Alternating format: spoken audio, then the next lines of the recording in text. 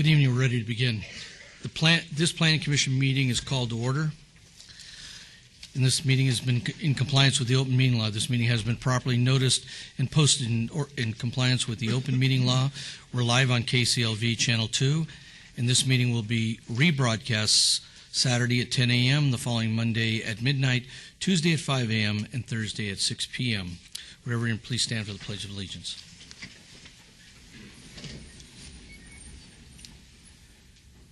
I pledge allegiance to the flag of the United States of America and to the republic for which it stands, one nation, under God, indivisible, with liberty and justice for all.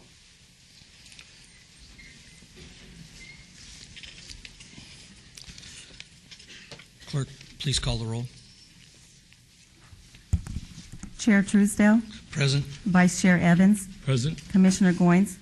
Present. Commissioner Trowbridge. Present. Commissioner Quinn. Here. Commissioner Flangus. Here. Commissioner Moody. Here. Thank you. And also you'll see with us this evening is Acting Director of Planning. Flynn Fagg is replacing the dear departed Margot. She's very healthy. She took another job. But we welcome him. Not this is his first time here, but we welcome him here tonight. Okay. To the public, I call your attention to the information printed in your agenda concerning our actions and appeal and review process, if appropriate. Due to the closure of city offices on Fridays beginning in January of 2011, the appeal period for Planning Commission meetings that have been rescheduled to Tuesday nights will be extended to the Monday following the 10th day, which is Friday. Please read carefully, and if you have any questions, staff is available. Also, the second page of the agenda contains our rules of conduct. We appreciate you adhering to these rules for a smooth meeting. Also, it is important for us to bring to your attention that any action that is appealed will also need to be a filing application fee for that appeal has to be filed with planning. So there is a fee related to that. And again, staff can answer any of those questions. We have a motion on the minutes for the December 16th Planning Commission meeting. Mr. Chairman, if there's no discussion, I move to approve the minutes of the, what was the date? December 16th. The December 16th Planning Commission agenda. If there are no other comments or questions, please cast your vote. Commissioner, just for the record, I need to abstain because I was not present at that meeting. Okay. Please cast your vote.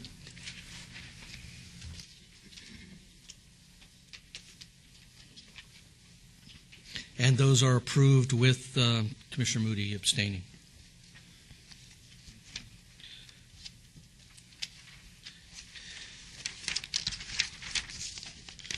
Now we want to go to our housekeeping items. Any items that Planning Commission staff and other applicant wish to have stricken or held in abeyance to a future meeting may be brought forward at this time. Mr. Chairman, item 34, the applicant has requested this item be obeyed to the February 8th Planning Commission meeting. Items 36 through 38, the applicant has requested these items be withdrawn without prejudice. Items 39 and 40, the applicant has requested these items be obeyed to the March 8th Planning Commission meeting. And item 56, the applicant has requested this item be stricken.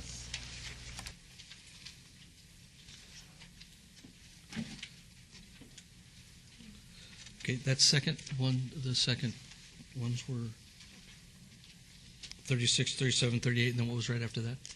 39 and 40. 39 and 40. To the March 8th Okay. Planning Commission meeting. All right. These items were posted as a public hearing. Is anybody here wishing to speak on whether we hold or obey these items? Please come forward. Seeing no one, I'll close the public hearing. Mr. Vice Chairman? Yes, Mr. Chairman. Agenda item number 34, I would move to obey that to the February 8th, 2011 Planning Commission meeting. Agenda items number 36, 37, and 38, the applicant has requested they be withdrawn without prejudice. My motion would be to allow that withdrawal without prejudice.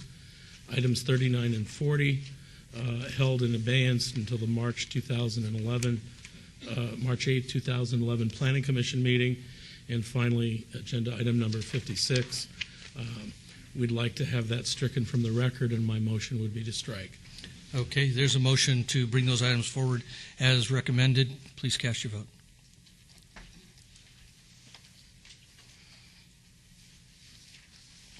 And that is approved.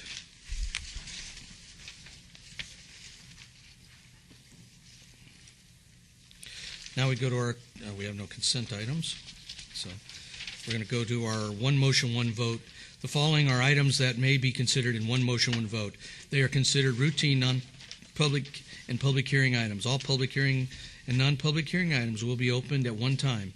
Any person representing an application or a member of the public or a member of the Planning Commission not in agreement with the conditions and all standard conditions for the application recommended by staff should request to have this item removed from this part of the agenda.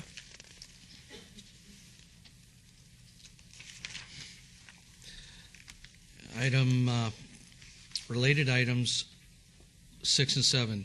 GPA 39700, applicant owner Canyon Ridge Christian Church, from R, rural density, to PF public facility.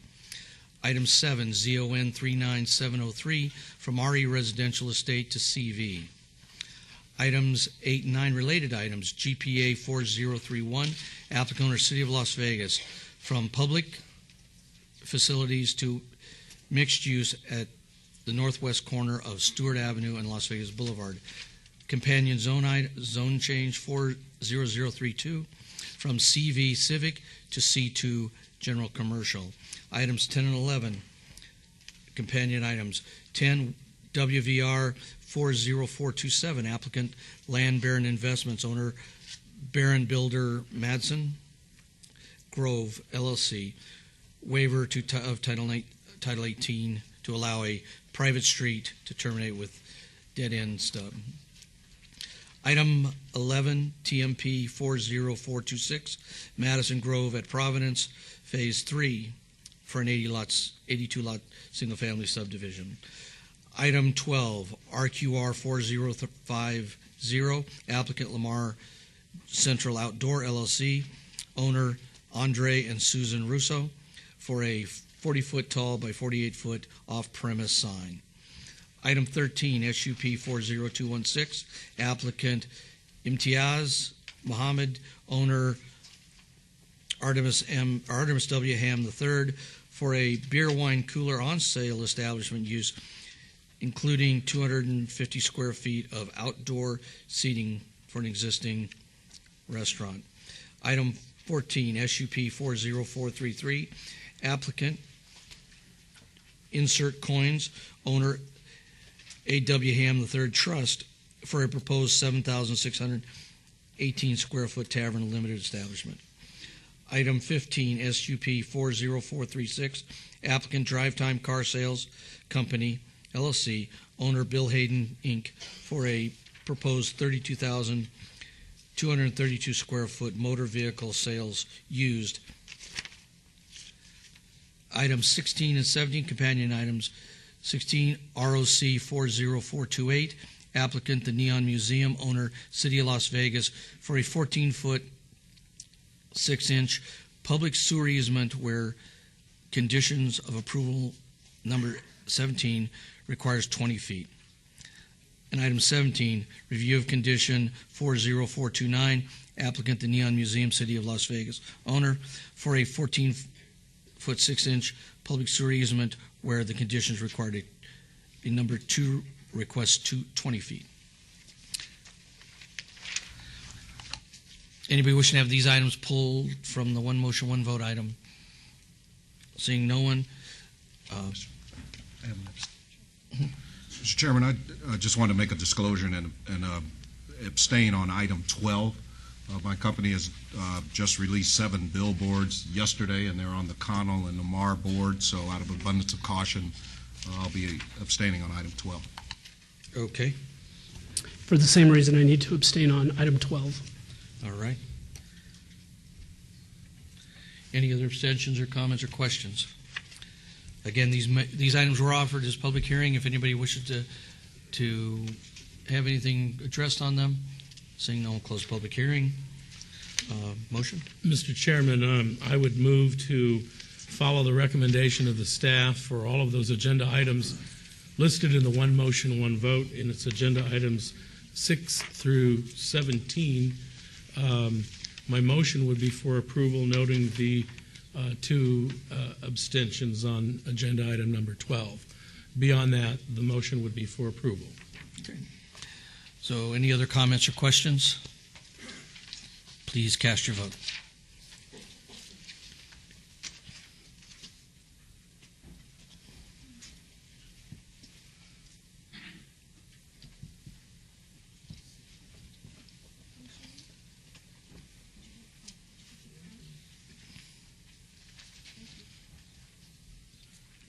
And those are approved with Commissioner Todd and Byron, or Commissioner Goins abstaining on items 12. Mr. Chairman, please note that items number 6, 7, 8, 9, 12, and 15 will go forward to the February 16th City Council meeting. Items number 10, 11, 13, 14, 16, and 17 are final action unless appealed within 10 days. Thank you. Now we will go to our public hearing items. Item 18, SUP 4015, applicant A Action Loans, owner Farm Road Retail LLC, for an auto title loan with waivers to allow a 127-foot distance separation from a residential use where 200 feet is required, and to allow 1,188 square foot facility where a minimum number of 1,500 square feet is required at 8414 Farm Road. My name is Myron Lesser. I'm the owner of the Action Loans. We're going to let these guys go Oh, first. I'm sorry. That's fine. Mr. Chairman, staff is unable to support the requested waivers and finds that the use is not compatible with the surrounding land uses in the area and recommends denial. Okay. Good evening. Good evening. My name is Myron Lesser. I'm the owner of the Action Loans, and I'm here to represent them. Okay. And brief comments why you are in. Well, the 127 feet from the residential area, obviously that is measured from the property line. I'm a lot further than the 200 feet necessary to the nearest neighbor. As far as the 1,188 square feet, which is 1,500, which is needed, being in a shopping center, it's just not available, 1,500 square feet. You either have to go to almost 3,000 or to stay around the 1,200 square feet. And I feel as though, as a businessman, I have a lot to bring into the neighborhood. I've been in the business for almost 4 years now. I have a very nice establishments. I'm a local businessman. I'm just trying to make a nice neighborhood. You know, I think I have a lot to bring to the shopping center. It's not a typical, I run a nice business. Okay. Thank you. Thank you. This was advertised as a public hearing. If you wish to speak on this item, please come forward. Yes, thank you. Todd Farlow, 240 North 19th Street. Just the usual. I want to make sure that there's no cars stored here, that there's no cars displayed for sale here, that any repos are not brought here, just the normal stuff. Thank you. Thank you. Anybody else wish to speak on this item, please come forward. Seeing no one, I'll close public hearing. Could I answer him, or? Yes, please. Okay, I didn't know, there are no automobiles stored there whatsoever, other than my employees that will be driving there and my customers. We do not store cars in the public, in the facility of a shopping center. If any cars are to be stored, they go to the Mannheim Auto Auction on Hollywood Avenue. Okay. Right, commissioners, comments? Commissioner Moody? Thank you, Mr. Chairman. Mr. Lesser, I'm sorry. maybe you could just briefly mention your other businesses here in Las Vegas and how you've done with those and what you try to do as far as accommodating customers and making sure it complies with the types of establishments around you. I have two other businesses here under the name of the Action Loans. They're both in the southwest part of town. Being a small businessman, I don't have to run my business such as the normal large corporations that are run by are just run by other people. I have a reputation for working with my customers. The last thing I ever want to do in their world is to take their car away from them. I work with them. I'll do anything possible to keep them in their automobiles. I'm not in the business of repossessing cars and making people's lives miserable. I try to bring something to them a little bit different. If they need money, they know where to come for it. But I do work with them if they run into hard times. I've been in the automobile business in Chicago, Illinois for over 42 years. And if I take into account working with my father for 17 years, it would be 59 years out of my 67 years. I have never had any complaint with the Better Business Bureau whatsoever. In the last 3 years of being at Action Loans here in Las Vegas, Nevada, I do not have one complaint at all with the state of Nevada. My license is clean. I think everybody here knows what it takes to become a businessman in this business. You have to go through the FBI files and, the background checks on the individuals owning these companies are enormous. I consider myself to be an honorable man. I'm just trying to open up another store in another area. Thank you. Thank you very much. Thank you. Any other comments or questions? I had just a quick comment. I think what's happening in our city is none of us believe that businesses like this are reaching out as far as somewhere like Farm Road. And unfortunately, and for most people, and fortunately for you, people need this, and they need it no matter what neighborhood we live in. I'm going to support your application tonight simply because your business belongs where people need it, and these businesses are going to be needed more and more in the future. And I wish you a lot of luck. And I thank you very much for that. And I really, really want you to work with people and look at them through your own eyes. Because everybody considers the auto title loan business, and I want to thank you very much for that. It means a lot to me as a person. Thank you. Where does Johnny? You have a family, and they need money. Everybody just went back to school. In this economy that we have right now, banks are not giving money to anybody. It's just that simple. I know for myself as a businessman, being in the automobile business for over 42 years, at one time I had a line of credit that was unbelievable. Today, I can't go to my I can't go to my bank for 5 cents on my signature. Where do these people go? What happens when they need food? What happens when they need clothing? They are behind on their house payment. The banks aren't working with them, and they need $400 more to make it so they can make that mortgage payment. There's all kinds of needs. That's why you'll for see me. my support. So whatever Thank else you. my commissioners have to say is up to them. Thank you, sir. Thank you very much. Just out of curiosity, what is the annual interest rate? The annual percentage rate on a loan could be dependent upon how much money you want to borrow and what type of equity you have. For an example, if you have a 2008 automobile and you only want to borrow $1,000, it's not a lot of interest. Well, what is it? What is the annual interest? It would be 10%, per month, which would come out to about 120% a year? 140, something like that. Yes, sir. Thank you. Okay. Any other comments? Yes, one more. Oh. Yeah. Through the chair, we have a standard of 100 or 1,500 square feet for an office space. There's a reason for that, and we have held that standard pretty strict. A move to allow these types of businesses in smaller and smaller office space cheapens the entire operation and the industry as a total. And so I, just based upon that alone, can't support it. I have no problems with the distance separation from residential. I'm not questioning one iota you as an individual nor as a businessman or your track record. It's something that I don't like to see us starting to waive our standards just because, well, they're tough to come by. Everybody knows there's plenty of retail space available. of an appropriate size to conduct this business, and to allow you to have the waiver on the size is simply inviting all the rest of the people that want to get into these types of businesses and easier access to becoming ultimately your competitor. And while I don't believe in using zoning or code restrictions to restrict businesses, I don't feel that just because we don't need that much space is good enough reason to start deviating from that standard we've had in place for many, many years. Am I allowed to make a comment? No, or? no, we're not going to go Okay, back I'm and forth, sorry. but thank you. Commissioner Moody? Thank you very much. Thank you, Mr. Chairman.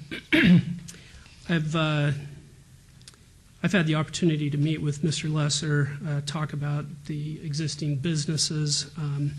I think these are reasonable waivers that he's requesting under this special use permit, and so I will recommend approval with conditions.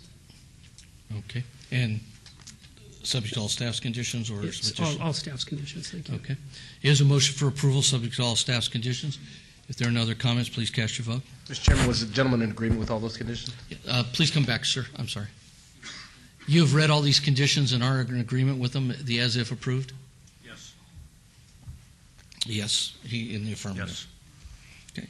So please cast your vote.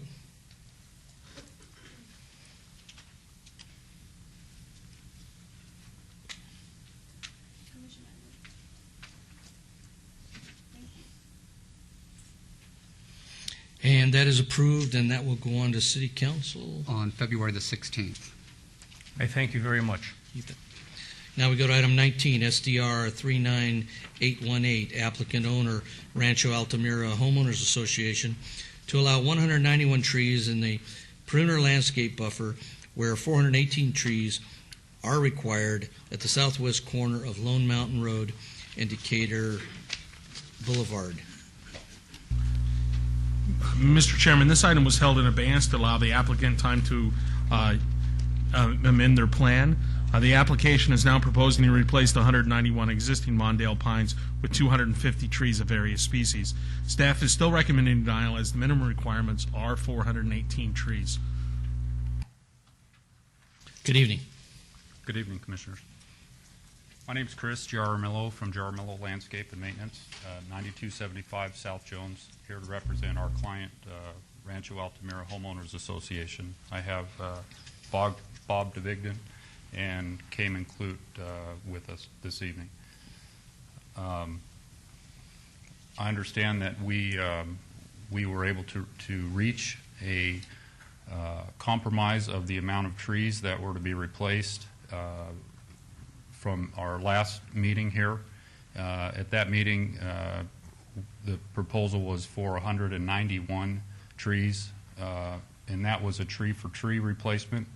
And we have, the Board of Directors of Rancho Altamira has agreed to exceed that upon, we thought it was the recommendation of the staff for 275 trees.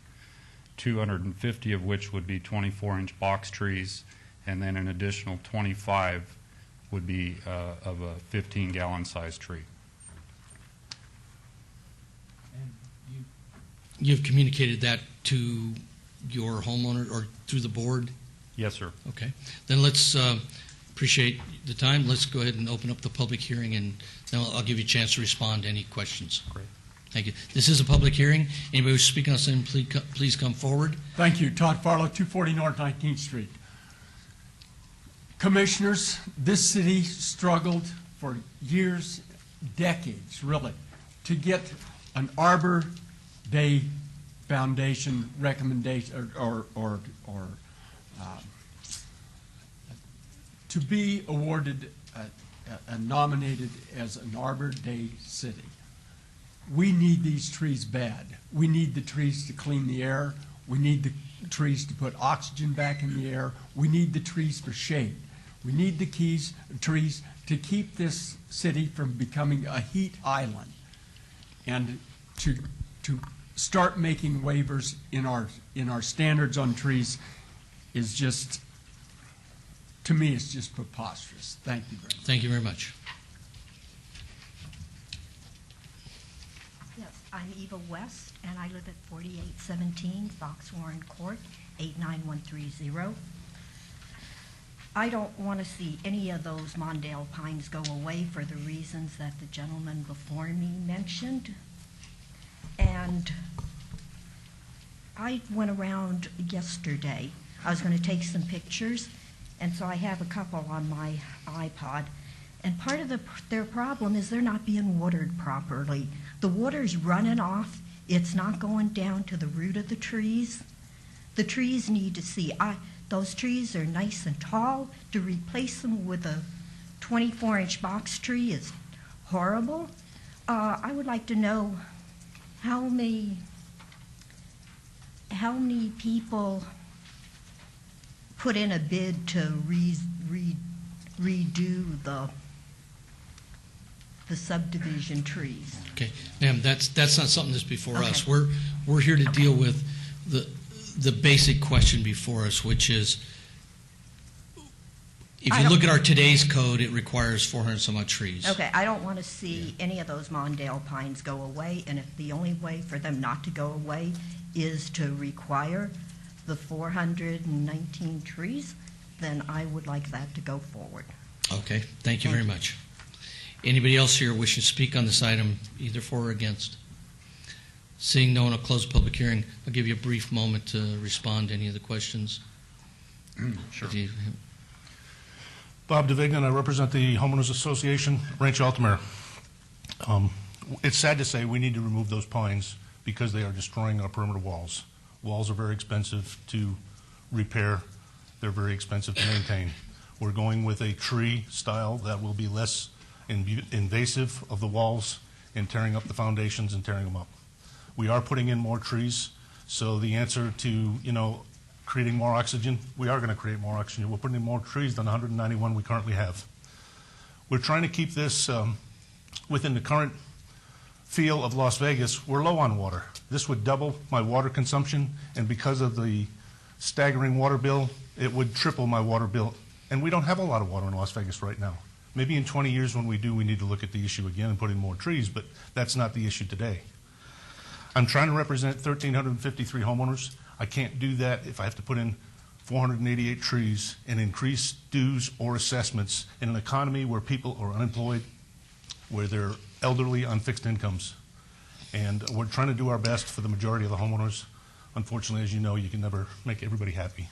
Thank you much. Thank you. Commissioners? Commissioner I had a question. Goins? You said you're going to put in double the amount of the 191 that's coming out. Is that correct?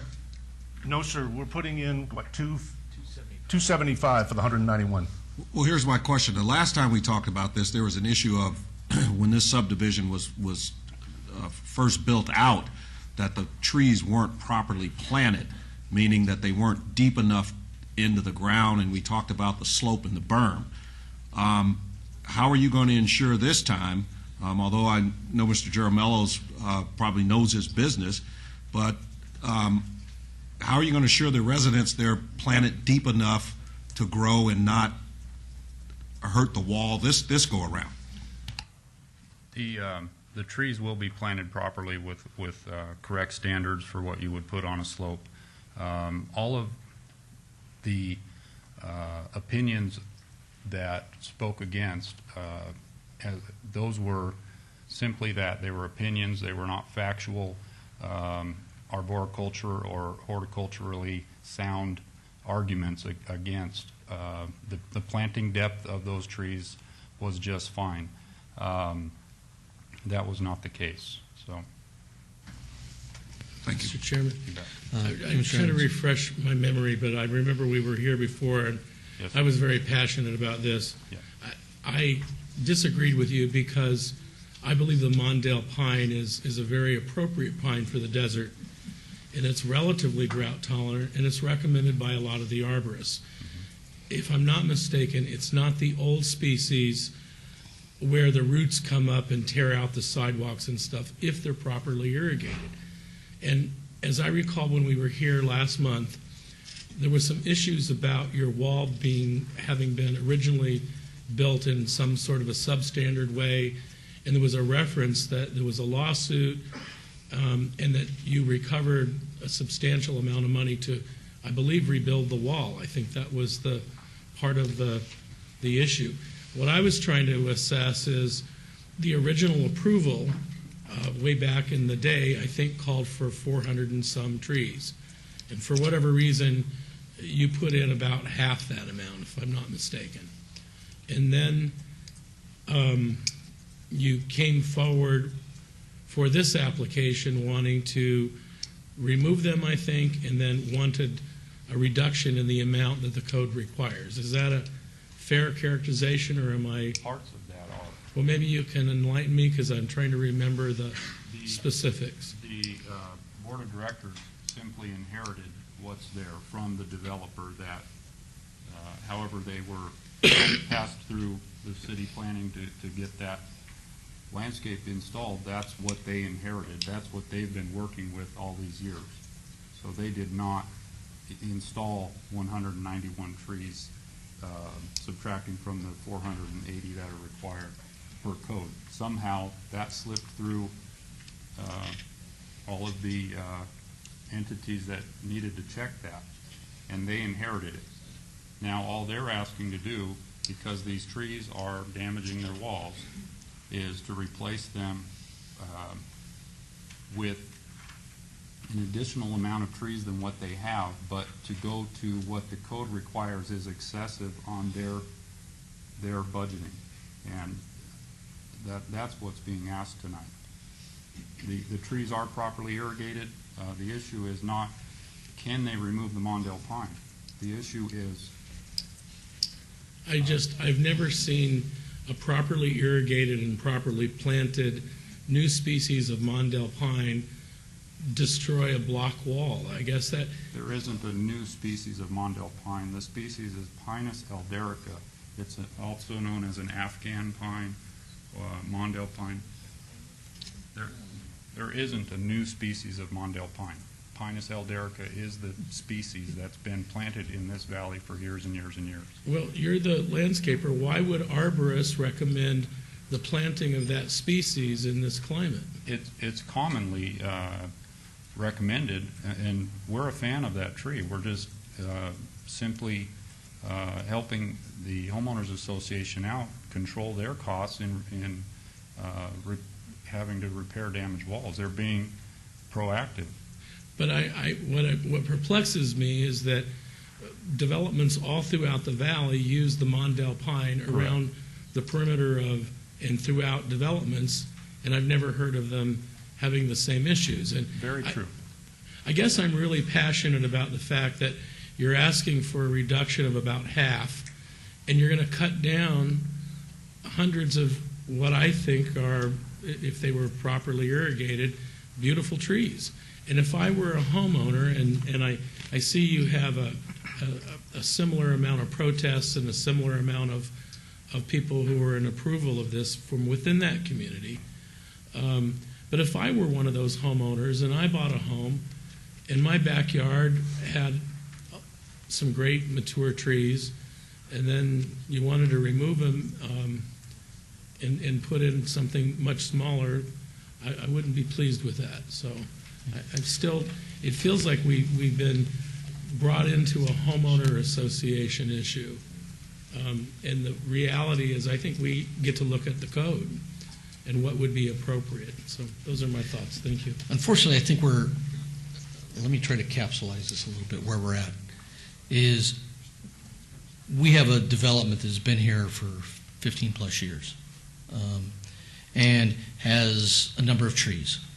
These people aren't the ones that planted the trees, and you're head of the homeowners association.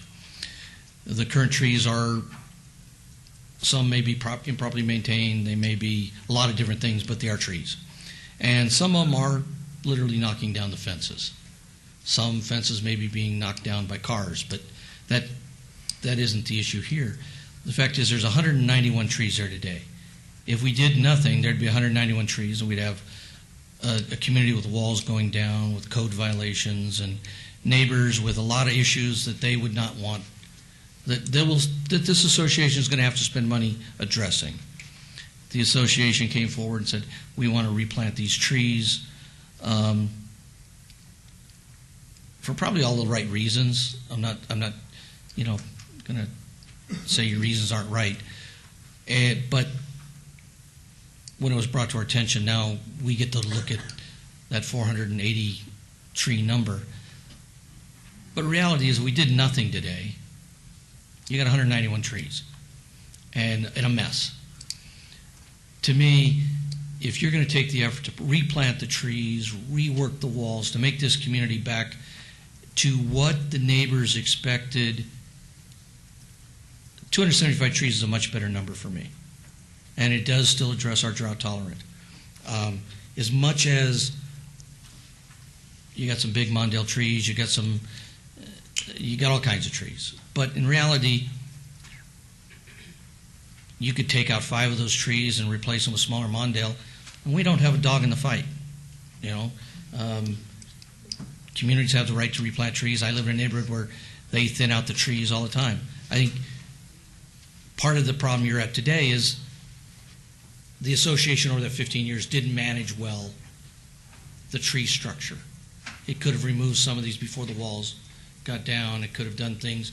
And again, we wouldn't be looking at it. But since we're looking at it, here we are. So it's kind of, we can hold the code up and say this is an absolute, and the neighborhood won't be any better for the wear. Or we can do nothing and it'll be worse for the wear. Or I think we can look at what appears to be a reasonable compromise, because last time you were here, there were many unhappy neighbors. And it seems like you've gone a long way to address everyone's concerns. So that's really the issue, not the type trees, not the fact is we're going to get trees. So in the scheme of where we're at, I think the issue is for us, are we willing to say you don't get the waiver for those, I'll do the quick math, 135 trees, I think it is? It was 191 is what they have currently. No, but from the the difference, 400 to 480 to 275 is 105. It's actually 418. It's Or 418 is the requirement, and they're going to request to do 250 24-inch box trees and 25 15-gallon trees. So I think that's a compromise. If there's a motion we want to make a different compromise, I think that's fine. But that's really where we're at. And Commissioner Moody? Well, let me ask a quick question before you do, if you don't mind. Is the part of the issue that the wall was built substandard, and have you rebuilt the wall? There was some reference to that at our last meeting. These trees will damage any wall when they're planted too close because of what they grow into, no matter how that wall was built, generally speaking. But Bob could answer what they've done and what they're going to do about the walls. We have not repaired the walls, as our lawsuit had provided us with some funds, mainly because there is not enough funds to repair the entire wall. What we're trying to do is take the funds we have now, eliminate the causing root problem, and spread that out to fix the problems we have now. The cracks we have in the walls, have them repaired rather than tearing the wall down and rebuilding everything. But you, as the homeowner association, initiated some action with the contention that your wall was built substandard? Yeah, more or less, if that's the way you want to put it, yeah. An attorney brought us a lawsuit that said the walls were substandard and kind of backed us into a corner. We had two options. Okay. We're not going to beat the lawsuit of a wall to death today. Thank you. Well, no, I just want to know, because that's part of the contention. You want to replace these mature trees because they'll knock down the wall. But there was an assertion the last time that you were here that the walls were built substandard. You initiated a lawsuit, and there was a settlement to rebuild the wall. That's correct. So if we're going to replant trees, are we still going to have the issue with the wall? Which leads me to say, why would you want to take the ones down to begin with? We're putting in trees that have a root system that's less invasive to walls. Okay, thank you. Commissioner Moody? Just offer Mr. Evans, I agree, but the sad thing about it is we won't know 10, 15 years from now. So you could come back and have the same issue that, we planted these trees in 2011, and now they're still rooting up the walls. So I think the whole issue was the substandard wall being built in the first place. And I'm sorry your lawsuit didn't provide you enough funds to redo the wall, but I just don't think we ought to be tearing down all these trees. Thank you. Commissioner Moody? Thank you, Mr. Chairman. I appreciate that you have gone back. It's obvious that you've spent some time with the board. I see less people here opposing this today, and we'd like to see more trees, but you've come off the 191 to 275, and so it's going to be my recommendation for approval, subject to staff conditions, and the stipulation that 250 24-inch box trees and an additional 25 15-gallon trees be planted. And if we could amend condition number 4 to read that. I also let me try this, Commissioner.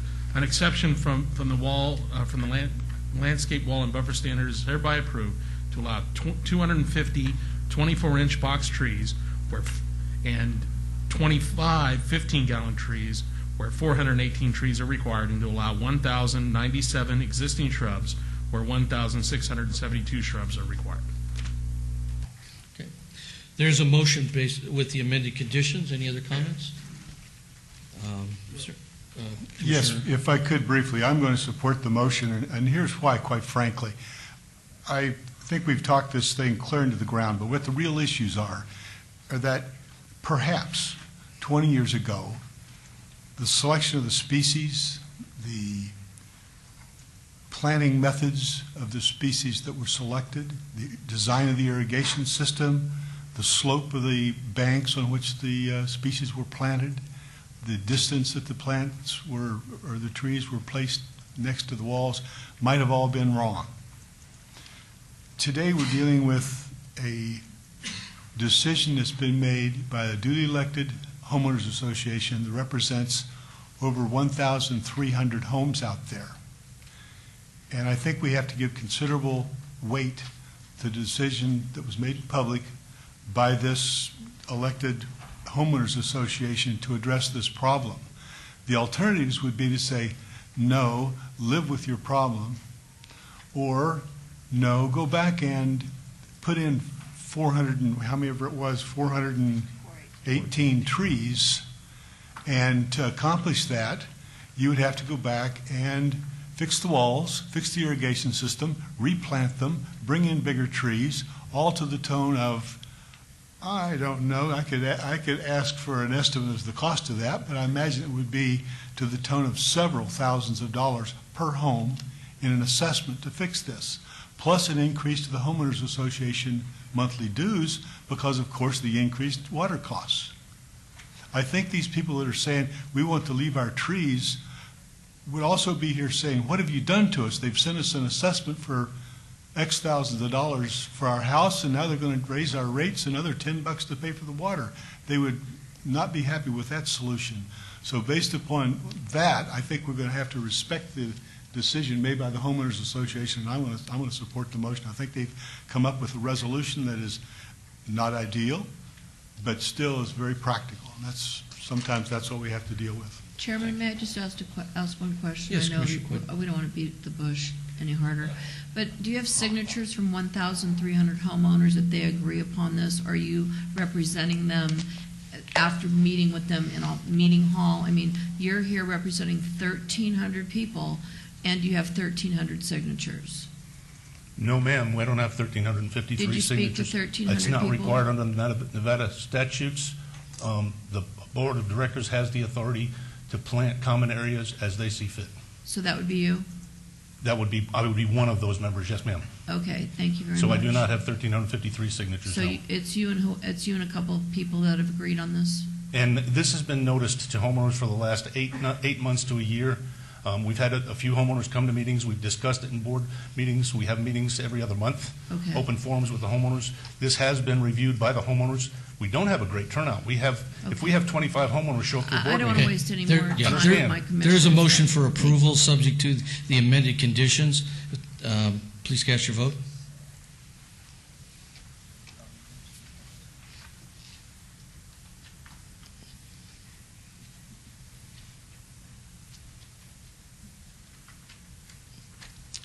And that is approved, and This will go forward to City Council on February the 16th. Thank you very much. now we go Thank to you. items 20 through 23, companion items. Item 20, GPA 40043, applicant, City of Las Vegas, owner, Nevada Power Company, from C Commercial to PF Public Facility at 1004 South Main Street. Item 21, ZON 40044, applicant, NV Energy, owner, Nevada Power Company, from CM Commercial Industrial to CV Civic. Item 22, VAR 40434, applicant NV Energy, owner Nevada Power Company, to allow a 16-foot high perimeter wall where 8 feet is the maximum allowed. Item 23, SDR 40432, applicant Nevada Power Company, owner NV Energy, for a proposed electric utility substation with a waiver of the downtown Centennial Plan's streetscape requirements. Mr. Chairman, these requests are to amend the land use designation of the property and establish conforming zoning that is more appropriate for the existing use of the site as an electric utility substation, and to rebuild the substation that was damaged by a fire. A revised plan submitted today depict the dedication of an additional 5 feet of right-of-way along Main Street, resulting in a 10-foot sidewalk. Those plans are part of your backup. No landscaping is proposed along the streetscape. The existing site is to be modified slightly to accommodate new equipment placement and service access to the site. Variance for wall height is also requested to provide better security and screening for the site. Staff is recommending approval of all requests. If denied, the site would have to be redesigned to conform to the requirements of the Downtown Centennial Plan and Title 19. If approved, the following conditions of approval should be revised for SDR 40432. Number 3, all development shall be in conformance with the site plan date stamp 1/25/11 and building elevations date stamp 12/9/10, except as amended by conditions herein. And number 5, a waiver of the Downtown Centennial Plan streetscape standards to allow no landscape amenity zone is approved. Please note that there are additional letters of protest and support for these items since publication. Thank you. Good evening. Good evening, Commissioners. Tom Dombrowski, 6226 West Sahara. The applications are for the rebuilding of our substation. Since the unfortunate and very unique incident that occurred this past summer, we are on a critical timetable to get the substation rebuilt and re-energized in order to meet the demand of the summer loads. So much so that the normal purchasing of the exact equipment cannot be done because of the long lead time frame for that. So we'll be utilizing some equipment that we have in storage. This will also put us in a position to remove the temporary mobile substation so it can be available for emergency purposes. The new equipment that we are using has layout, setback, installation, and maintenance requirements that require a bigger substation footprint. On this small property. All for safety reasons. We will be adding also a gate for access to the Main Street side of the substation. So thus, this is the need for the first 2 waivers, the reduction in the sidewalk requirement and the elimination of the streetscape landscaping. The third waiver is for the existing distribution lines to remain above ground. They are that way currently, and due to the nature of the use of our substation, it would be a tremendous undertaking to have them underground at this stage. Also, the power poles that the lines are not on the substation property. They are in the right-of-way, actually. In an effort to prevent an incident of this kind from happening again, we will be installing gas monitors within the substation in the ground that will be able to notify us of gas levels that are present. The variance that we're requesting is to provide a 16-foot high wall where an 8-foot high wall is required by code. The current wall is 16 foot high, so since we're relocating it, we would like to keep the same height for screening purposes.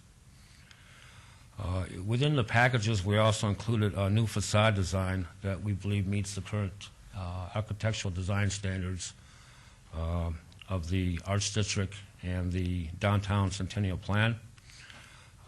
We have met with the Arts District Committee. They're present here to speak to support these applications.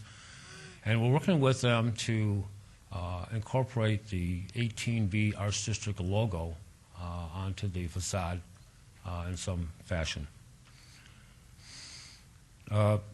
Staff has recommended approval for both these applications, and we request that the Planning Commission consider granting final action on these items, as it would help us with the schedule to get this substation back in service. I also have a letter of support from one of our neighbors on Main Street that I'd like to be able to get to you here.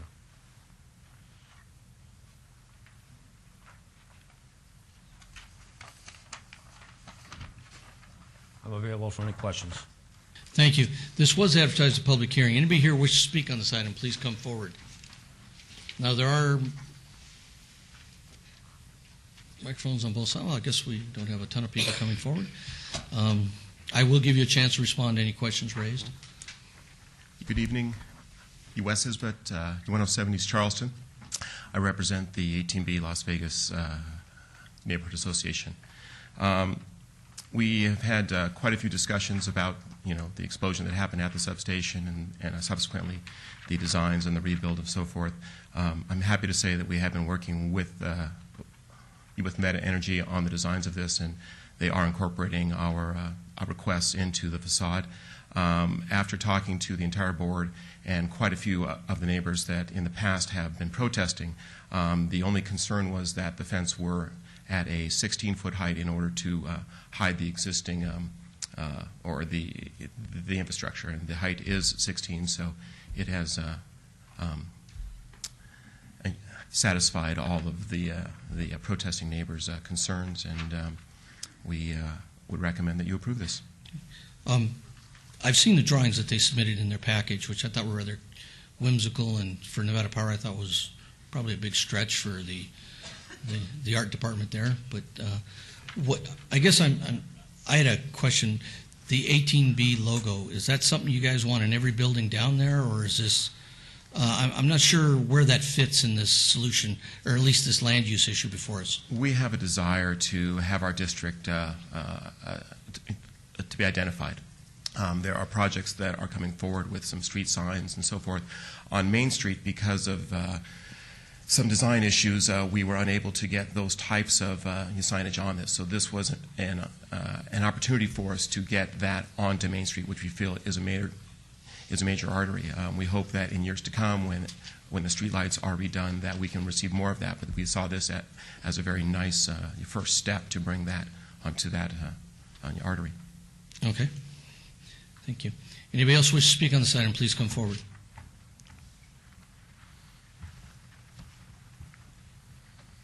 Thank you. Todd Farlow. What size of sidewalk are we actually going to have here? Public Works.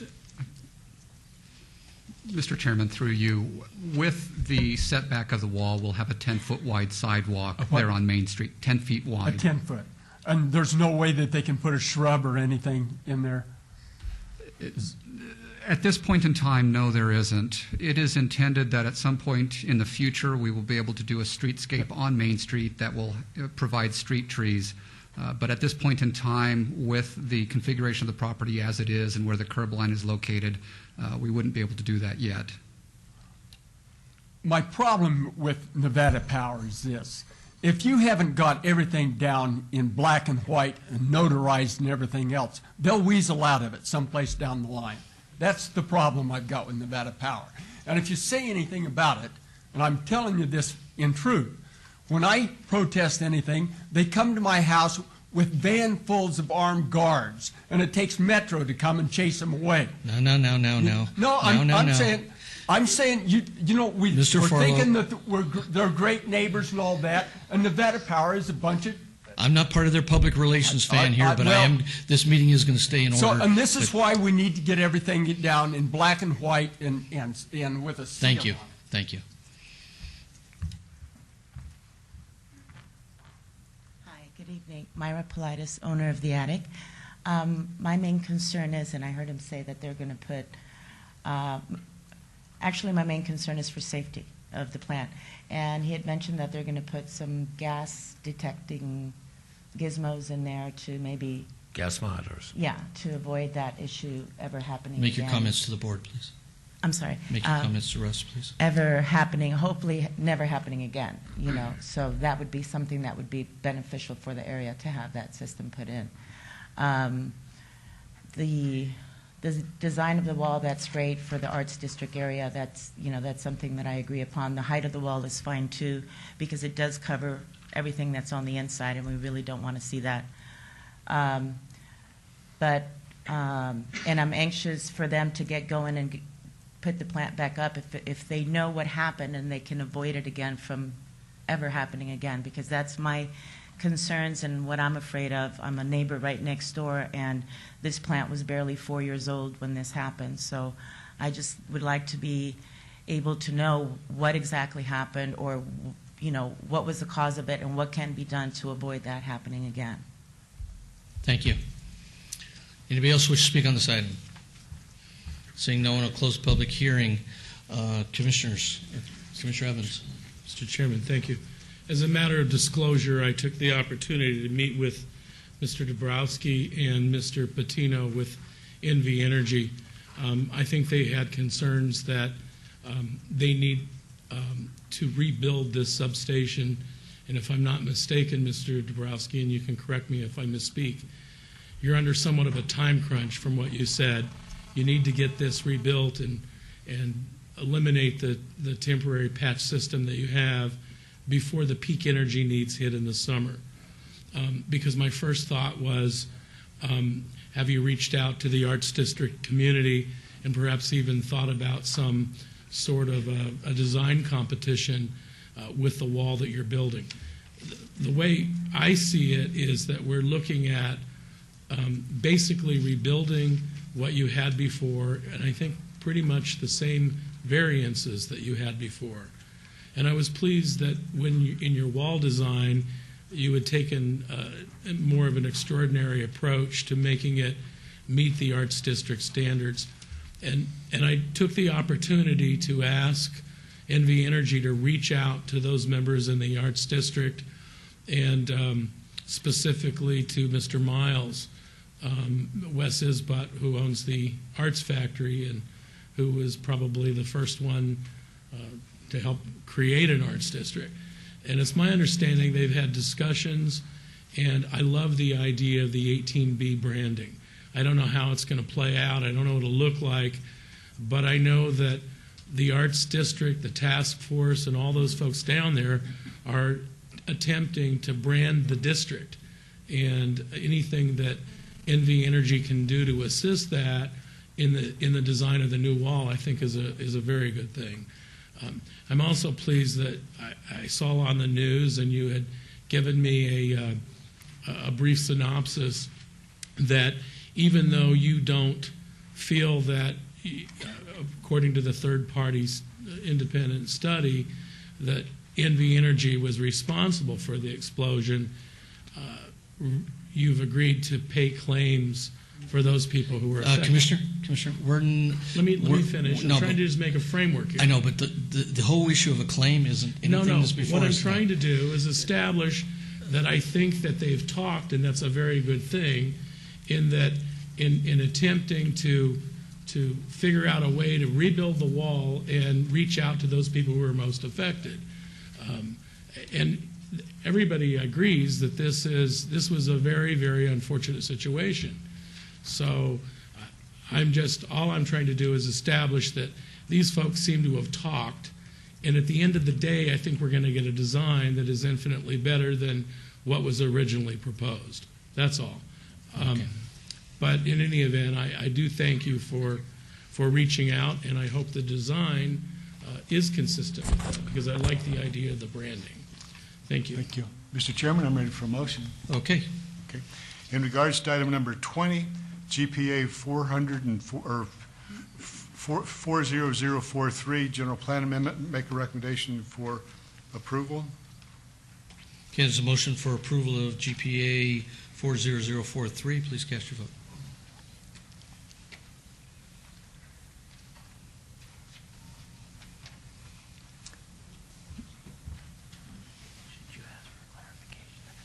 Motion carries. In regards to item number 21, zoning 40044, make a recommendation for approval. Is a motion for approval. Please cast your vote. On the next two agenda items, are these going to be for final approval? No, all of this will go on in one item to council.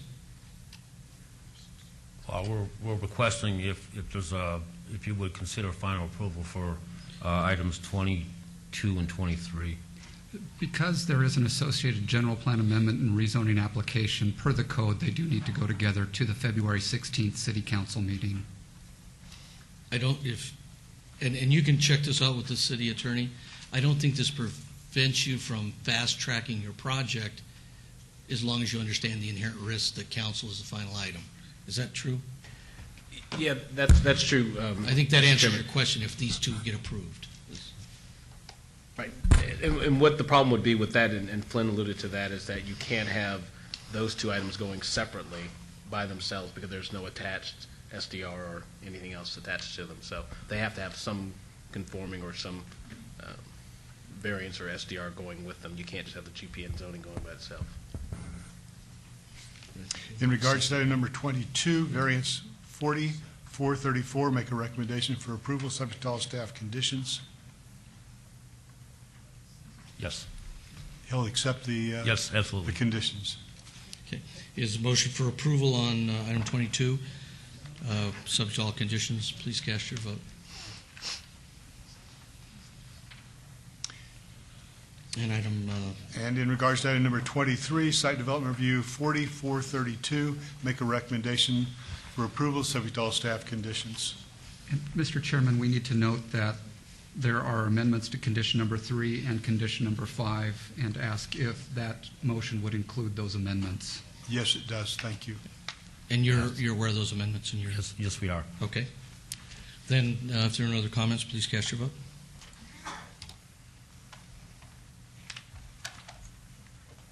And that is approved, and all of these will go on to City Council on February 15th. Thank you very much, 16th. Commissioner. 16. Yeah. Okay. Now we go to items 24 through 27, companion item. Item 24, GPA 40091, applicant owner, New Jerusalem Baptist Church, from H, high-density residential, to PF Public Facility at 1119 D Street, 400, 410, 412, and 422 Jefferson, 1012 and 1014 E Street. Companion zone change 40092 from R4 high density residential to CV Civic. Item 26, VAR 40393, to allow no perimeter walls where a maximum 6 foot or a minimum 6 foot high screen wall is required adjacent to a residential properties. Item 27, SDR 40093, for proposed parking lots with waivers of the perimeter landscaping buffer requirements to allow buffer widths of 0 feet along adjacent street frontage right-of-ways where 15 feet is required, and 0 feet along the interior lot lines where 8 feet is required. Mr. Chairman, this is a request to develop 6 non-adjacent parcels into parking lots for the use of a religious facility in a residential neighborhood. The applicant is requesting multiple waivers and exceptions to Title 19 development and landscape requirements. The area is considered the heart of the West Las Vegas neighborhood and is covered by the West Las Vegas Master Plan. The West Las Vegas plan does not specifically address religious facilities in the neighborhood, but does address the need to maintain residential areas and prevent them from being converted to non-residential uses. In addition, Policy 2.1.2 of Objective 2.1 of the 2020 Master Plan states that development on vacant or underutilized lots within existing residential neighborhoods be sensitive in use and designed to surrounding development. The proposal conflicts with this adopted policy, as is evidenced by the proposed non-residential use of the lots for parking, as well as the requested variance, waivers, and exceptions required for the development to occur. Therefore, staff is recommending denial of all applications associated with this proposal. If denied, the parcels would remain undeveloped and designated for residential use. If approved, condition of approval number 2 of SDR 40093 should be revised to state this approval shall be void 2 years from the date of final approval unless a building permit has been issued or a final inspection has been completed. An extension of time may be filed for consideration by the City of Las Vegas. Please note that there are additional letters of protest and support for these items since publication. Good evening. Good evening, Mr. Chairman, Mr. Director, and Commissioners. My name is Kelvin Haywood, and I represent the client, Bishop Rogers, who is with me tonight. In reference to, well, just a little bit about the site plan. First of all, we're certainly aware of Title 19 requirements, the 2020 Master Plan, which is one of the reasons why we wanted to ensure that we not only, in developing these empty lots, these lots have been certainly depleted. If you can go back to the photos that were shown prior, the photos of the sites, that land has been like that for at least 10, 15 years. The building or that house that's showing right on the screen right now, it sits. Sorry, it sits between. Okay, it sits between the two lots that we plan on developing. That house has been vacant for a number of years. It's considered certainly an eyesore and possibly a danger to residents in the neighborhood. So one of the ideas that we had to ensure that we not only just blacktop the existing parcels, we added landscape. We talked to the applicant, to the owner, to ensure that there's some landscaping that we would address in that particular area. They agreed, so we went back, we looked at these lots. So that's the reason why we're requesting the first two, the GPA and the zone variance of those two, so we can add parking to these particular lots for the applicant. The third one, certainly the variance to allow no perimeter walls where a 6 foot is required. Well, again, this particular lot, there's no one living there. First of all, it is, like I said, vacant. So to say that, we need 6 foot high walls adjacent to a residential area or neighbor that's not the case in this particular area. Across the street, there's actually additional vacant lots. There's a church over there. So this actually fits in with what's going on in that neighborhood. We want to make this better for New Jerusalem, its members, to allow to take the parking off the street twice a week, on Sundays and on Wednesday nights, which is when the majority of the parking happens. During the week, all the parking is actually across the street on the applicant's lot. So with that, I'll turn it over to the applicant. Well, Chairman and also Commissioners, again, too, this is a ministry that has been in the community for over 68 years, serving the community in many different capacities. This coming October 2011. Can I get your name for the record? Oh, Bishop James M. Rogers Sr., Senior Pastor of the Greater New Jerusalem Baptist Church. And this coming October 2011, we'll mark 69 years that we've been serving the community by way of many different things, such as feeding the homeless on a weekly basis. We serve over 400 individuals who find themselves indigent, and we serve them throughout of our church's community pantry. And on every Wednesday, we basically serve over 300 individuals hot meals that we do on a weekly basis. Of course, we are not only doing that in the community, but we've always been very supportive in the community in every aspect. We also, as a ministry, need the expansion for the parking because we do other things in the community. We have a family life center that is called GNJ Family Life Center, which we work in partnership with Habitat with Humanity, as well as with Workforce Connection, where we train individuals to get employment, those adult and dislocated workers. We've currently over 1,400 individuals we've serviced in the community. Not only that, but in closing, we also have the only state what's called youth program that we use, which is called Youth Build. We are currently right now using those individuals who are from the age of about 18 to about 24 years of age. Some of them dropped out of school. Some of those individuals didn't get their GED or diplomas. We assist them to do that. Plus now they are currently building a facility on 1012 Miller Street, actually 18 years of age to 24 years of age. These are the individuals who's actually building a home, and not all of those individuals, we have about 31 in the program. Now, all of them may not become carpenters of those individuals, but at least we'll give them some kind of career, and that's what this ministry really is about in the community. And so we are an icon in the community, and we're doing a lot of other great things. So we come before this commission asking you to allow us to continue to do the great work that we're doing in the community for these last 69 years.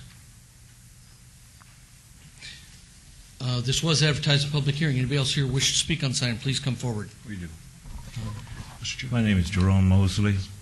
It's my brother, Hugh T. Mosley, and we are responsible for the home that he says hasn't been occupied.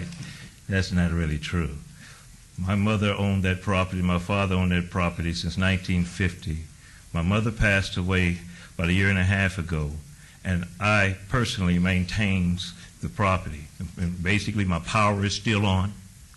Okay, I'm in and out of that property about 3-4 times a week because I'm doing maintenance inside. I was forced to board it up on what you see in your picture because people love her storm windows for aluminum. And I did that not to have to police it all the time or call Metro to always get the trespassers. I had my parents put in a 4-foot fence all the way around this particular property, and I presume, note this key word here, presume that when these gentlemen purchased the land next door to us, that they put the 6-foot fence and removed my 4-foot fence without even dressing it. And these things here, what we're requesting for you to do, if you choose to go forward with their proposal, is that there be a buffer put in at the 8-foot requirement by code, as well as the 6-foot wall, and that my property maintains its 50-foot wide dimension and no encroachment takes place. That is extremely important and all. And I talked to the gentleman at the planning department, and I explained to him, due to my brother's illness, he's fighting prostate cancer, and my 36-year-old son about 8 months ago is fighting lung cancer. Because of those elements, some of my reconstruction has been slowed. But he said I didn't have a time period. The zoning that my home is, as an R4 resident, is to the advantage of my whole family who plans to take advantage of what my mother left us. Thank you very much. Anybody else wish to speak on this item, please come forward. Could one of you? Yeah, go ahead and let them. Thank you. Todd Farlow, 240 North 19th Street. What I'm concerned about is the heat island that might be created here if this is all blacktop with no trees or anything like that. And Commissioner Goins, back where I came from, a lot of the churches would have a parking lot like this with trees and that, and they'd get together and have an ice cream social and that. Great for the neighborhood. And I could see something like this could be really advantageous to this neighborhood. But you really need some trees or something in there to keep the heat off that asphalt. Thank you very much. Thank you. Anybody else wish to speak on this item? Seeing no one, I'll close. Just want to make this, Mr. Chairman, if I may. I'll give you 1 second to read. Did you have one more comment, sir? Yes, I didn't. I wanted to make sure. I don't know whom he contacted concerning, ownership, but he never contacted neither one of us. Okay, thank you. And I know before they leave this evening, they'll get your name and number and be able to reach you. But yes, sir. I know he didn't contact me, and I'm the executor of the property. You're Hugh Mosley, Right. which we have a letter from, Okay. which we'll give to the clerk. If she's, Mr. Chairman, the information that we receive, who is the owners of the place, some of this, we went to the home. As a matter of fact, I personally went to one of the homes that's located near the Rainbow area. I don't know which one of the gentlemen did, but I left my car in the window. And matter of fact, there was some of the other staff have also tried to make contact with the owners.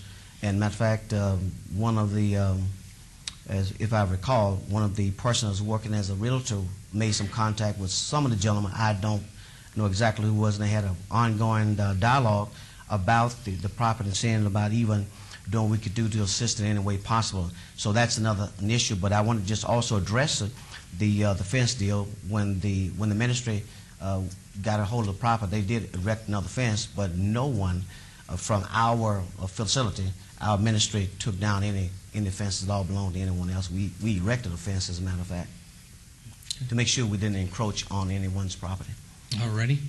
Just in addition to that, we went about the correct procedures to notify everyone. We did have a town board meeting. Mr. Director was there. These gentlemen weren't here. I think would have been a great time to sort of hear and talk about these items. So I just want to state for the record that we went about the procedures correctly. These gentlemen were not at that meeting, but as you mentioned, Mr. Chairman, that we certainly want to get their information this evening and talk to them, ensure that we are communicating. Thank you. Anybody else wish to speak on this item? Seeing no one, close public hearing. Commissioners. Chair, let me ask a quick question, if I may. It sounds like the issue is there are still a couple of people who live adjacent to you. Is that correct? No. I don't think one. there's anyone living there right now, no. And even across, we're right at the alleyway, and there's no one basically living across the alleyway from us. There's a vacant The apartment information I complex there. had said that there were still a couple of residential properties near or next to your property. No, we're not going to go back and Okay, forth. okay. Thank you. I think we understand the situation. Well, that's the information I had, and you're saying no. There's no doubt that you do fine work. I was just looking at it. It appeared to me that a little bit of buffering and screening or some landscaping would go a very long way. Has there been any discussion regarding that? Because clearly you aren't in agreement. We've reached out, and again, we haven't received a response to hear the gentleman's request. So I think that should happen. Did you know before this evening that these gentlemen had issues? We did not. Okay, because We now did you not. do. And maybe it's a good time to talk. Absolutely. Thank you. All right. Commissioner Goins. Mr. Chairman, just a couple things. One is a disclosure. The pastor mentioned organization G&J, and the company I work for, we actually provide funding to his organization.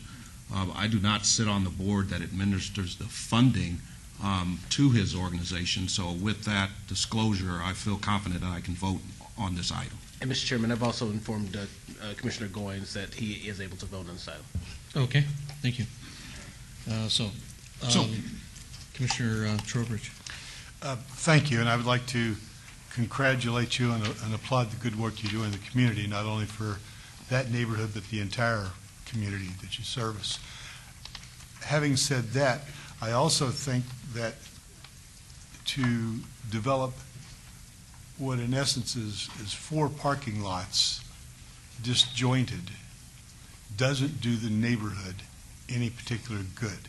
And I'm just going to ask you straight up, what efforts have you made to kind of consolidate these parcels, do some horse trading or swapping or somehow so that you get 4 parcels all together and you could have one large lot, cheaper to develop, more aesthetically pleasing, a larger area for group use activities. If you want to have an outside ice cream social or something like that, you'd have a large enough parcel where you could do some things. Where, as it is now, it's all broken up. You've got people that have to walk an entire city block to get to the church, and it just doesn't seem like that's the best way to approach the parking problem that you enjoy. You know, if you didn't have the congregation, you wouldn't need the extra parking. So call it a blessing. But still, at the same time, to scatter the parking throughout the neighborhood certainly isn't the best land use. You know, and the owners of that house there, think what you mean, they've got a pretty good legal argument that they're entitled to that 8-foot setback, no encroachment, and the proper wall. Look at that expense that you're going to be confronted with when you talking about deliberating with other property owners in an effort to consolidate the 4 parcels that you do have into one larger one. In the long run, I think you'd be much better off for many, many reasons. Thanks. This is in the heart of West Las Vegas. This area it's got an abundance and its share of churches and people wanting to do fine things and doing fine things. But this residential property here, whether occupied or not, is the right of a residential property. And what you're wanting to do is build parking lots around it. You're not, we can talk all day about everybody's fine work and everybody's good intentions, but you're in essence pushing these people out of their residential property by just paving around it. I mean, we have another item on the agenda, or it was either earlier, or it's on the agenda still, of a significantly large church in the Northwest that years of whittling away, and finally they've got their last parcel that they've, the residential lot people have picked up and left. Well, most of the people in West Las Vegas are picking up and leaving. So we're going to have a cluster of churches over there, and if that is the desire of the community, and that's obviously the desire of all the churches, why not make the investment to put proper landscaping in, put proper fences in, put an investment in that community? It seems everybody wants to just, we'll pave this, we'll leave a chain, I look at these photos, half the chain link fence is torn down. I don't know how long you guys have owned, the church has owned the property or how long you've been there, but it's obviously not being well maintained. So we're going to make it better by just paving it and waiving all the things. I can't support that. And if in the Pierce Forum, because I believe churches are just as, in some cases, guilty of it as developers and guilty of it as other property owners. But this is a form of blockbusting when everybody wants to build around and tear everything down and make a residential property completely untenable for the resident that's family's grown up there, that they want the right to live there. So I can't support this, and I think as the churches in West Las Vegas and as you guys want to do the right thing, this is the time to do the right thing. Landscape it, put the buffers, do the appropriate fences, because otherwise it will never be done. Because you can tell us you'll do it. I mean, somebody was critical of Nevada Power, but every church over there has told us we're going to do something, and very few have come back here and delivered on their promise. But Chairman, I please would ask you not to lump us in the others. We have never asked the city to do anything that we have not done. Years ago, we organized a child care development center right next to the church that supported the community. Everything that the Planning Commission asked us to do, we've done that. Our ministry is not one of those that have promised. If those conditions are placed on us to do that, we'll do that. We ask for the waivers. But if you don't approve that, then whatever the staff's recommendations are, we're willing to do what the staff recommendations are. So, But these are all grand negotiations. And it should be more along the lines is, we're the pillar of this community. The churches, your church, the other churches, are the ones that are at the core of that neighborhood. If you don't show how things should be done properly, how are the residents going to take that to, we need to have a heart here. We need to have a soul in this thing. I agree with you. And I always get annoyed when the churches are the ones that ask for the greatest waivers. I mean, when I always look at the church should be the one showing the way. So that's why I won't support your request this evening. So, Commissioner Goins? So, Just before go ahead, we Mr. Haywood. make that decision, so is it, are we at a point, Mr. Chairman, that we need to sit down look at staff's recommendations, sit down with the owners now that we know that they've come forth and have that conversation? Is that? Well, I mean, Mr. Chairman, can I try to answer? This item has a GPA, which requires a meeting, requires everybody to reach out to everybody. It has a zone change in it, has a variance, and has a site development plan review. And I know you said you've worked hard, and you've been unable to reach these two people. I'm pretty sure, and I'm not saying you haven't tried, but I can almost guarantee you, if there's a property owner you want to reach, it does. About a day and a half, you can find where they're at. But Chairman, I went to the home. I know, but I'm saying is, it's work. I don't have a problem with that. It's a pure effort. So, I think, talking with your neighbors, but even if the neighbors said, hey, we're okay with it, I still would look at this and saying, we have a code for a reason, to make a better community. And every time we get a waiver here, we go another 5 years, and then we don't wind up with a better community, and everybody says, well, you aren't doing the right things here. Well, I've been on this commission 10 years. Commissioner Goins can say, I've tried damn hard to do the right thing in that area. And I want it to be a better place. I have a lot of friends there.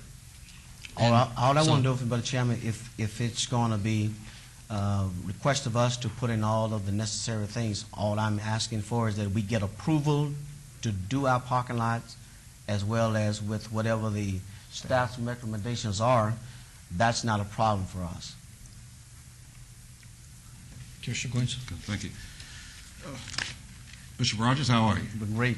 Very good. Not a few years ago, you sat up on this seat as well, yes, sitting right next to me. So thank the Lord that you got off. I'm still on. So, but back to Mr. Haywood's concerns, and thank you for taking my phone conversation. And you asked about a sort of a roadmap of how to get there.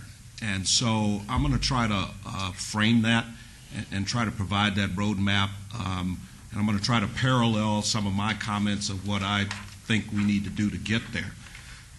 One of the things I think you probably want to start with, and I know you alluded to it in your opening remarks, was the Las Vegas 2020 plan that you said you have read.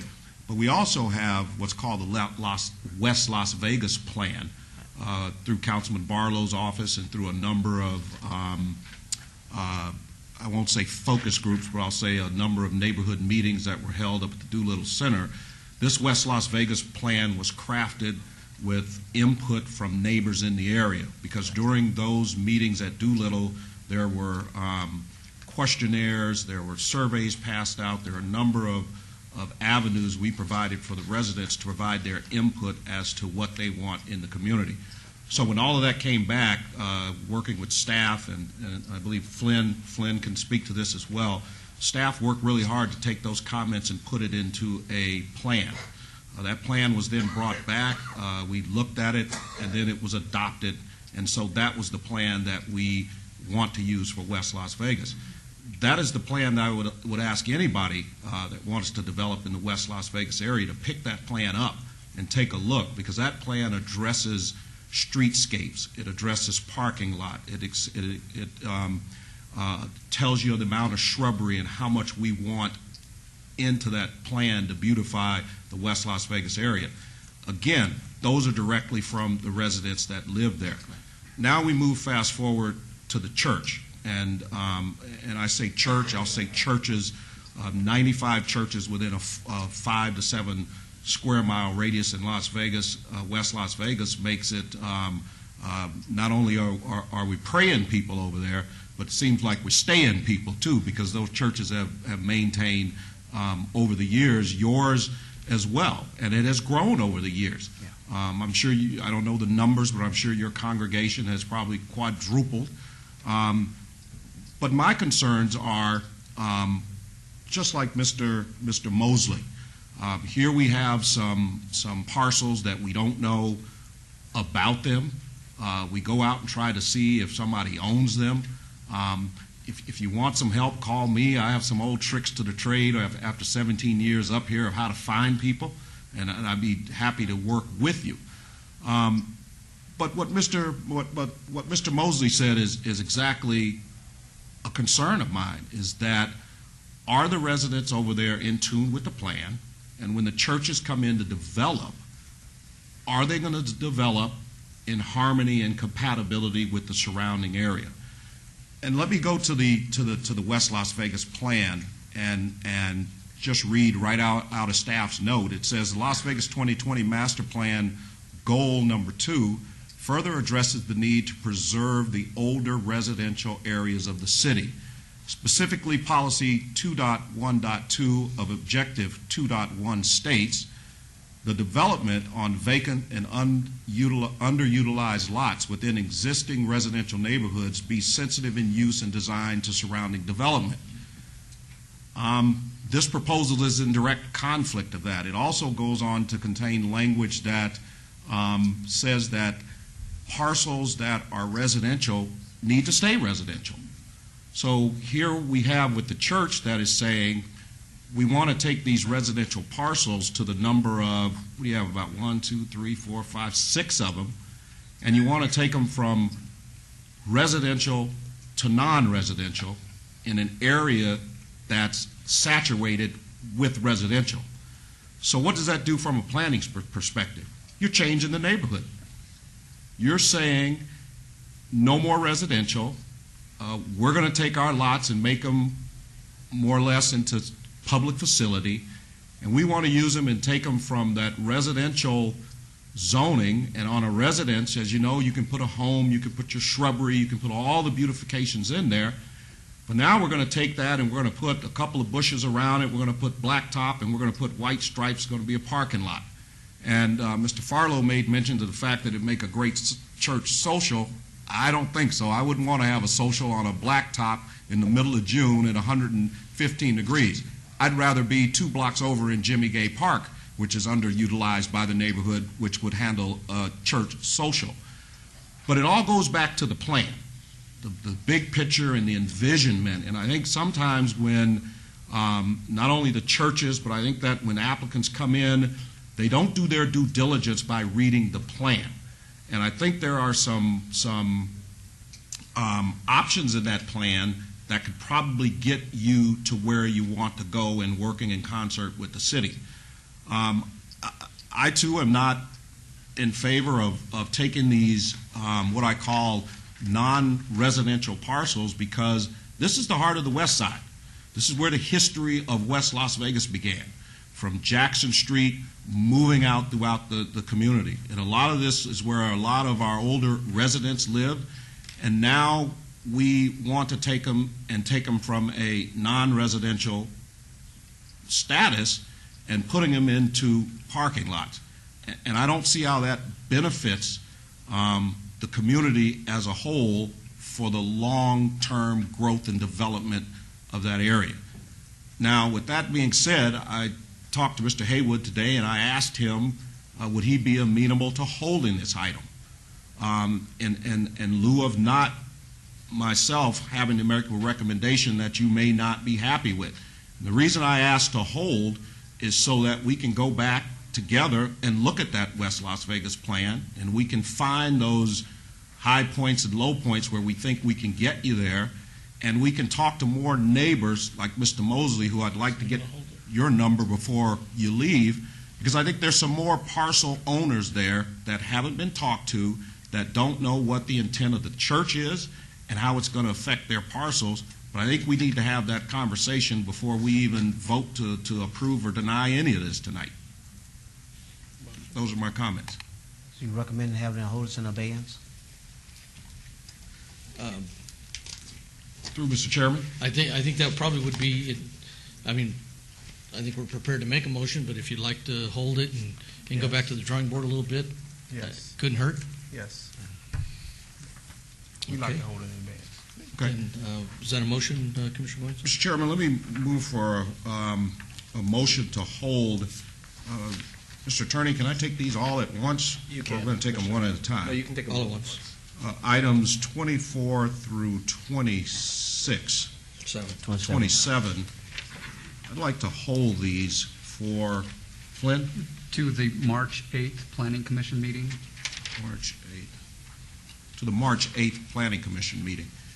And in between that time, what I'm going to do, Bishop Rogers, I'm going to give you a call. Mr. Haywood, I'll give you a call. Mr. Mosley, I'd like for you to be in on the conversation, because what I'd like to do is bring the plan over and let's sit down and open it up and let's say, hey, look, here's what West Las Vegas master plan says. Now, in that plan, it did not address the churches. That was one of my pet peeves, was to get the churches addressed, because I think, and this is my own personal opinion, I think we got a jewel in the desert in the West Las Vegas church community. Even from the point of the age of those churches being designated as historic in nature and things that along that line. But I want to sit down and have that conversation, and then we can move forward from there. Okay. There's a motion to hold these items till the March 8th meeting. If there are no other comments or questions, please cast your vote.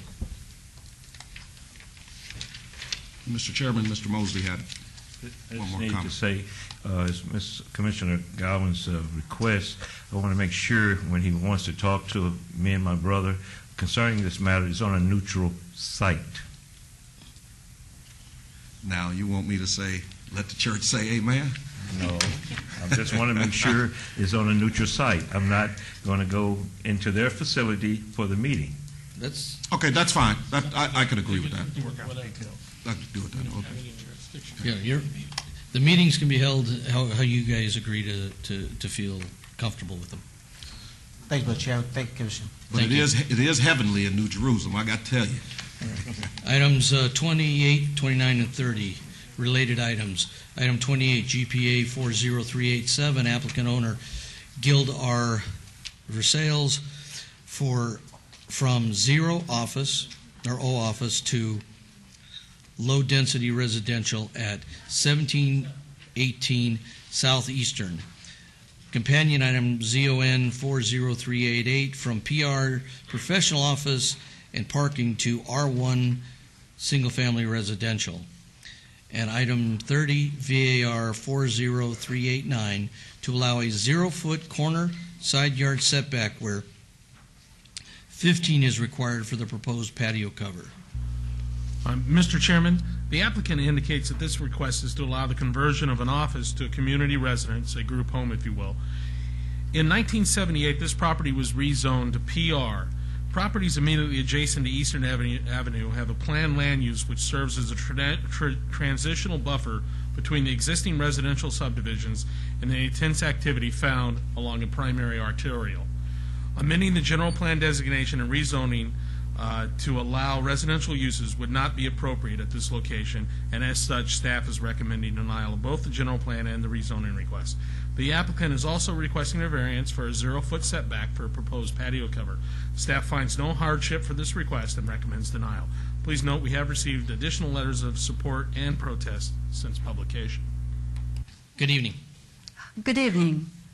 My name is Gilda Versailles, and I'm the owner of this particular property. And I am really here to express my right as a citizen, that I have options if I do things according to the law. This property, as he said, was an office for a few years, but as one of you mentioned, that a lot of people have properties here and they just left everything to avoid the financial burden that this property is going to give them. In practicing my option, I have thought of converting this property that has been empty for the last going on 3 years. And the property has been vandalized, parked by people. They park their cars that are unusable. They also use it as a drinking den. They use it as a toilet. And instead of leaving it, I thought my option is to convert the building into a business that I'm familiar with, which is a community residence. I do not have to change the whole facade of the place because the changes I should do will be only from the interior. And if the commission has recommendations on how to maintain the look of offices, just like the rest of the front of Eastern Avenue, I'm willing to listen to that and accept the recommendation.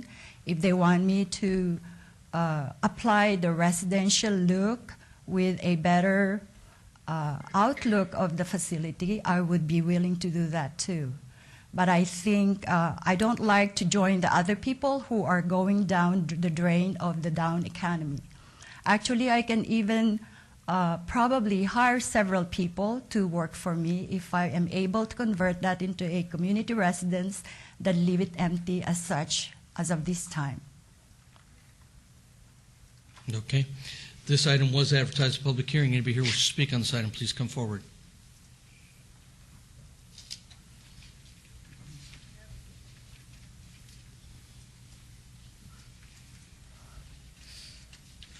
Thank you. Todd Farla, 240 North 19th Street. How big a backyard does this have? Some of those over on Hassett had some were quite large lots, and they were 4-bedroom houses, if I remember right. My friend lives over there and has a 4-bedroom house, and that's my question. How big is the backyard? Is there parking in the front?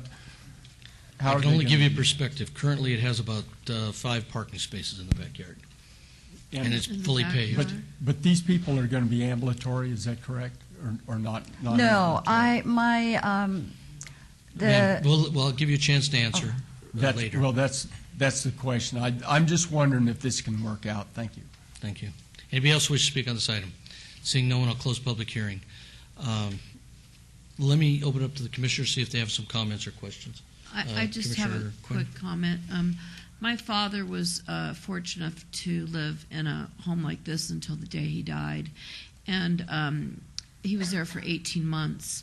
And a lot of the pleasure that he got was from the green space, the trees. We'd be able to push him outside to a patio, and he'd be able to get fresh air.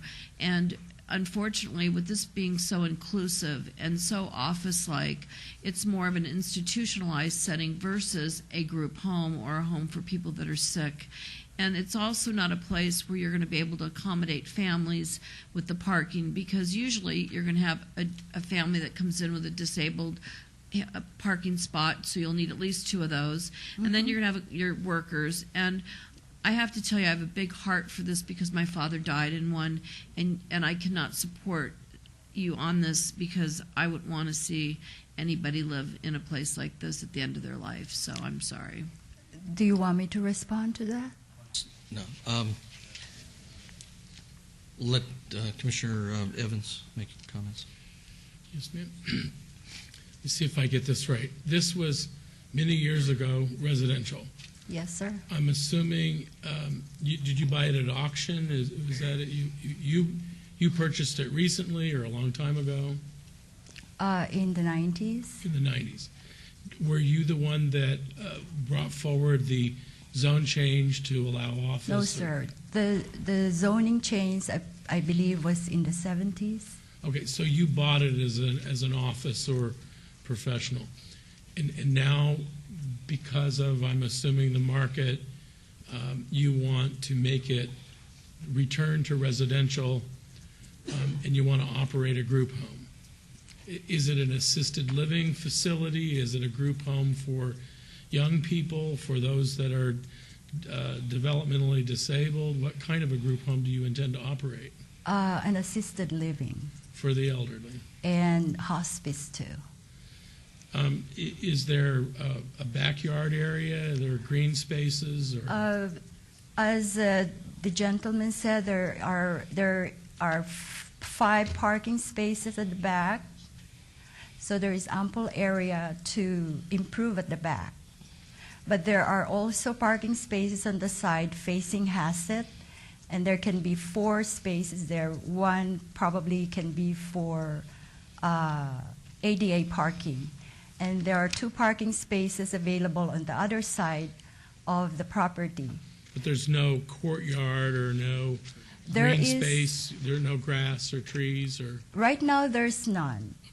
Only in the front, there is an existing patio, and that is where this other variance that I'm requesting, so I can cover it and literally enclose it with some aesthetically improved way, so they can use that too as I just, I have to agree with Commissioner Quinn. My grandmother was in an Alzheimer's center and an assisted living facility and cared for by some very fine people, and I'm sure you are as well.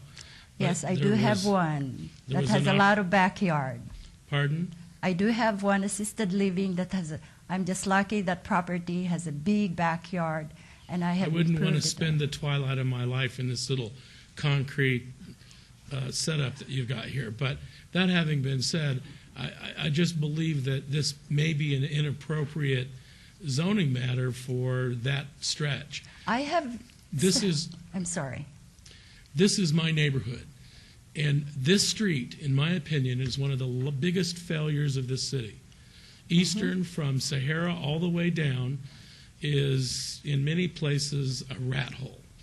And I don't know how to deal with it. I mean, I have some specific ideas, but, I mean, you look like you've got a nice place, but usually we're doing just the opposite. But if we do allow this, and we allow it to revert to residential, I don't believe that we have any authority to require you to do any landscaping, because if it's residential, I don't think we can make that call, and nor should we. Well, before you allow me, you can give me a condition to present to you a landscaping that is appealing to you or reasonable to you or acceptable to you. Well, but the site doesn't allow for that. I don't know. I can do anything according to. You can't make a yard where there's a bunch of concrete. I don't know how you would do that. But in any Yes, event, we can. I have I think it's an architects who work for inappropriate me. zoning. So, thank Okay, you. you can make your comments a little bit. Any other comments, commissioners? Commissioner Evans, motion? Or Commissioner Quinn? Can I have a comment? Yes, go, I'll If give I you. don't do anything with this property, it will be just like the other properties there that are vacant for years, and graffitis are all over and being used as a drunken den and garbage can for everyone. I have repainted graffitis there several times. I have cleaned the back of that thing and the sides of that place. I can maintain the way it looks right now to make it look like it is right now, but just improve the inside and the backyard. And I also have options of what kind of patients I can put in there such that they don't need to roam around. Hospice patients they don't walk around anymore. Well, yeah, that's. They are bedridden. Okay. And I have that option to have that only as my patients. But as I look at the floor plan, there's, you know, you're showing no handicap bathrooms. I don't think you can. I have to comply with the licensing for all of those things so I can do the business that I would like to do. They control that. I have to follow whatever they told me to do to comply with all of the requirements for the business that I'm applying for. I just don't And- remodel it the way I want it. And quite candidly, we've gone back and forth on Eastern, where we've went from residential to PR because traffic is this and this and this, and all the reasons why this is professionally zoned today. And now I don't think it goes back. I don't think when you look at Eastern the way it is, I don't think you go back to residential at this point in time. I'm not saying that's right for you. I'm just saying that's what good planning would say, is I don't feel we go back. And that's just a concern. And you're in the same boat as with several thousand property owners in this town that have properties that may not be functionally what they are. But to me, for me to support this, the amount of work that I'd want to see committed to up front would be way beyond the value of doing what you want to do to it. Because I don't want to put anybody just in a concrete box with no landscaping. That's not the quality of life that I consider residential care facilities to have, or even hospice care facilities. But I'll leave it up to the commissioners. Thank you. Commissioner Evans?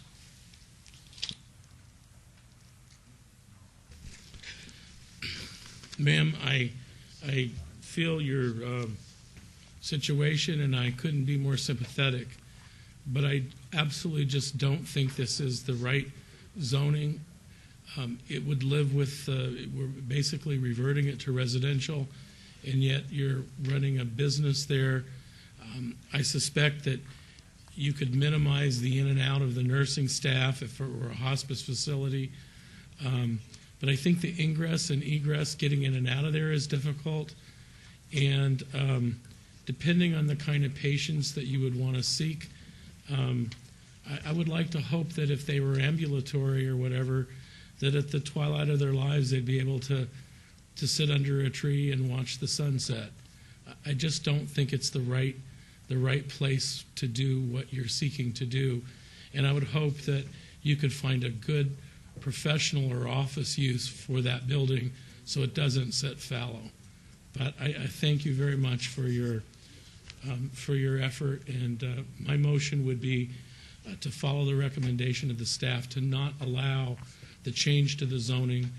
I think it would set a precedent, and I'm not sure that I'm certain this is not the proper location. So it pains me to do that, but my motion would be to follow the staff for denial. Okay, there's a motion on item 28 for denial, subject to staff's recommendations. Please cast your vote.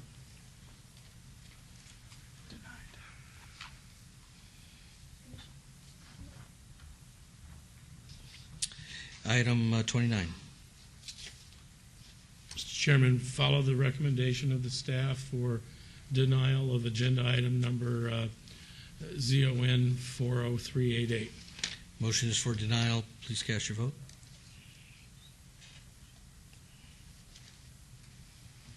And that is denied. Item 30. And item 30, again, recommendation of the staff. I would follow it. VAR 40389, motion for denial.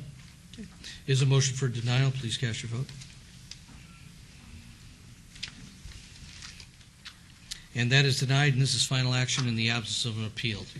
Excuse me, Mr. Chairman. Yes. Those actually do go forward to Planning Commission on February City Council? 16th. Yes. Oh, they do automatically go forward. Okay. Yes. So these will go on to City Council on February 16th.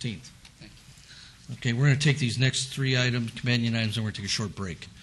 Item 31, GPA 40439, applicant owner Victor Valenzuela for service commercial, from service commercial to general commercial at 3042 and 3046 Vegas Drive. Item 32, SUP 40440 for a bail bond service use. Item 33, SDR 40441 for the conversion of two residential properties to a proposed 2,676 square foot commercial development with waivers to the perimeter landscaping buffer with requirements to allow 0 feet along the portion of the west perimeter and 3 feet along the portion of the north perimeter where 8 feet is required, and 0 feet along the portion of the south perimeter where 15 feet is required. Mr. Chairman, each master plan designation has specific zoning categories that are compatible. Any zoning or rezoning request must be in substantial agreement with the master plan as required by the Nevada Revised Statutes 278.250 and Title 19.00 of the Las Vegas Municipal Code. The land use tables within the future land use section of the land use element depict the allowable zoning districts for each master plan designation.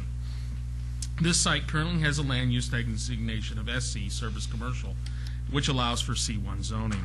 The site is adjacent to residential uses and lower intensity commercial uses. As such, a change to a more intense commercial land use would not be compatible or harmonious with the surrounding land uses. So, as such, staff recommends denial of the general plan request. In regards to the special use permit, staff finds that the use is not compatible with the surrounding residential uses and that these uses should be located near detention and or courthouse facilities, and staff recommends denial of the special use request. Staff is recommending approval of the site plan review as it's compatible with the development in the area as designed, and the applicant has minimized waivers and exceptions for providing adequate landscaping material where possible. The reduction in planting materials is due to the placement of existing structures and the required in circulation areas. Please note we have received additional letters of support and protest since publication. Good evening. Good evening. My name is Victor Valenzuela. My brother and business partner, Oscar Padilla.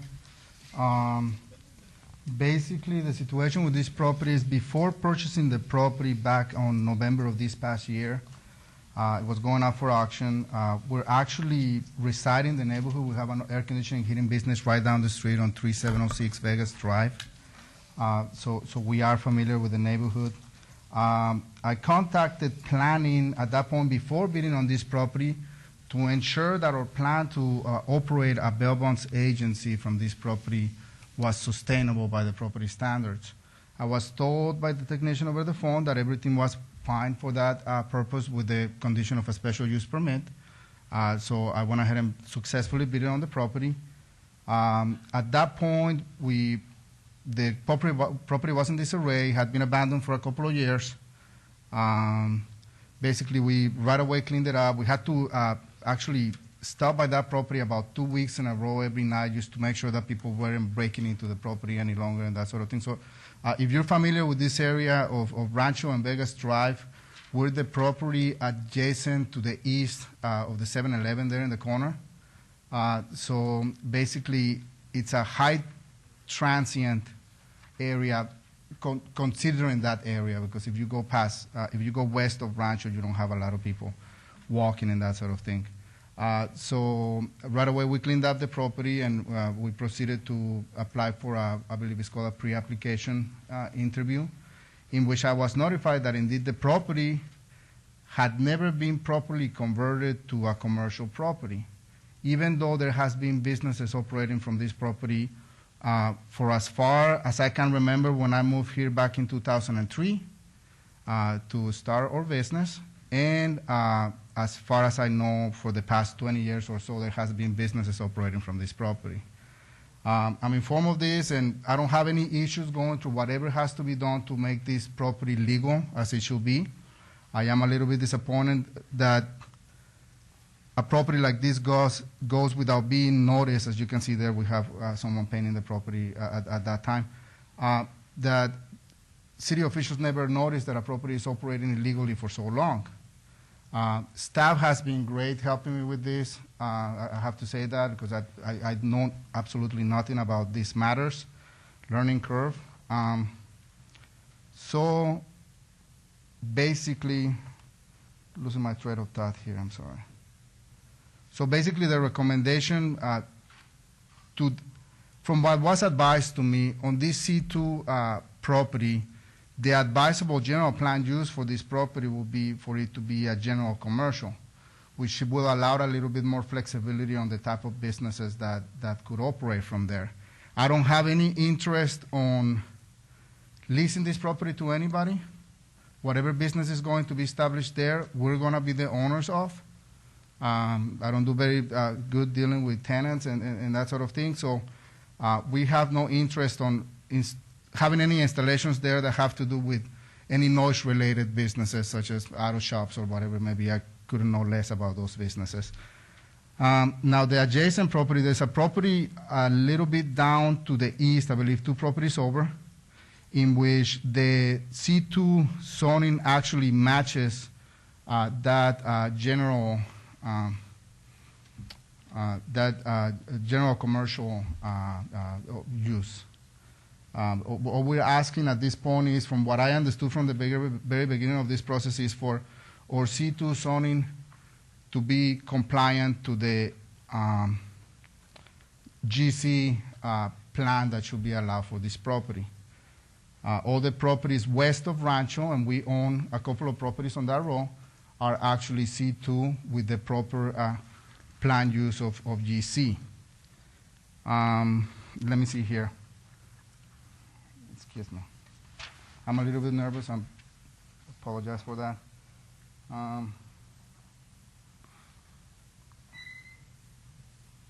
We don't believe that this change will cause any additional nuisance to the neighbors, being that the adjacent area, we have what used to be a mobile home park to the north that now is vacant land, and it's also zone C2.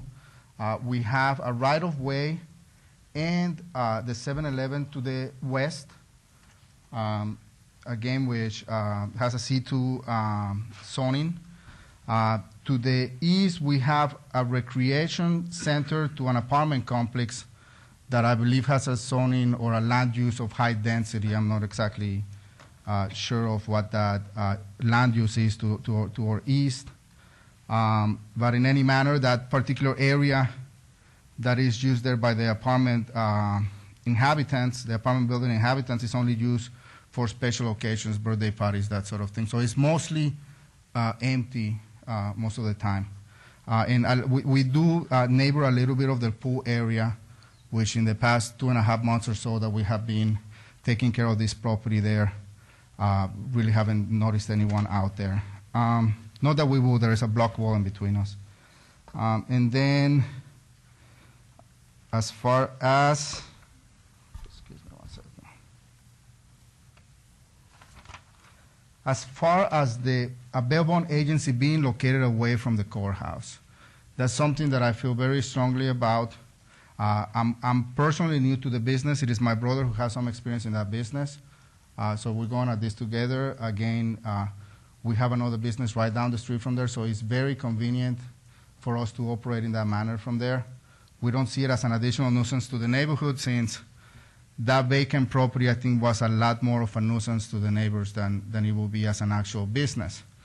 I believe bail bond agencies carry a little bit of a bad reputation, probably deserved, because of the kind of transactions that they're involved with.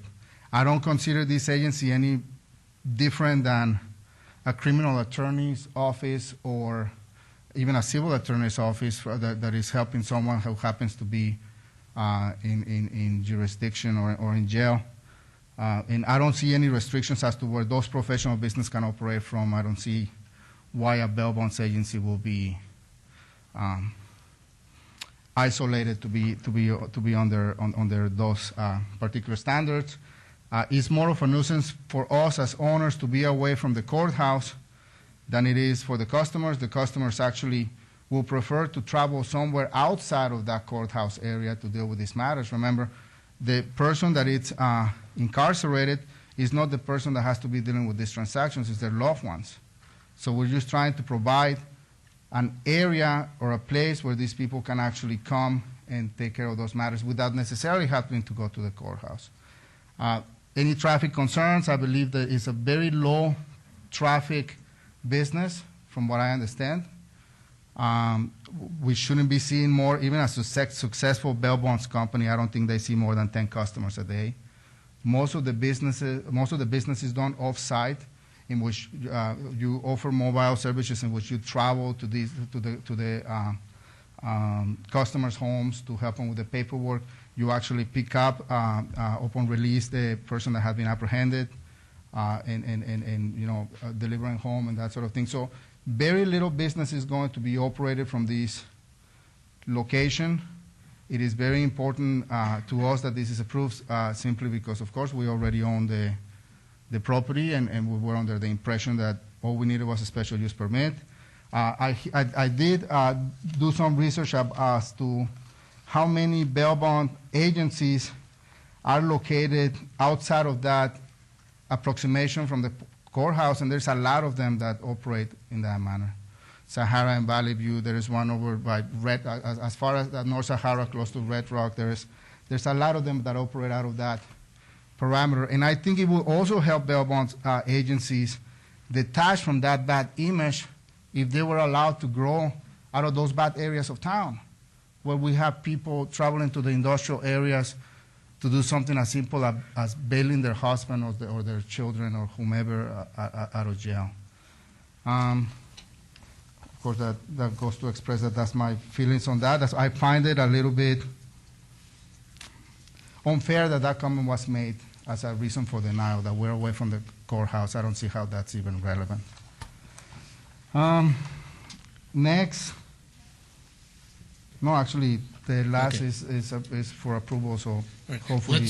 Let's go ahead and open up the public hearing, and then we'll go from there. This is a public hearing. If you wish to speak on this item, please come forward. Thank you. Todd Farlow, 240 North 19th Street.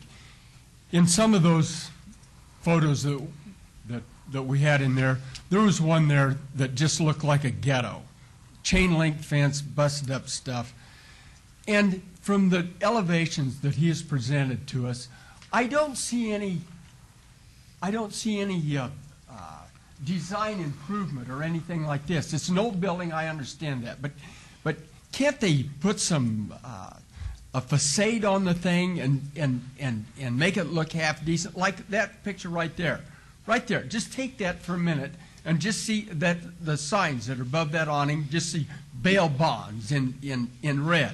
And then just think that this is what we're going to look like for the next 20 years. And there's something about it. It's just, if we're going to do something, if a zone change or whatever we're going to do, I mean, this is the time to fix the thing up. Thank you very much. Thank you. Anybody else wish to speak on this item, please come forward. If I may be allowed One the second. microphone. Seeing no one, I will close the public hearing. I'll give you 1 minute to respond. Thank you so much. And he's absolutely correct. We are doing a lot of improvements, as you can see by those plants there. Apologize for the drawing. They were mostly drawn by myself. I need to actually get someone to professionally draw that. We're providing with as many green areas as we can possibly. We are going to separate those driveways. Improving the appearance of the outside of those buildings is very important to us. And I have been involved with properties like this right down the street where we operate our air conditioning company from, in which we had to do this. We had to fix the property and make it appealing to the eye. That's our idea here. As you can see, we are sacrificing a lot of the property now, which could be used for other purposes, for the sole purpose of having ample parking spaces and enough green areas to allow for a pleasant property.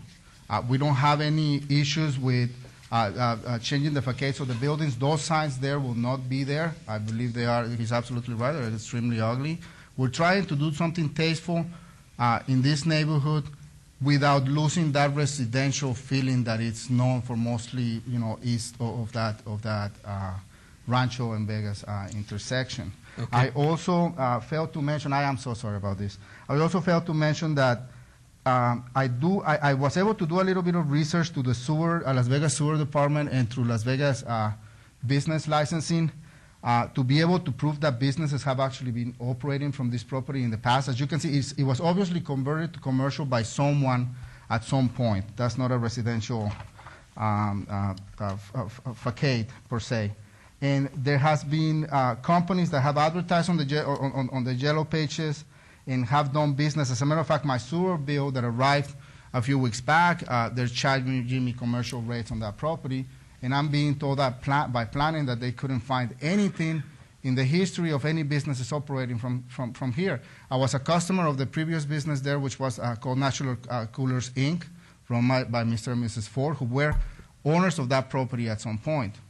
And through that name, Natural Colors Inc., I was able to contact a business license, and they were able to research that, yes, indeed, they had a business application on that property since 2003, and the reason that they couldn't find any history is because when the business moved, they took the license with them. Therefore, the only license that shows on that property is a business that was authorized to run a hot dog cart out of that property. I don't know how that fits that neighborhood. I don't think we're debating the issue that there may have been some commercial uses on that property. Let me turn it over to Commissioner Quinn and see if she has a question. My first question and only question is, what are your hours of operation during the week and on weekends? Not to exceed 7 to 7. 7 days a week? If possible, 7 days a week, unless that's considered a major nuisance to the neighbors. My personal opinion on this application is simple. It's not that it's not a great place for some commercial business, but you're encroaching into a neighborhood where you are just kind of moving in a little bit too close into the neighbors with children and families and every other thing. I feel that you need to be closer to downtown. You need to be where all the action's going on, and I think that the more farther out we get from the city where the business takes place, the more applications we're going to have to approve. And so you're going to set a standard tonight by making us go a little bit further into a neighborhood and a little bit further. And so therefore tonight you will not see my support. Thank you. Thank you. Commissioner Goins. Thank you, Mr. Chairman. Just a couple of comments. I was just looking back at the notes here to find that the building at 3042 was constructed in 1955. And I don't know how much improvement has been done to that building since then.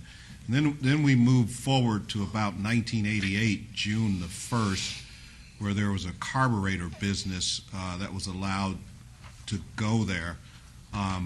It was not permitted, but it had a special use permit. Then that was in June. September, a few months after that, I guess the carburetor business didn't work, so there was a special use permit for special care for the care of recovering alcoholics on that. So it clearly has a history that's been somewhat of a business there. So, but again, tonight, fast forward to 2011, we got to ask the question: what kind of business?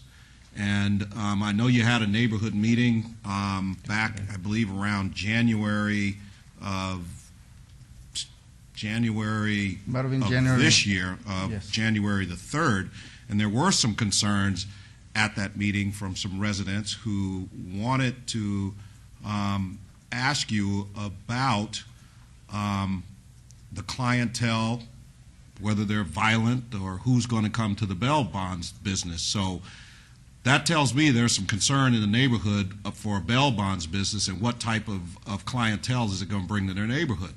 And again, as Commissioner Quinn said, we're slowly encroaching eastbound on Vegas Drive, and we're eroding now what is the north side of the street to be eaten up by commercial business, while the south side of the street is all residential. I'm curious to know, did you go over to Tamarack Street and those streets on the south side and ask those neighbors, are they okay with it? I actually visited the neighbors right across the street, south from us, across Vegas Drive. How many? Two. The two neighbors that were. There's about 400 there. No, I would to the imagine south so. side of the street. I'm stating to what I have done. I know that it's possible that I could probably visit every single resident in the area, and you're absolutely correct. Excuse me, sir. You answered my question. The number was 2, and there's quite more than 200 neighbors. The next concern, sir, let me speak. Let him finish. I'm sorry. Yes. So the next concern was the time, and I know you said today past 7 o'clock, or not past 7 o'clock. Correct. Then there was the issue of the lighting and the signage. And so what that tells me is neighbors have a concern of commercial coming into their residential setting. They want to know who's coming in. They want to know about lighting, because you're actually changing their lifestyle from that of a residence in nature to now commercial in nature. I applaud you for purchasing the property and trying to bring it in compliance. I think you got the right property, but I think you got the wrong business there. And I think this is going to be a little bit too intense for the neighborhood. And that's what I feel about it. That's why I, at this time, will not be supporting the request. Oh, and I respect your opinion. Is there any way that I can make a quick comment? No, I think we've given you some time to make some comments. I just would like to ask Commissioner, one question, Mr. Chairman. Flanks. I'm not quite sure how it's going to be that you're going to be able to operate a bail bonds business from just 7 in the morning till 7 in the evening. I did criminal law for a lot of years, and it seems like most of the business for bail bondsmen happen at 10 o'clock, 11 o'clock, midnight, and in the wee hours of the morning. So the question is going to become, are you being realistic, saying you're only going to be able to operate 7 to 7? Yes, because it would be thoroughly expensive to staff that office 24 hours a day. And even if we could do it, it wouldn't be necessary because you can forward phones to whomever is going to be taking those calls. So most bail bonds companies, from my understanding, operate that way, in which the calls are being transferred to the home of the person in charge for those hours of that night. If I may comment on that meeting, 3 people showed up to my neighborhood meeting, and it went. I paid the planning commission to mail all of those and do everything properly. The 3 people that came to the meeting were not from the radios that the postcards were sent to. There was a lady by the last name of Duncan that is supposed to be running for mayor this next season that had some concern that some friends of hers have brought over to her that were on the bail bonds business themselves. They were having some issues about them being denied. We're not going to rehash each item at the meeting, but the point that I'm trying to make, if I may, is that there was no residents that opposed this plan, and that we had made every honest attempt to try and let people know exactly what we're doing. Even the cars that I got mailed to my properties in that area, I did not even submit as supporting this, because I saw it as something shady to do, because I'm the applicant. I'm not going to submit my own cards in support of this petition. I'm trying to be as clear and honest as I have. Well, Mr. Venezuela, let's see if we can craft this down to a motion, because the hour is late. Very good. I'll craft a motion, but just one comment. Today I just stopped on Arrowhead, Tumbleweed, and Tamarack in the middle of the day, and I just got out of my car and I said, let me hit 7 doors on each one of these streets. And I don't know if the mail didn't go out, but a number of residents didn't hear about it. A number of residents were concerned. And so you talked to 2, I talked to 21 today, and they were all home. And so that's where I'm developing this thought. And with that thought, I'll move it right into a motion to follow staff's recommendation on item 31, GPA 40439 for denial. Is a motion for denial. Please cast your vote.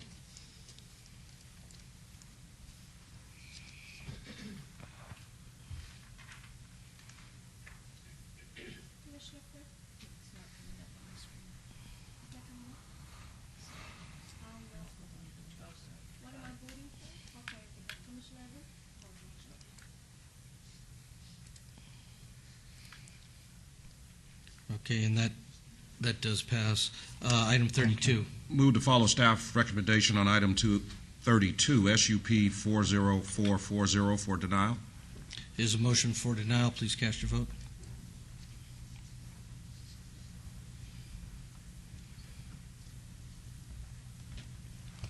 And that is denied, or approved for the denial.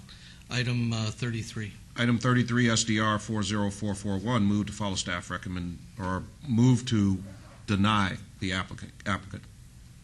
Okay. The application. All right.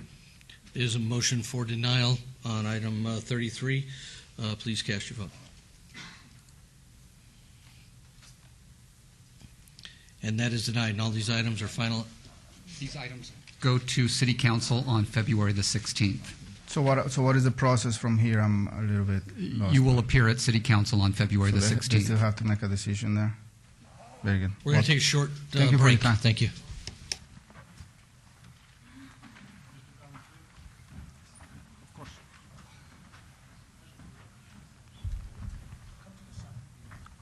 Of course. Very good, you want.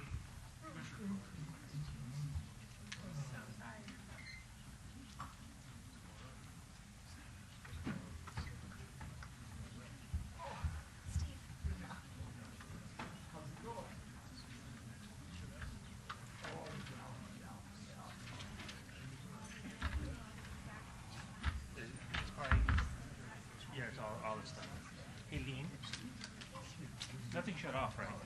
I can put stuff in the background. So.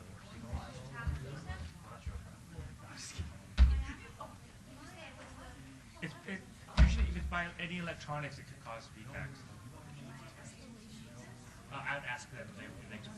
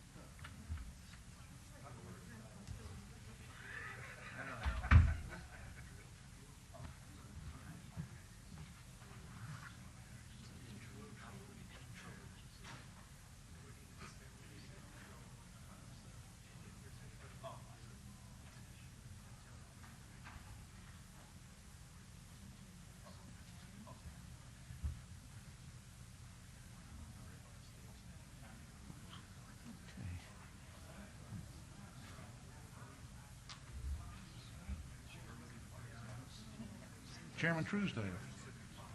Let me introduce myself because my son's in love with the Doors. My name is Marty Keach. Yes.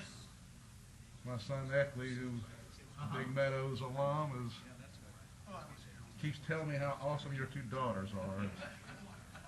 So, well, I guess it's true because my son wouldn't lie to me, would he?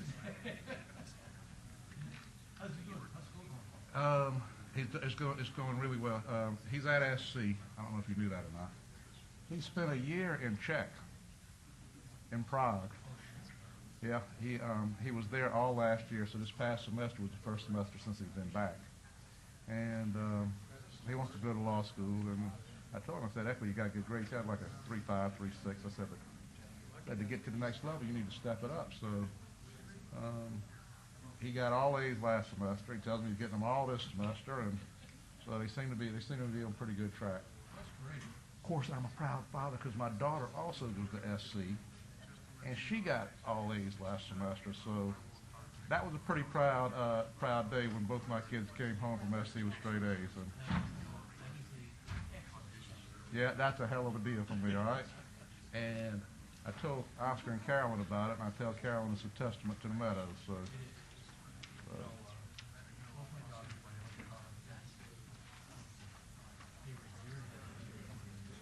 right.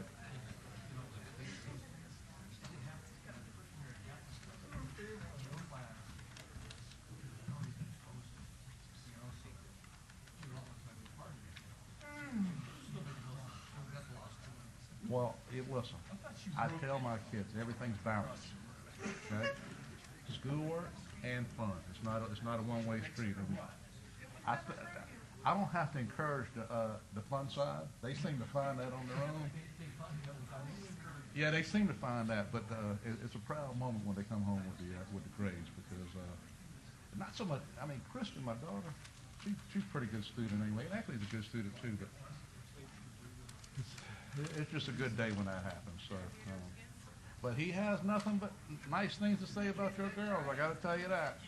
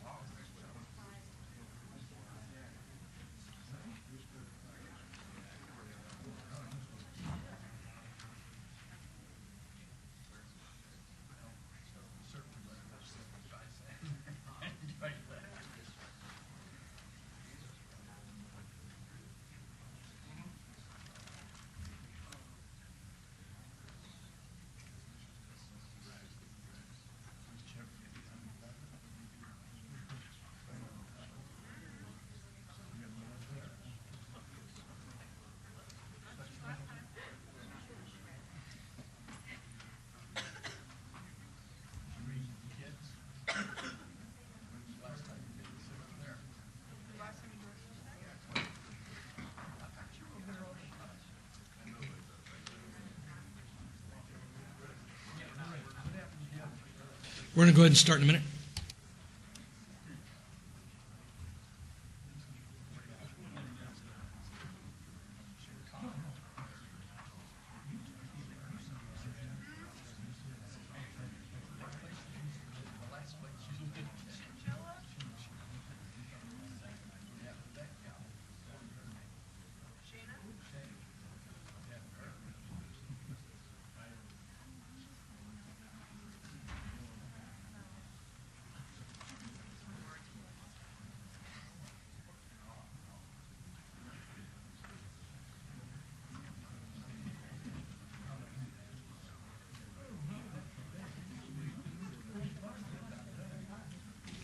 All right, now we're on item 35.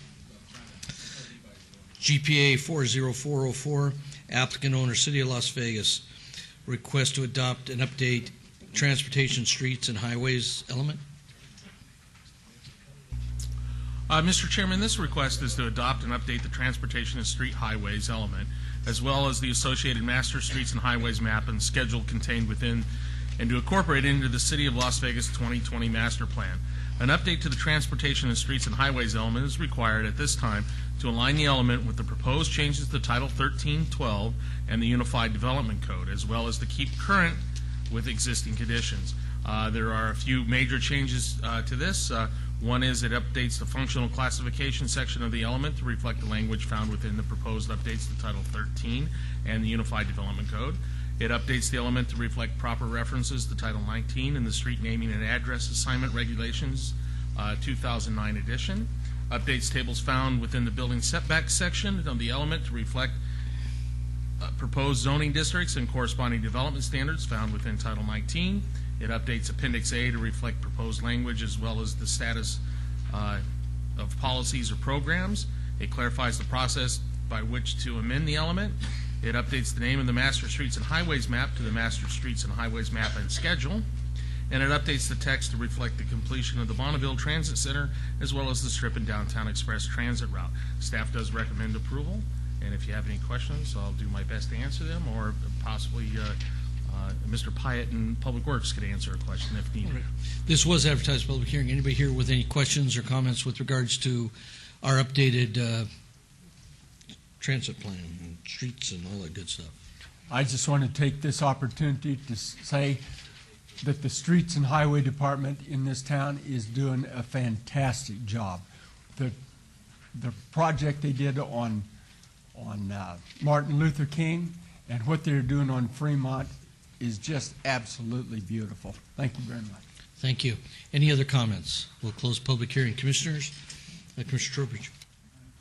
If there's no discussion, I'm ready to make a motion. On item number 35, General Plan Amendment 40404. It's kind of cute. Then make a recommendation to support the proposal, make a recommendation for approval. Okay, there's a motion for approval. Please cast your vote.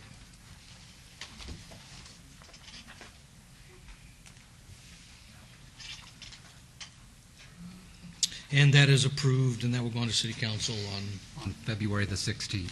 Okay. Now we go to related items 41, 42, and 43. Item 41, VAR 40226, applicant Winco Foods, owner Decatur 215 LLC, to allow an 8-foot solid wall in the front yard where a 5-foot wall with 2 feet of solid and 3 feet of open is a maximum height allowed at 6101 North Decatur Boulevard. Companion item SUP 40225 for an auxiliary packaged liquor off-sale establishment use within a proposed 94,683 square foot grocery store. And item 43, SDR 40223 for the proposed 94,683 square foot grocery store operating 24 hours, 7 days a week with a waiver to allow a 10-foot perimeter landscape buffer along the south property line where 15 feet is required. Mr. Chairman, this request would amend the previously approved site development plan review to add a grocery store to the site, which would provide a needed amenity for residents in the area. A special use permit is requested for an accessory packaged liquor off-sale use that would be operated in conjunction with the grocery store. The requested variance is to allow a wall along Tropical Parkway that will be tall enough to meet the requirements of Title 19 to adequately screen service and delivery areas from the public right-of-way. Although the Tropical Parkway street frontage is by definition the front yard of the subject site, the commercial subdivision is oriented toward Decatur Boulevard, while Tropical Parkway provides entry to the residential developments to the west. As such, a taller wall at the proposed location is appropriate, and a condition has been added to require vining plants along the wall to further reduce the impact of the wall and to help prevent graffiti. Staff is recommending approval of all requests. If denied, the previously approved site development plan review would remain in effect. If approved, condition of approval number 16 of SDR 40223 should be revised to read, delivery hours for the grocery store with accessory packaged liquor off-sales use shall be 7 days a week, 6 a.m. to 12 a.m. Please note that there are additional letters of protest and support for these items since publication. Good evening. Good evening, Mr. Chairman and fellow commissioners. My name is Perry Shea. I'm a principal engineer with the Shea Car Jewel, a consulting engineering firm in Olympia, Washington at 2102 Carriage Drive, Southwest Olympia, 98502. I am here representing Winco Foods, and with me is Gene Carr, also a principal planner in our firm. And we have two representatives from Winco here as well, Morgan Randis, a Vice President of Development, and Ty Morrison, a project manager. We have read the staff report and agree with all the conditions of approval as noted. I will say that we have been working on this project for the past 6 to 8 months and are very excited to get here tonight because we think this is a great project. We're excited to bring Winco Foods to Las Vegas with a potential employment of 160 to 180 new jobs, which is very exciting. This is a big project. And with that, we are anxious to move forward, and we would request that the Planning Commission take final action tonight on these items. Thank you. Thank you. This was advertised public hearing to be here. Wish to speak on this item, please come forward.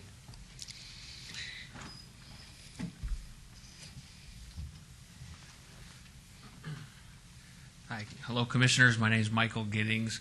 I'm the Secretary-Treasurer of United Food and Commercial Workers Union, Local 711 at 1201 North Decatur Boulevard. And I just have a couple of questions that maybe could be directed to staff through you, Mr. Chairman. I assume there's been a traffic study done on this project, and I am wondering if staff used the same formula for calculating average daily trips as they would for a smaller size grocery store, because in our experience, the larger size requires more average daily trips or generates more average daily trips. Okay. Go ahead, and we'll get those answers, but okay. What else? You had something else you... Yeah, my other question was whether this was for final action. I know you said it was advertised as such, but might this be reconsidered by the City Council if it's approved tonight? That really depends on how we vote here. But okay. Thank you. I would ask that it not be approved for final action tonight until the City Council has a chance to review the impact of bringing a store into Las Vegas. Impact in what way? Is there something? Economic impact, traffic impacts. Okay, so I guess I may be naive here, but I would suspect a store that would generate 100 some odd jobs is a positive economic impact. Well, it might depend on... This is my comments, not yours. I would also suspect the construction jobs related to building a store like this would be a positive economic impact to the community. And I would suspect that, and I will give you your answer, our traffic engineering department does use all the national standards for analyzing these type of projects. So the average daily trips are properly accounted, and there will be proper traffic studies are required. So we don't go into this lightly.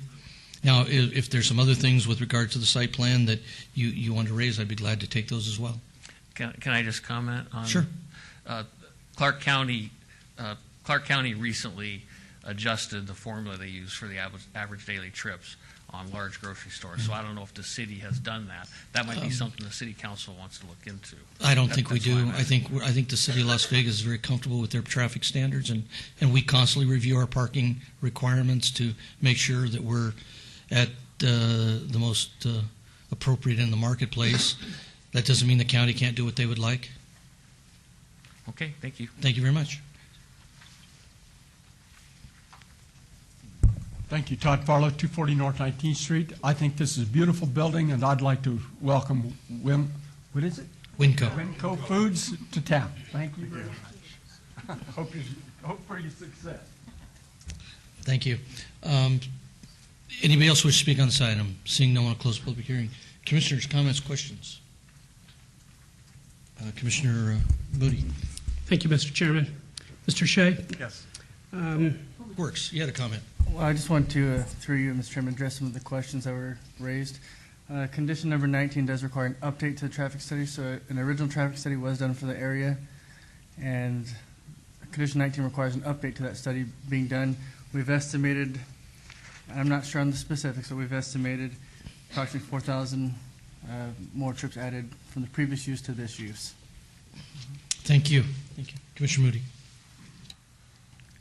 Thank you, Mr. Chairman. Mr. Shea, I understand there have been a number of conditions that have been agreed to after working with the neighbors. Is that correct? Can you clarify? Well, delivery hours have been restricted. Is that correct? Well, the proposal at hand is a 24-hour delivery for all vehicles, service vehicles, and trucks. Okay, so there has not been an agreement to restrict delivery hours? The proposal was for 24-hour. There have been meetings with the neighbors, and we have provided screen walls and other amenities on the site. And I see Morgan coming up, so he can probably address that. He attended those meetings. Yeah, my name is Morgan Randis. I reside at 650 North Armstrong in Boise, Idaho, where our corporate office is.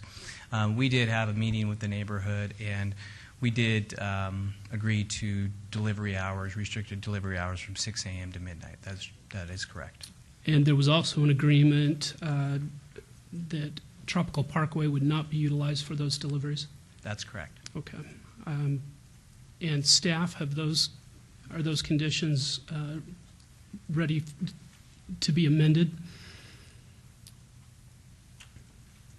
Or in regards to the as delivery, amendments? as in regards to the delivery hours, that Mr. Gevicki did read that amendment in. In regards to no deliveries accessing Tropical, we would need to add that. Okay. In addition, my understanding is that there would be no truck access signs posted on the property, both at entrance and exits. Yeah, I can't recall that discussion, but I don't see that as a problem where we've agreed not to the neighbors not to have truck access. I think that would be okay. Okay. So let me just review that there are really four things that it's my understanding that were talked about with the neighbors and became part of the agreement or conditions. One, delivery hours are restricted to Sunday through Saturday from 6 a.m. through until 12 a.m. No truck deliveries to gain ingress or egress off or onto Tropical Parkway. Placement of a no truck access sign on property, both entering and exiting, and all delivery trucks to enter the site at the Rice intersection. I think that's fine. So if I understand that correctly, we would post signage on Tropical, but I think they could enter in off of Decatur at the one main entrance, signal entrance on Decatur. Is that correct? Is that the Rice intersection? That is the Rice intersection. Okay. Yeah. That's correct. Yeah, we agree to that. Okay. Thank you.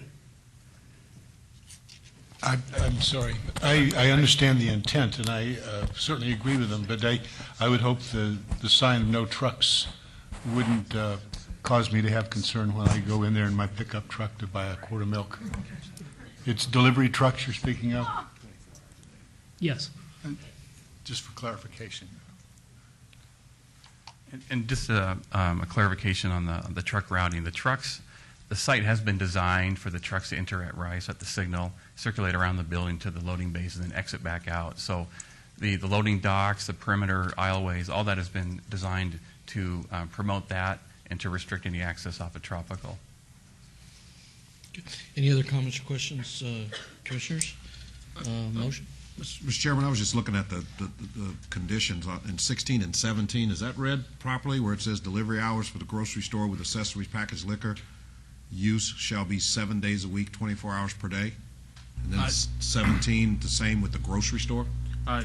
Yes, Mr. Chairman, that is correct. Previously, this site had a condition for the entire site that limited the hours of operation. We're amending the site plan and those conditions through this site plan. That's why we made that statement. Gotcha. To amend that previous condition. Okay. Commissioner Moody, you want to go ahead and make a motion? Or? Yes, Mr. Chairman, thank you. My motion is for approval on all three items subject to staff conditions and the amended conditions as discussed tonight. Commissioner, or not Commissioner, hey, I gave you a promotion. What do you want? We just need to take Deborah each Rankin. item individually. We can't Yeah, take them as a we group. can't take them all at once, so let's first take item 41, the VAR. All right, motion for approval of item 41, VAR 40226, for approval with staff conditions. And I'm not sure if the amendments apply to this one, but with amendments. No amendments on this one. So subject to staff conditions. We'll deal with that in a minute. Pardon? We'll deal with that in a minute. Okay. So there's a motion for approval subject to all staff's conditions. Please cast your vote.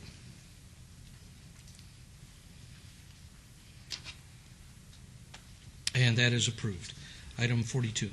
Item 42, move for approval, SUP-40225, subject to staff conditions.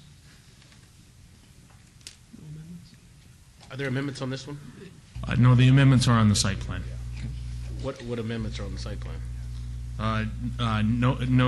The change to the delivery hours, no deliveries from Tropical, and then posting of the signage. That's really not going to do any good on the site plan. The store will already be built, so there's really not a lot you could do to enforce those. I mean, I'd recommend you put them also on the SUP as well. The hours of delivery should be on the SUP. We can put them on both if you like. The original conditions were on the site plan review for the delivery hours and access. I'm just saying if they violate those, if they violate the conditions, there's nothing you can do to make them tear down the building. I mean, at least with the SUP, you could strip them of the SUP. So, I'm just a recommendation. So, if the Commissioner, if you want that, you can insert those amendments to item 42 as well. Yeah, let me renew that motion. Item 42, SUP 40225, subject to staff conditions and amended conditions. I'm sorry, through you, Mr. Chairman. We've already had that vote on the previous item, but we need to take a motion to recall that item, please. No, we You can do for the record. We only voted on 41? We only voted Yeah, 41 has no amended conditions. Now we're on. Okay, thank you. Now we're on 42. Item 42 is motion for approval subject to all staff recommendations and amended conditions. Please cast your vote.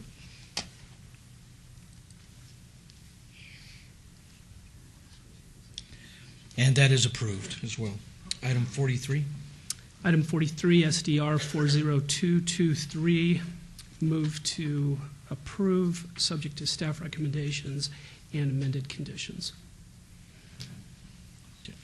Is a motion for approval subject to all staff's recommendations and amended conditions.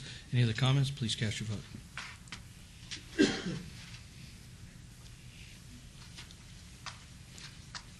And that is approved. Now, all of these items are final action in the absence of an appeal within 10 days. So, good luck, wish you well, and hope you continue to work closely with the neighbors to make it a successful store. We will. Thank you, Commissioners. Thank you very much. Now we're going to go. Thank you very much.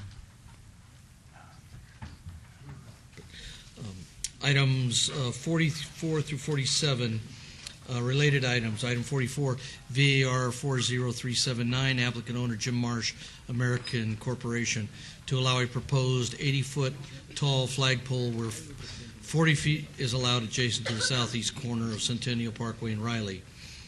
Item 45, VAR 40380, to allow 14% of the property area to be open space where 20% is required.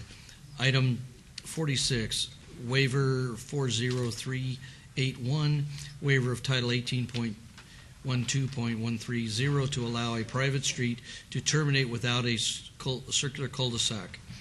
And item 47, SDR 40077, for a proposed 24,239 square foot, two-story motor vehicle sales new establishment with a waiver of the Town Center Development Standards Manual to allow a 0-foot buffer along a portion of the west property line where 15 feet is required, and a waiver of Title 19 landscape buffer standards to allow a 0-foot buffer along the south and east property lines where 8 feet is required.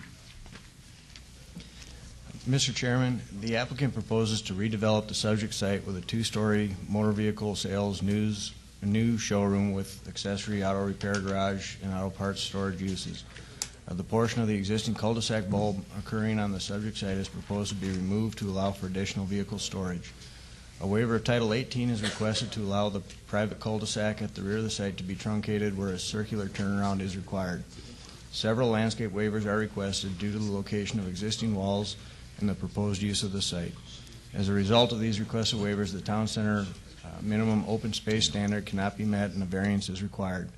The applicant has also requested an additional variance to allow a flagpole that does not meet the maximum Title 19 height standard. The waivers requested could be avoided through an improved site design. Additionally, truncation of the existing private cul-de-sac is not necessary as the area is designed for auto inventory storage and there are not any buildings proposed on this portion of the site. There is no extraordinary circumstance that prevents the applicant from complying with Title 19 open space standards in town center or flagpole height. Therefore, staff recommends denial of all applications. If denied, the site will remain as is and a new site development plan review will be required for site development. Good evening. Good evening. Richard Throlfall, I'm the architect, 6512 West Diablo. As they basically have said, we've got approximately a 24,000 square foot new Chrysler Jeep dealership that we're proposing on property along Centennial, adjacent to the existing Jim Marsh dealership that is immediately to the east. In complying with the landscape requirements, we're proposing that we continue the existing landscaping along Centennial, including the palm trees and the lush landscaping that is already approved. What the waivers that we're requesting concerning landscaping is to waive the requirement for landscaping be along the east property line between the two dealerships. We don't really see a point in creating a landscape buffer between Mr. Marsh's two dealerships if this one was to go forward. We're also looking to reduce a 15-foot landscaping strip to 9-foot along Riley. That would really be approximately 50% of Riley, the northern portion favoring Centennial. Once we get past our curb cut, I don't know if you can see that, yes, you can, along Riley, we move into an area where there's an existing masonry wall right along here, and that leads to the next two waivers, which would be waive the requirement for landscaping, which would now be behind an existing masonry wall, and also waive the requirement for landscaping that would be behind the proposed wall to the south, where this rear portion of the property would be used for vehicle storage, secured vehicle storage, new vehicle storage. And we just don't see a necessity to landscape within an enclosed, walled-off area where nobody's going to see or enjoy the landscaping, and it's just going to be a perpetual nuisance for Mr. Marsh to maintain and keep his cars clean. So in doing so, and because of the nature of this dealership, there is a 20% open space requirement. If you thought of it just in terms of landscaping, a lot of the landscaping along Centennial has been disallowed for us to use. As a dealership, of course, there are a lot of vehicles, but they're new vehicles. They're not owned by anyone, so to us, they're product and it's product display. We meet the minimum requirement for 50 parking spaces. We exceed that by 2 related to the building for public parking and employee parking.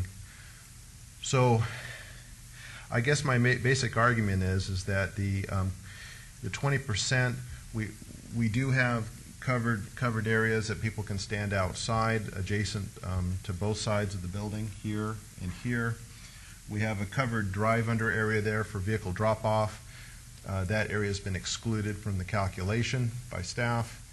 And we feel that because of the nature of it, this being an auto dealership, and because we have so many vehicles to display, the 20% rule would probably make better sense for an office complex or something like that, where you could have courtyards and meeting areas and whatnot, and it's just not practical for this kind of use. Also on here, we have a desire to provide or increase the height of a flag, which we're locating here along Centennial, and increasing that height to 80 feet. The desire being to be visible from 215.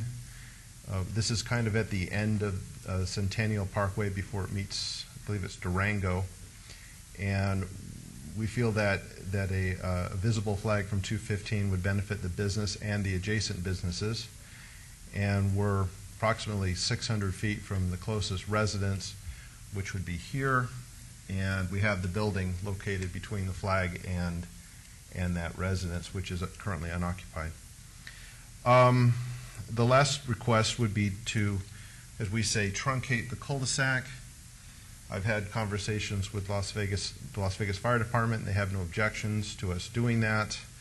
And also, the Planning Commission did approve at an earlier time, under a different circumstance, the truncation of the same cul-de-sac on April 11th of '08. And that's it in a nutshell. All right. This was advertised public hearing, and to be here, wish to speak on this item, please come forward. Thank you. Todd Farley, 240 North 19th Street. I wonder if the applicant would be applicable to a future cell tower incorporated into that flagpole if it ever came to that. Thank you very much.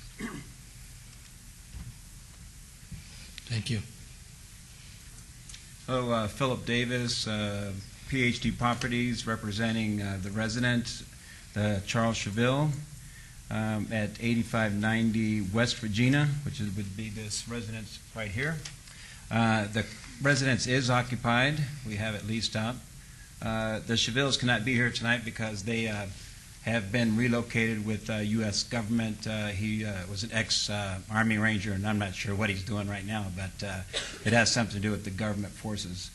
I'm here tonight to represent the Chevilles and protesting against the development of the storage yard next to their property, and they think it will hinder the value, and at this time they don't want to see that happen to their cul-de-sac either. So that's about it. All right. Thank you very much. Anybody else wish to speak on this item, please come forward. Seeing no one, will close public hearing. Commissioners? Commissioner Moody? Thank you, Mr. Chairman. Let me begin just by saying there are a number of hot buttons on this, one of which is the flagpole. And although I don't have a whole lot of experience, I know some of my fellow commissioners may, and I'd invite their comments with regard to that. Having said that, has there been a neighborhood meeting over these proposals? Jim Marsh, 2445 East Sahara.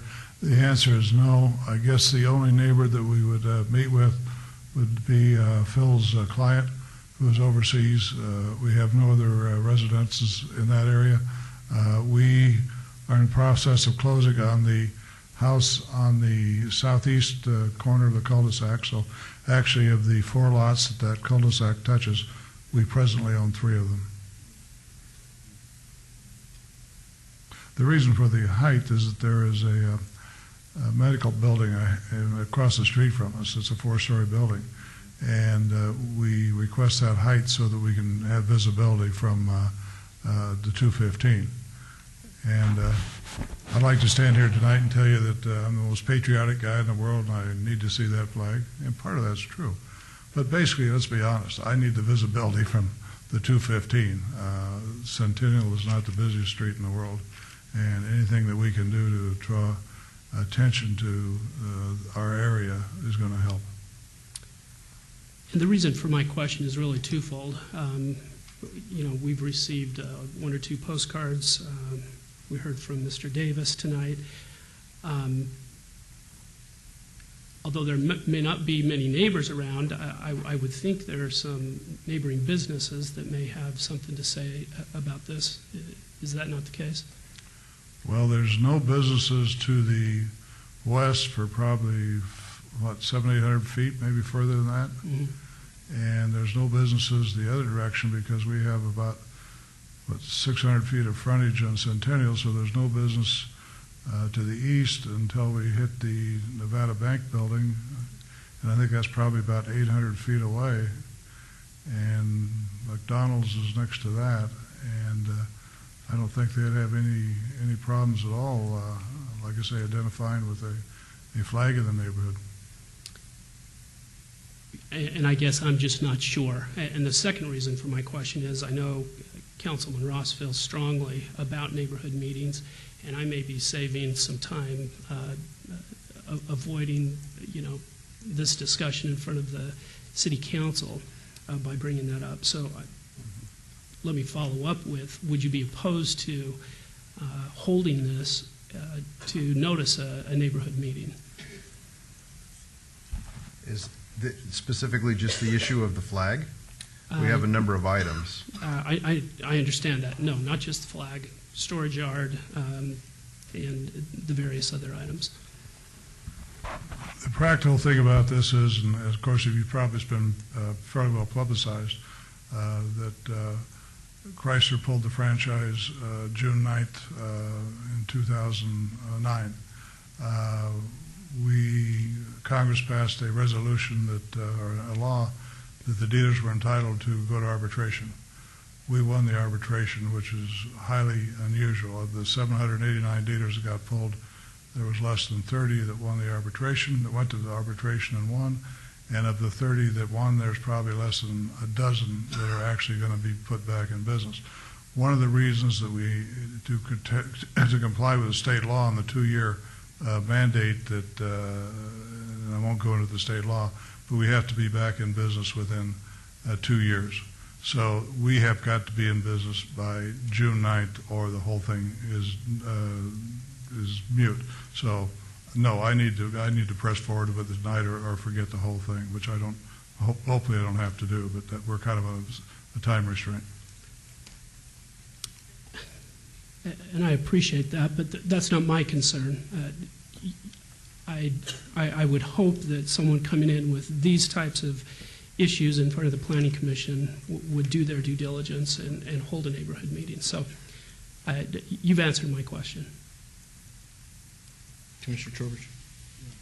If I may, I see the project and I've visited the site, and while normally I would vigorously oppose installing an 80-foot flagpole, I think your argument about the 4-story building across the street, which blocks the view of the major traffic that you have, and your visibility is negatively impacted. So I think you've given pretty good justification for some concession of the 60-foot pole. Mr. Farlow again comes through with a pretty good suggestion, and that is also the potential for a revenue source for you if you get with whoever these cell tower operators are and let them build that 80-foot pole for you and have an antenna inside it and pay a couple, $3,000-4,000 a month to have that located there. Wouldn't hurt you. We'd certainly be acceptable. I did not know they had such a device out there. That works. That would. Anybody wants to pay me money, you'd be willing to listen to that? Okay. And the rest of the project, I understand it, and I could support it as presented. But my good colleague, Commissioner, does have a valid point. And prior to this getting to the City Council for final action, I would also suggest that you make every effort humanly possible in the next couple of weeks to host a neighborhood meeting. Just the effort that you try to have it might save you a lot of time in the long run. I mean, I don't think we can require it, but we can strongly suggest it. I don't have a problem. The neighbor, Mr. I forget his name. I wrote him a letter, which I've got a copy here, explaining what we want to do, and asked him for his support. That was dated December 17th, and asked him if he had any questions to please call me. Yeah, and he's- I have not heard back from him. That's the gentleman that's serving overseas? That's correct. Yeah, so, but then you've got some commercial properties, most of which are vacant, and there's no one to notice, but just the fact that you'll be able to say, yes, I did invite all the property owners to a meeting, We'd be and glad to only do that. one showed up, and lo and behold, it was me, because I own the property next door, or whatever, just so that you can say that you did make the effort to host a public meeting, means a lot to the council. And Chairman, through you, if I Mr. may. Chairman. Yes. Just briefly. Goins. I think, Mr. Marsh, they notice about 750 feet from that address, so I'm just looking at the circular on the map, and there are a couple of residents that'll tap up in there, but I think it would do you well to do that and just to have it on the record. We'd be glad to. Thank you. And I just wanted to make a comment, Mr. Marsh, knowing that you're a great philanthropist of our city, that when that flagpole goes up and that cell tower goes in, I would love to see you give a check every month to the closest neighboring elementary school with books or computers or something. And if you start it, people will follow you because you're such a leader in the community. And I personally visited the site, and I am ready to vote on this tonight and approve it with great joy, because I know everything you build is of great ethics and of great class, and you always give back to my community. So with that, I'd like you to think about giving that money from that flagpole to the closest school, because I know you'd do something like that. My grandson goes to Centennial High. They'd love it. Yeah, and he's, I don't know if he's the brightest kid in the school, but he's doing pretty well. But we Start a nice scholarship fund, or maybe they need computers, or if we start giving... we work quite closely with Centennial High and supporting all their sports programs, not all of them, but primarily the football whatever comes out of program, that so. flagpole, you'd be really surprised. And he hasn't got kicked out of school yet. I did, but he hasn't made it. You've done a little better than I. Any other comments? Motion? Commissioner? I would just suggest you auction off your bucks. Can I just say one more thing? The Chevilles are not protesting the flagpole. They're only protesting the storage yard next to the residence. Okay, thank you. All right. Mr. Chairman? Mr. Chairman? Hey, how about it? Just need to make one slight amendment to condition 19 of SDR 40077. That is, in the second sentence of condition 19, I need to delete the first maintain, so that it reads, in addition, reconstruct the cul-de-sac bulb to maintain positive drainage.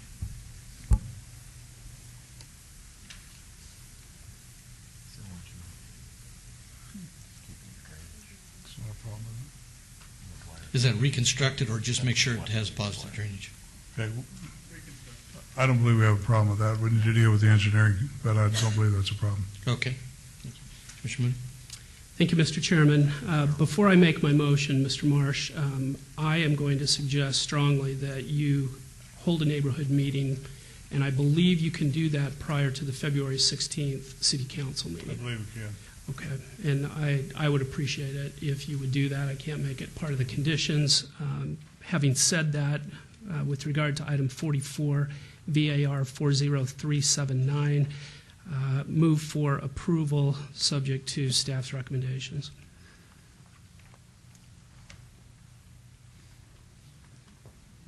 Is a motion for approval on item 44.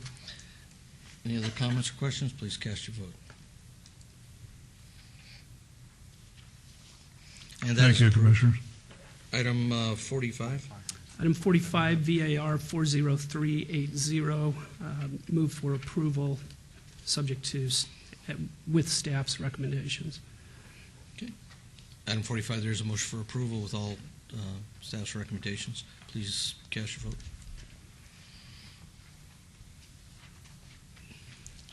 That is approved. Item 46. WVR 40381, move for approval subject to staff's conditions. Here's a motion for approval. Please cast your vote. And this is with the additional condition for the drainage that the applicant has agreed to. Okay. And item 47. Thank you. SDR 40077. Move for approval, subject to staff's recommendations. There's a motion for approval. Any other comments? Please And that's as amended. As amended. All right. Thank you. Let me renew that. Move for approval, subject to staff's recommendations, as amended.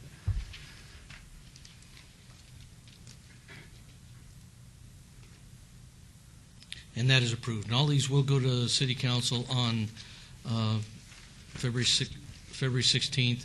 And if you coordinate with staff, you can coordinate a neighborhood meeting.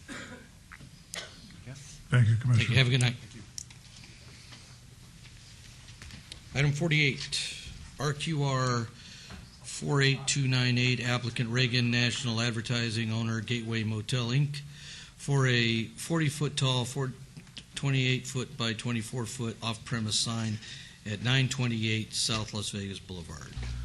Mr. Chairman, this sign is located within the Las Vegas Boulevard Scenic Byway Overlay District and the Arts District of the Downtown Centennial Plan. Off-premise signs are prohibited in the Scenic Byway, and off-premise signs in the Arts District are required to be flush-mounted on a building. As such, this sign does not meet either requirement, and staff is recommending denial of this review. Please note we've received additional protests since publication. Good evening. Good evening, Laura Drea, 520 South 4th Street, here with the offices of Jay Brown.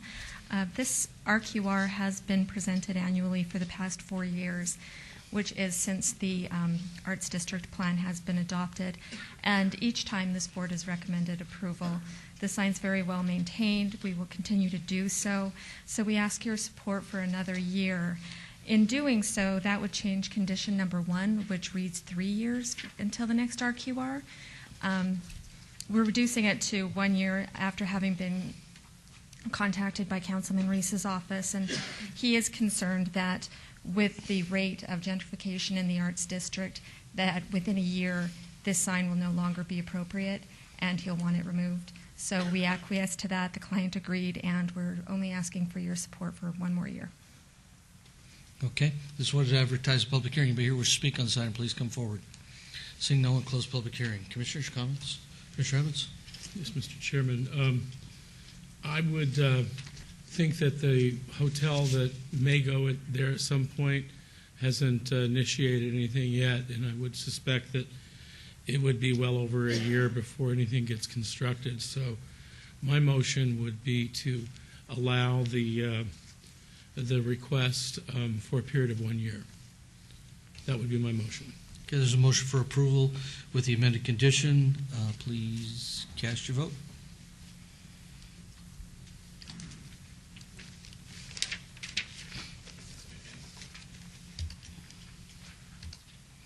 And that is approved, and and that is final action in the absence, or no, we'll go on to City Council on February 16th. Item 49, SUP 49259, applicant Las Vegas, Clark County Urban League, owner Airport Vault Rancho LLC, for a 11,597 square foot social service provider at 2470 North Las Vegas Boulevard. Mr. Chairman, the proposed social service provider use complies with all Title 19 requirements and can be conducted in a manner that is harmonious and compatible with the existing and surrounding development and land uses. As such, staff recommends approval. Please note we received additional protest after publication. Good evening. Good evening. I'm Erica Smith. I'm the representative from the Las Vegas Urban League, and all I have to say right now is that we are in agreement with the conditions of approval. What kind of use is this? It's going to be a social services permit. What kind of services? We provide services. This building is the main administrative offices, and we do child care subsidy program from out of that building, so we actually help people pay for child care. Okay, thank you. This was advertised public hearing. Anybody here wish to speak on this item, please come forward. Seeing no one, close public hearing. Commissioners, Commissioner Goins. Mr. Chairman, I'm happy to approve this. I think this is an excellent opportunity for the Urban League. I think you're in a new area in Ward 5, and I just want to say congratulations, be a great tenant, and we'll hope you're there for years to come. With that, I'll follow staff's recommendation on SUP 40259 for approval, subject to all staff's conditions and recommendations. There's a motion for approval. No other comments? Please cast your vote.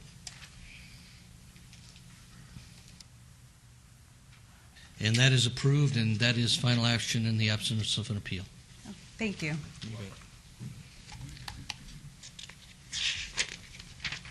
Got item 50, SUP 40326, applicant, no citation, bail bonds, owner, Cook Living Trust for a 1,400 square foot bail bond service at 1600 South Las Vegas Boulevard, Suite 140. Mr. Chairman, the subject site is a commercial center located within the northern strip gateway of the downtown Centennial Plan. Las Vegas Boulevard is the primary tourist, commercial, and entertainment-directed link between the strip, downtown, and its varied districts. The proposed bail bond service is not compatible or harmonious with the existing surrounding land uses or with the intended variety of uses for this district, and is located away from courthouse and detention facilities found further north in the Office Core District. Therefore, staff is recommending denial of this request. Please note that there are additional letters of protest for this item since publication. Good evening. Good evening. Thank you, Mr. Chairman and Commissioners. Based on Name and address for the record. my name is Joel Gutierrez, and my address is 5038 Billman Ave. Based on when we initially got the lease on the location, we came to planning, and we also had the pre-planning meeting, and it was our understanding that there wouldn't be any kind of problems with this. There had previously been a special use permit granted, and we didn't know that there was actually a denial after that. The first one that was granted, I don't believe that they built or finished, and the special use permit expired. I believe there was a second applicant after that might have been denied. I don't know the reasons. When we started our improvements on the place, we were, like I said, we didn't know about that second denial. We just knew that there had been a previous one, and based on our conversation and our meeting with the pre-planning, we believed that everything was fine and that we shouldn't have any or encounter any kind of opposition. We invested, and as you can see from our plans, we added office space, 3 offices. We improved the 1,400 square feet for the space number 140 of that shopping mall, and we spent quite a bit of money there. And Well, I guess I'm totally confused. What might you have heard at planning that said? Well, everything that it requires a special use permit, which you now have applied for. Correct.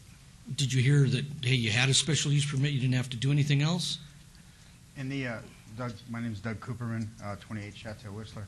In the pre-planning meeting, when we first went, the guys pretty much said, it looks like... Pretty much said doesn't work it. They said that it should go through no problem, however, we will hear back. So we knew we were on our own a little bit. Just retracing a little bit, I own a building at 2125 Western Avenue. I had a construction company there for 12 years, Ace Painting and Drywall. Obviously, I love the downtown area. I know it very well. I've been based down there for a long time. The building that we were moving once the economy changed, decided to go in another direction for business. This building I was very familiar with, although it's about 50% unoccupied and not the prettiest building in the world. We thought it would be a good place to move our new business.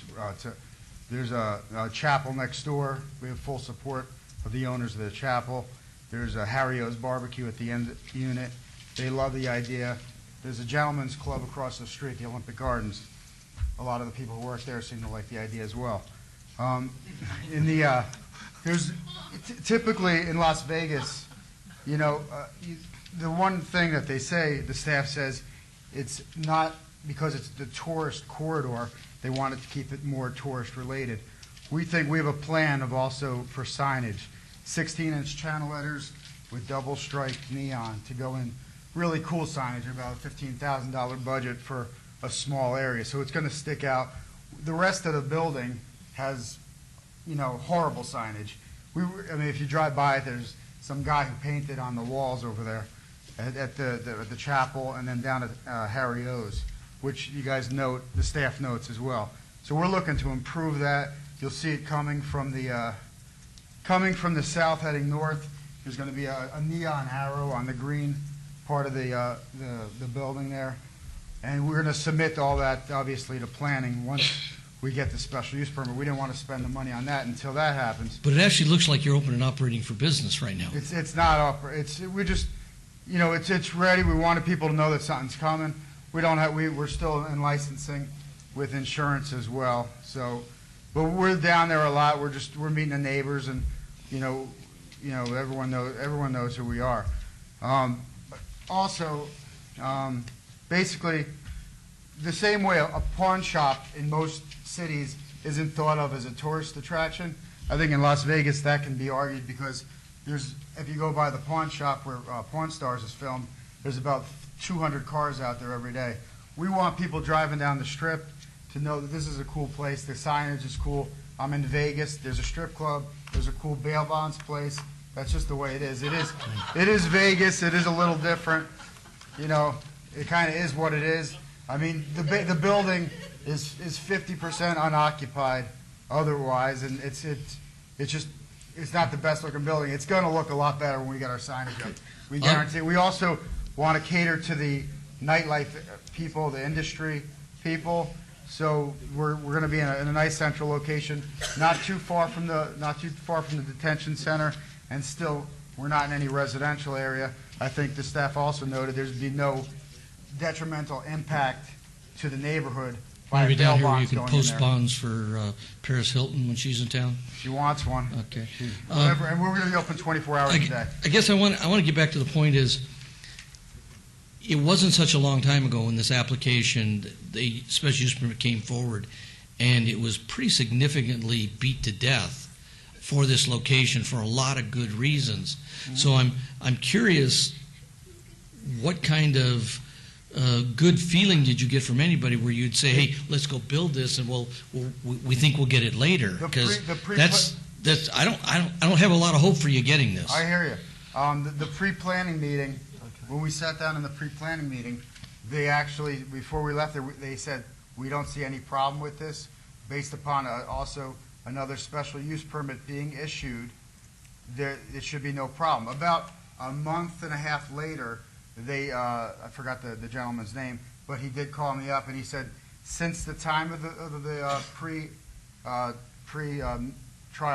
pre-planning meeting, we've noticed that there was another special use permit that was denied after the previous one had been approved. So he said, the staff will be going for denial.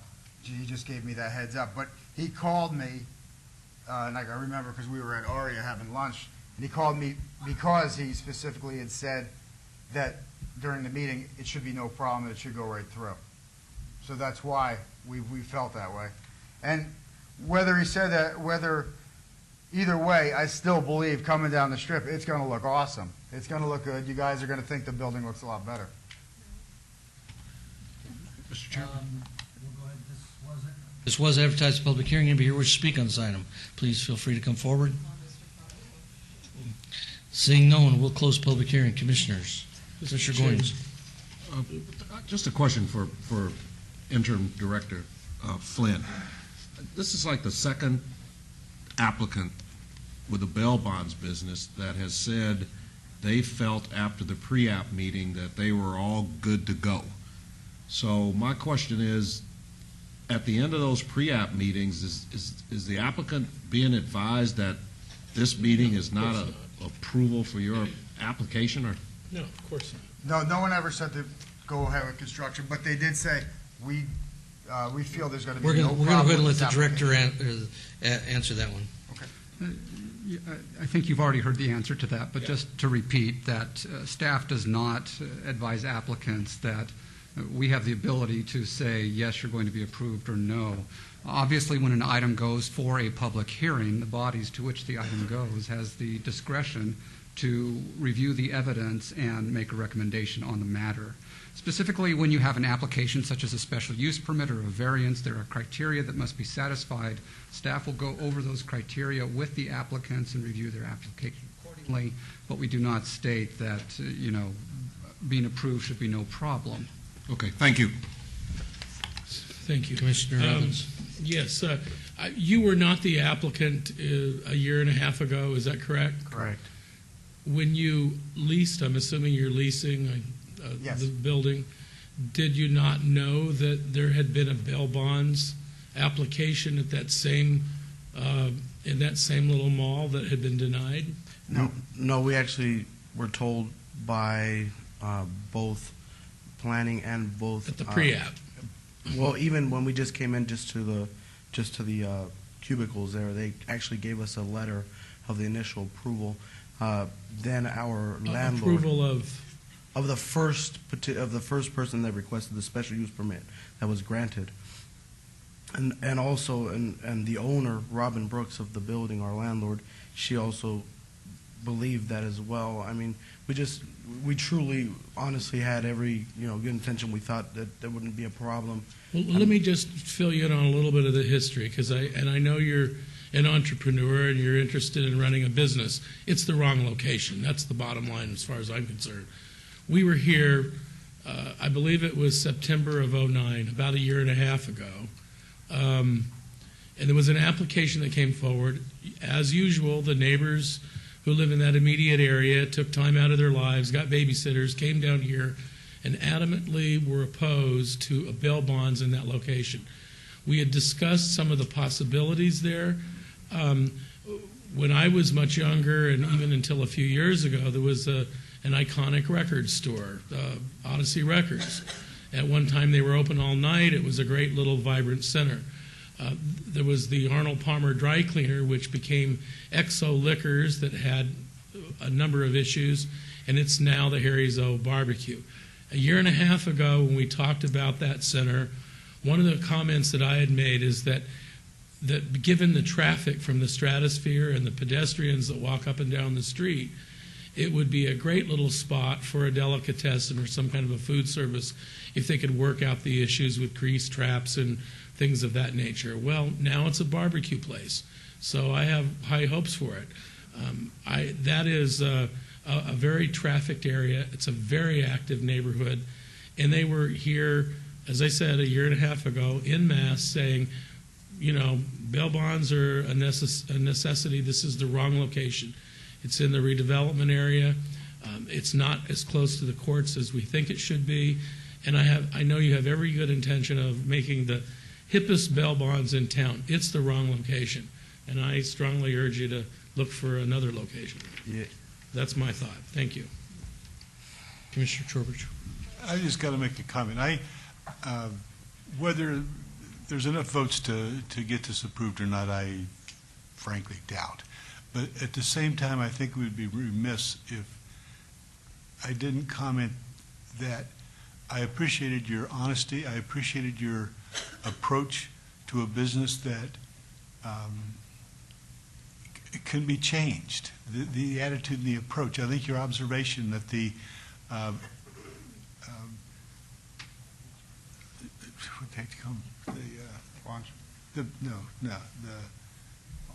the pawn shop down the street has all of a sudden become a fantastic place and a subject for a television show and has a line of people out there. That's something that 3 years ago everybody said, "Oh, what an ugly place." Now it's saying, "Hey, that's cool." And I appreciate your attitude that you can do some things with signage and approach and the way you treat clients, and that can move the industry in a more positive direction. So I congratulate you that far, and I wish you luck. I really do. And Vice Chairman Evans, if I can comment on, and I respect everything you said, but we're down that area a lot, and there's great traffic. But most of the traffic that walks by are people who could, if they could afford it, they would use the bail bond service. Unfortunately, and hopefully that'll evolve, but that's where it is right now. But we love the area. I love the area. Besides that. Thank you. I'm not going to comment, but I will tell you this. A bail bonds doesn't do anything to change that dynamic of a better clientele. Thanks. Mr. Chairman, if I may, I just wanted to comment as Commissioner Trowbridge, sorry. Las Vegas provides a place for tourists and for locals to work on the strip, to drink, and to do everything. They're handed these flyers for these shady places and whatever it might be, and for escort service. That's in the county. What's that? That's in the county. No, I understand, but I'm saying we provide in Las Vegas. We provide. I'm not to mention about the city, but I'm saying we provide in Las Vegas a place for, tourists and for locals both to drink and to whatever. We're trying to provide a pretrial service that's centrally located, that can meet the needs of both locals and both tourists. That work on the strip, who are visiting the strip. I mean, people are going to get in trouble regardless. I respect that you think it's the wrong place. Obviously our vision of it was to grow in harmony with, the traffic of the tourists, with the locals. There's thousands and thousands of people that work there, and I'd be naive to believe that they don't get in trouble. When people get in trouble, and it's just I think it's a centrally located place. It's very close to the courthouse. It's very close, not even 3/4 of a mile to the nearest bail bonds and to the nearest pawn shop.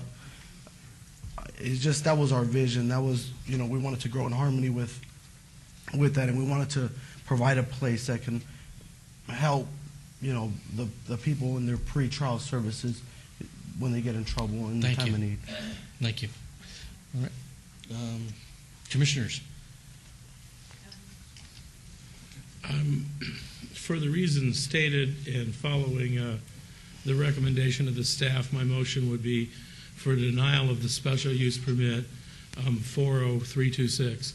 And I wish you luck, just at a different location. Thank you. Thank you. Motion is for denial. Any other comments? Please cast your vote.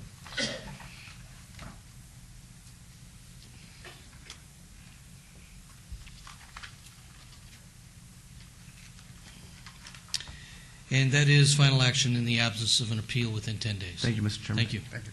All right, now we're going to go to item 51, SUP 40376, applicant Shortline Express Market, owner Charleston Heights Shopping Center, LLC, for a 9-square-foot accessory packaged liquor off-sale establishment use within an existing 3,187 square foot convenience store at 500 South Decatur Boulevard. Mr. Chairman, this location is more than 400 feet from any church, school, child care facility, or city park, thus requiring no waivers, and the proposed use will occupy less than 10% of the total retail floor space of the establishment. As the proposed use can be conducted in a harmonious and compatible manner, staff recommends approval. Please note that there are additional letters of protest and support for this item since publication.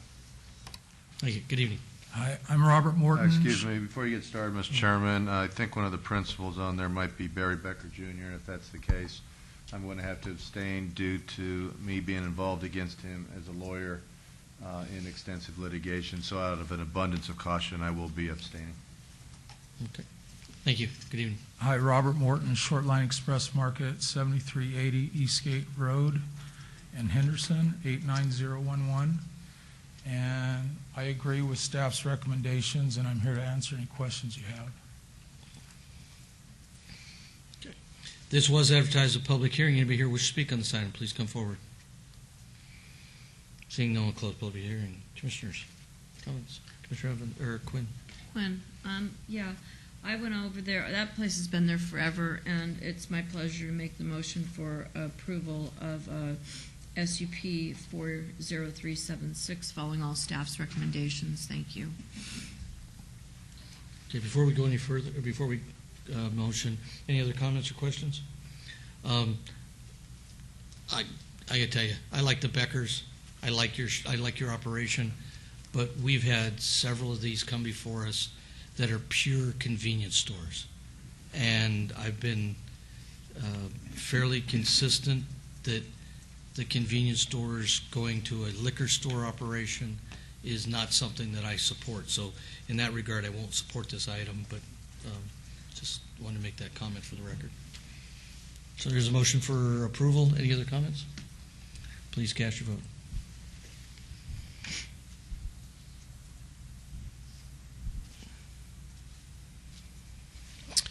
And that is approved, and that will go on to City Council on February 16th.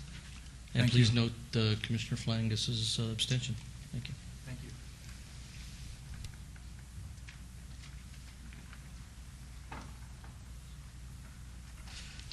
Item 52, SUP 40402, applicant Segu Corporation, owner AAA LLC, for a proposed financials to specify check cashing with a waiver to allow no separation from a residential parcel where 200 feet is required, and to allow 1,450-foot unit where 1,500 feet is required at 920 North Lamb Boulevard. Mr. Chairman, based upon the requested waivers, the use is neither compatible nor harmonious with the surrounding land uses, and staff recommends denial. My name is Nicholas Delavina. I'm here at 920 North Lamb. I'm here to represent Segu Corporation, and I'm asking for approval of my 2 special use permits. In the spatial permit, it's according to the rear of the building, and it's like trucks for the shopping center, and behind that it's back of houses. And the other one is for size, which the lease states that it's 1,500 square feet, and staff says it's 1,450 according to their calculations. So I'm not sure about that, but I'm asking for approval. Okay, I'm going to abstain on this item as much as my company manages the shopping center directly across the street from this. So, Thank you. Did you want to say anything further? Segu Corporation, we're a national company. We're licensed in 50 states for money transfers. We send money transfers internationally, and we're going global at the end of this year. We're new to the check cashing business. We purchased this site here through another company that was going bankrupt, and we just started slowly going with check cashing, so we're starting here trying to get check cashing. Thank you. This was advertised as a public hearing. Anyone care to speak? Thank you. Todd Farlow, 240 North 19th Street, and I can't let this pass without taking a dig at the banks. The reason that these check cashing facilities do so well is because the banks have dropped the ball on this. Shame on them. Anyone else? Seeing none, I'll close the public hearing. If I could, Yes. somebody please straighten me out. Is the parcel, or is the building you're leasing 1,500 square feet, or is it 1,450? It's 1,500 square feet, and we have another sublease that's 50 square feet inside the building. So I'm not sure if staff mixed that up, but according to our lease and our records, it's 1,500 square feet. What's going on in the 50 square feet you have subleased? It's leased to TACA Airlines, and they sell airline tickets out of there. That would be a separate use with a separate license and wouldn't count toward the total square footage for the site itself. So unless they want to surrender the license for the travel agency, then the waiver stands. Thank you. Thank you. Commissioner Wise? It's getting a little crowded in these business. Like Commissioner Truesdale said, you go in some of these places and you got 7 or 8 different businesses going on in one thing. My concern is this: is the fact that it's that you want a waiver from the residential partial, which is 200 feet, which is residential, and so I have an issue with it being too close to the residence, and also again with not complying to the 1,500 square foot of the building. Okay. To my findings, and I've been to the location, it's in the rear. I don't even know if they even know there's check cashing going to go on there. They got noticed on this. They all got noticed, and Yeah. there was 2 that came back out of 1,000. So we cater more to Latinos, and it's a prominently white neighborhood in the rear. So they might not even notice that it's check cash there. Okay. Any further comments or ready for a motion? Mr. Chairman, my motion would be to follow staff's recommendation for denial. You've got a motion for denial. A yes would be for denial. Cast your vote.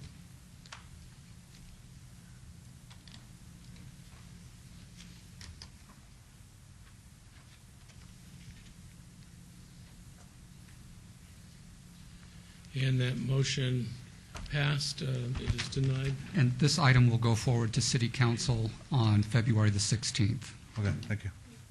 And with the bit of information about the little kiosk in there impacting the square footage that's available for the primary purpose, you know, if that type of thing is going on at other establishments where they're coming forward and subleasing after, you know, I don't know how we can do it, but I think somebody ought to be monitoring that because it does affect the amount of space and provides unfair competition for a business that goes ahead and pays the higher rent to have a properly sized facility. We do monitor those requirements, and if someone were to have a minimum size requirement and were to go underneath that, they would need a waiver. Thank you. Now we got item 52, item 53, ASUP 40407, applicant Trading Labels, owner GWHC Nevada LLC, for a proposed 1,950 square foot thrift shop consignment within an existing 29,250 square foot retail center at 8450 West Sahara Avenue, Suite 115. Mr. Chairman, staff finds the proposed use to be compatible with the adjacent and surrounding land use and meets the minimum requirements for a special use permit for a secondhand dealer consignment store. Staff recommends approval. Good evening. Good evening. Natasha Charlesworth, 4632 Ridgeford Street. You want to go ahead? Marlena Reveles, 1467 Faldo, requesting approval for a special use permit for an upscale consignment store. This was advertised public hearing. Is anybody here to speak on this item? Please come forward.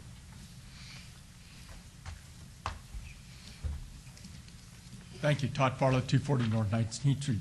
Some of these consignment stores are really, really nice. So my question is, why are they in the same category as a thrift store? In theory, they're a secondhand sale. But So, really, have you been in some of these consignment stores? They are really, really nice. And none of the clothes fit me, so it's okay. We're having a men's department.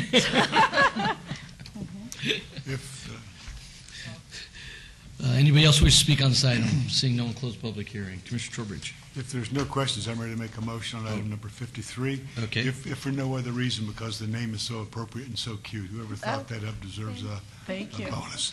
Anyway, in regards to special use permit 40407, make a recommendation for approval subject to all staff conditions. Here's a motion for approval. Please cast your vote.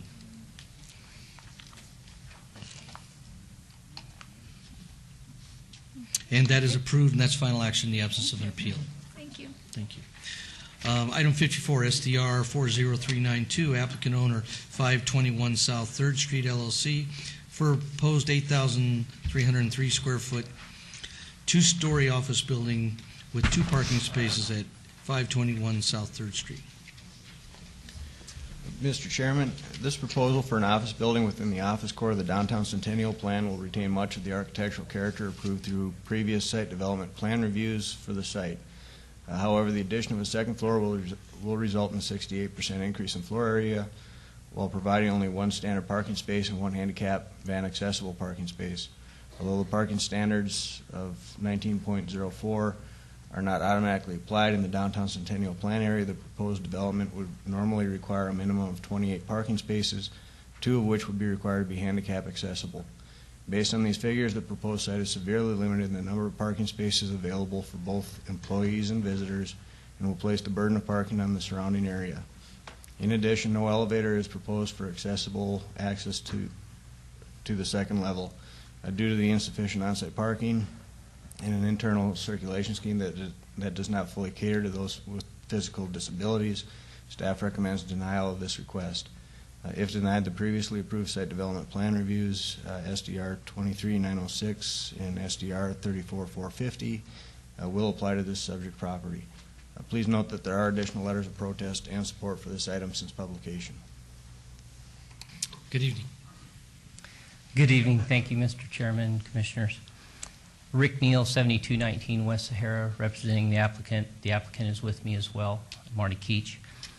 This has been before you previously and was denied by commission. It was then heard by council and approved. It would have been constructed, however, the owner elected to take space within the building envelope and convert it to usable, occupable space.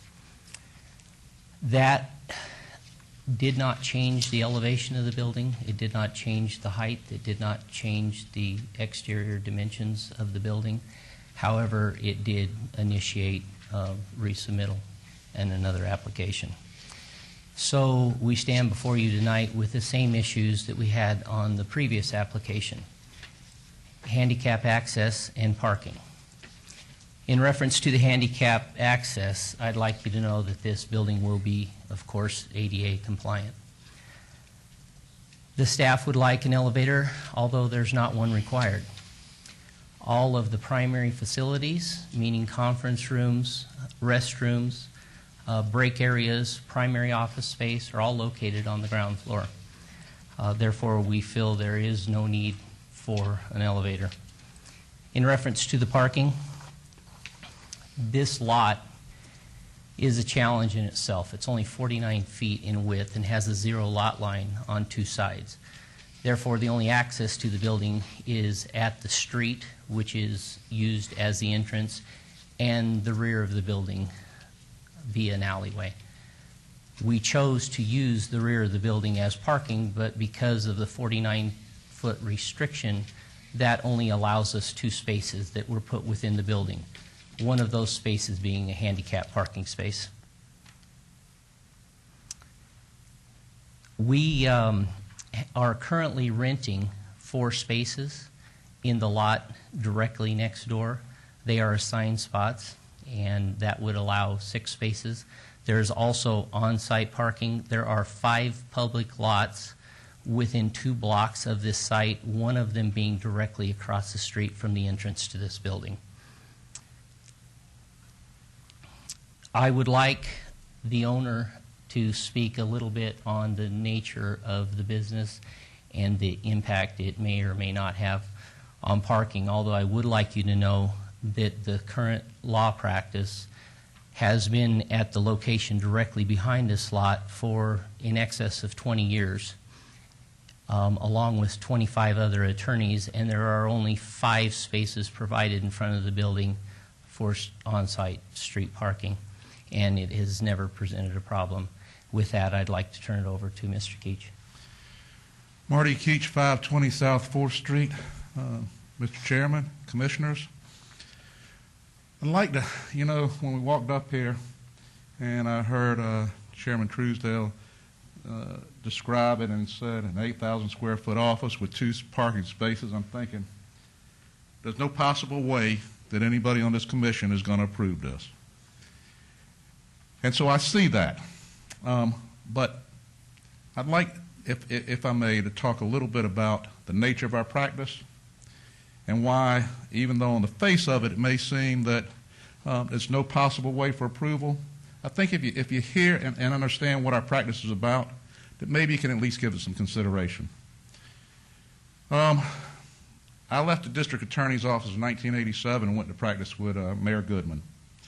And I was a partner with him until he decided to become a full-time mayor and no longer practice law. When I left the DA's office, although I'd been in the criminal division, I told Oscar I want to do civil work. And so since 1987, I've had a civil practice. And while I was partners with Oscar and David Chesnoff during that time, I was essentially a sole practitioner in terms of what my practice was. And I've been at the same building, 520 South 4th Street, behind this, since 1987. We bought this lot a few years back with the intent to build our own office. Around 2001 is when Oscar told Dave Chesnoff and I that he intends to be a full-time mayor and not come back into the practice, and that's when we separated and parted ways, and Rob Murdoch, who was also renting space at 520, and I became partners. So for the last 10 years, it's just been Rob and me, and for the last almost 25 years, it's just been me. And when you look at the plan, we paid a lot of money for the lot because we want to be downtown. We're putting on a building on there that, other than Rob and me, no one in their right mind would spend the kind of money we're going to spend to have a law practice down there, a building this size for 2 people. But this building is designed, and if you look at the layout, it's designed for Rob and me. It's not designed for anyone else. And our practice is a civil practice, and it's kind of a boutique practice. We don't have a lot of clients, and that's by design. We probably carry about 25 cases at a time. I doubt that we see those clients twice a year.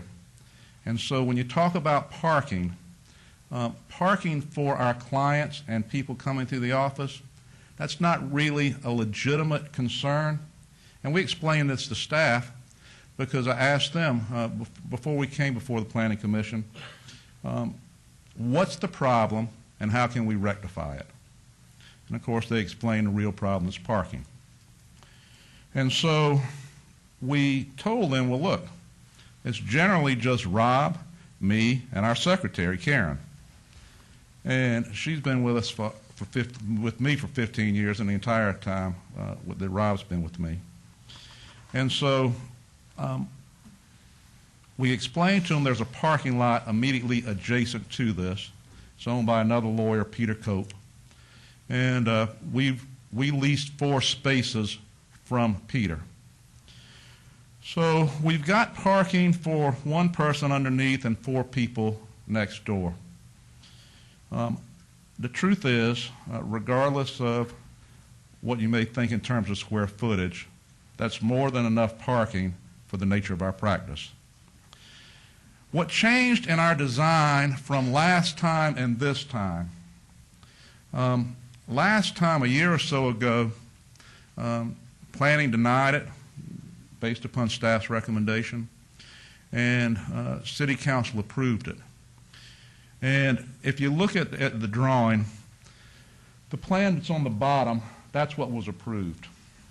And when you see it, you come in, we've got a big conference room up front, and if anyone's been in our offices at 520 South 4th Street, a lot of this is based upon what we have in our office. And the first thing Rob and I wanted, and I'll just explain this to you because it doesn't make a lot of sense to a lot of people, but it does to Rob and me because we do a lot of big cases, and that's just the bottom line. Our cases are primarily $1 million plus cases. And so we don't advertise. I'm not in the yellow pages. My cases are generally referred to me by other lawyers to handle cases that they can't handle. And we want to make a statement with this building that when you come into this house, you better be prepared to do serious business. And I learned that from Oscar because when I first went to work there in 1987, it was just Oscar, J. Brown, Mike Singer in there and people that worked with them. And people that walked in that office knew they were walking into a big-time lawyer's office.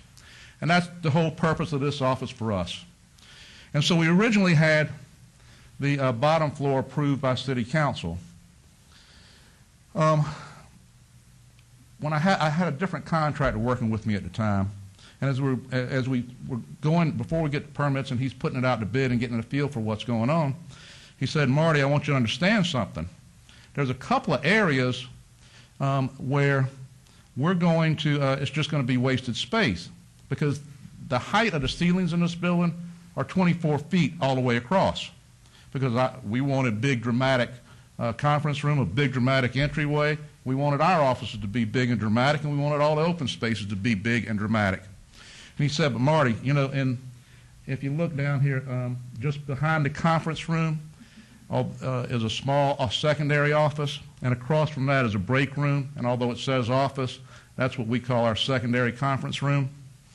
He said, you know, those are small rooms, and what we're really going to end up doing is making those ceilings about 10 to 12 feet, and then we're going to you're just going to have an empty void above that. And similarly in the garage, he said, you know, that garage is 24 feet high, and that's just wasted space. I said, well, is there any way we can put a space above these voids and use it?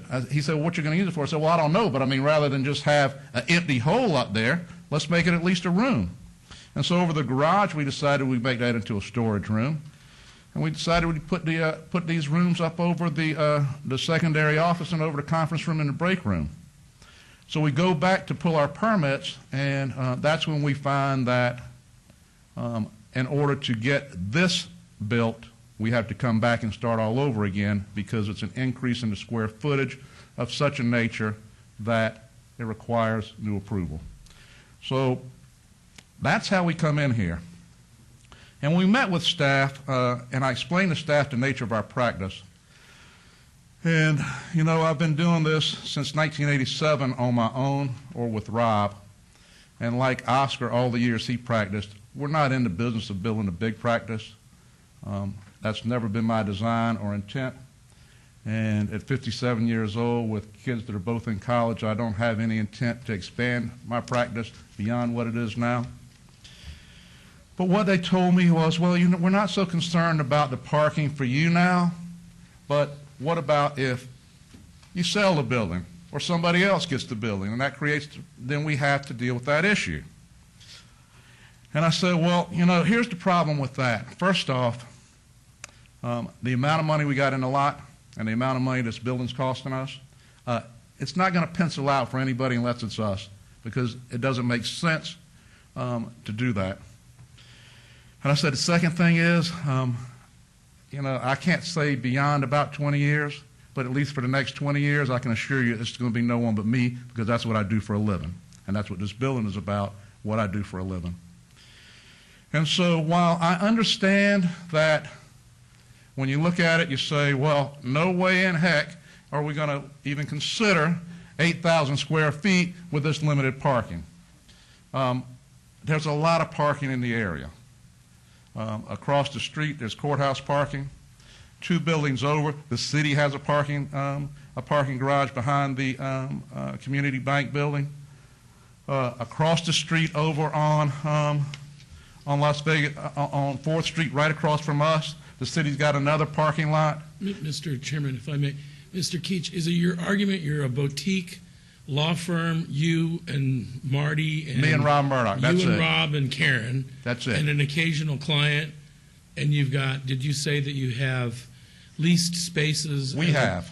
Okay. In the parking lot adjacent to us, Peter Cope has a parking lot. And you know, just to give you a little background, I'm just curious, your contention is that you're not planning on going anywhere, and you believe that you're fully, you have complete parking, you don't have a parking issue. I do believe that. And, you know, let's just be honest. I'm not going to spend this kind of money. I mean, maybe everybody says this. I don't know, because I don't sit here and listen to it. Y'all hear it every night. But I'm not going to spend this kind of money if it's going to create a problem for my clients, because it doesn't make sense, okay? But we don't have a problem with the parking. I'm just going to tell you that. It's never been an issue where we are, because at 520, the underneath parking is for tenants only, and there are a lot of clients that come in and out of that building with all the lawyers, and it's just street parking. The one other thing that I do want to point out is currently the way the lot is configured, there is a driveway that comes in off of 3rd Street. And so what we advised planning and staff and city council last time, and I'm going to say it again this time, is we intend to abandon, obviously, because we're not going to have a driveway in the front, we intend to abandon that driveway. And I am sensitive to the handicap parking issue. And what we suggested was, and I'm not sure that staff can work it out, was because we're prepared to, whatever the proper term is, donate that space back in front for another parking space. And of course, staff told me they can't count that when they're looking at what we've got here. But we're prepared to donate that space. And I would suggest if they can figure out a way to make it handicap, make that handicapped too. If not, it's at least another parking space. But there's plenty of parking in the area. It's more than enough for us, and we've got leased additional parking. So, again, when I heard Chairman Truesdale say 8,000 square feet and 2 parking spaces, I'm sure everybody's thinking there's no possible way, but at least I hope. If you have questions, you ask them of Rick or me. Someone from our architectural firm is here if you have any questions about that. But I would ask you all to give it consideration. I believe that City Council wants something done down there. Y'all did approve a chapel on the corner. I don't know if y'all approved it, the City Council didn't. That's a nice addition. Peter Cope is not going to do anything with his because we tried to buy that because we wanted to have 2. I mean, we figured, because we talked to the people initially about parking, we figured, well, at least we got 2 lots now, we can do something with parking. We can go vertical. But he won't sell, no problem, but he's going to keep his parking lot there. No one can afford, in practical terms, can afford to build a building downtown with the price of the dirt on a 50-foot lot, other than someone like us that has a special use, which is what our use is, across the street from the courthouse, which is where I've been my entire life and where I want to stay. So I'd ask you all to consider it, and to the extent that you have questions, please feel free to ask us. Thank you. Let's go ahead and open up the public hearing. Anybody here wish to speak on this item, please come forward. Seeing no one, I'll close the public hearing. Commissioner Quinn. I'd like to start with you, Mr. Keach. I really appreciate your presentation. I'm looking at the floor plan of your office. It's item number 54. And could you point to me where your office is on the second floor or the first floor? Okay. If you don't mind, please. Do you have it in front of you? Because I have it in front of me. If you look at the bottom Yeah. picture, that is what was originally approved already. Right. Okay? I want to know where your office is, Mr. Keach. Our offices, Rob's and mine, let me just go through the building quickly. And you come in the front. Mr. Keach, we can't see you pointing on that, so you're going to have to talk us to or go. There we go. We'll zoom in on that. That's good. Here's where you come in through the lobby. We've got a big conference room here. And like I say, if you've been in our office before, this conference room is essentially the same dimensions, which is it's a pretty big conference room, and it does have a hell of an effect. You come down this hallway. That has a 24-foot ceiling all the way down, and the secretarial space on either side, that also has 24-foot ceilings. We have planned a huge skylight in the center there. And of course, that was an issue that we had to work out with planning because we can only have certain size skylight for the size of the roof line. But that was we worked that out. We've got the biggest skylight we can put in there and get past staff. These 2 offices down here are Rob's and mine. This is a conference room. Although it says office, this is our secondary conference room.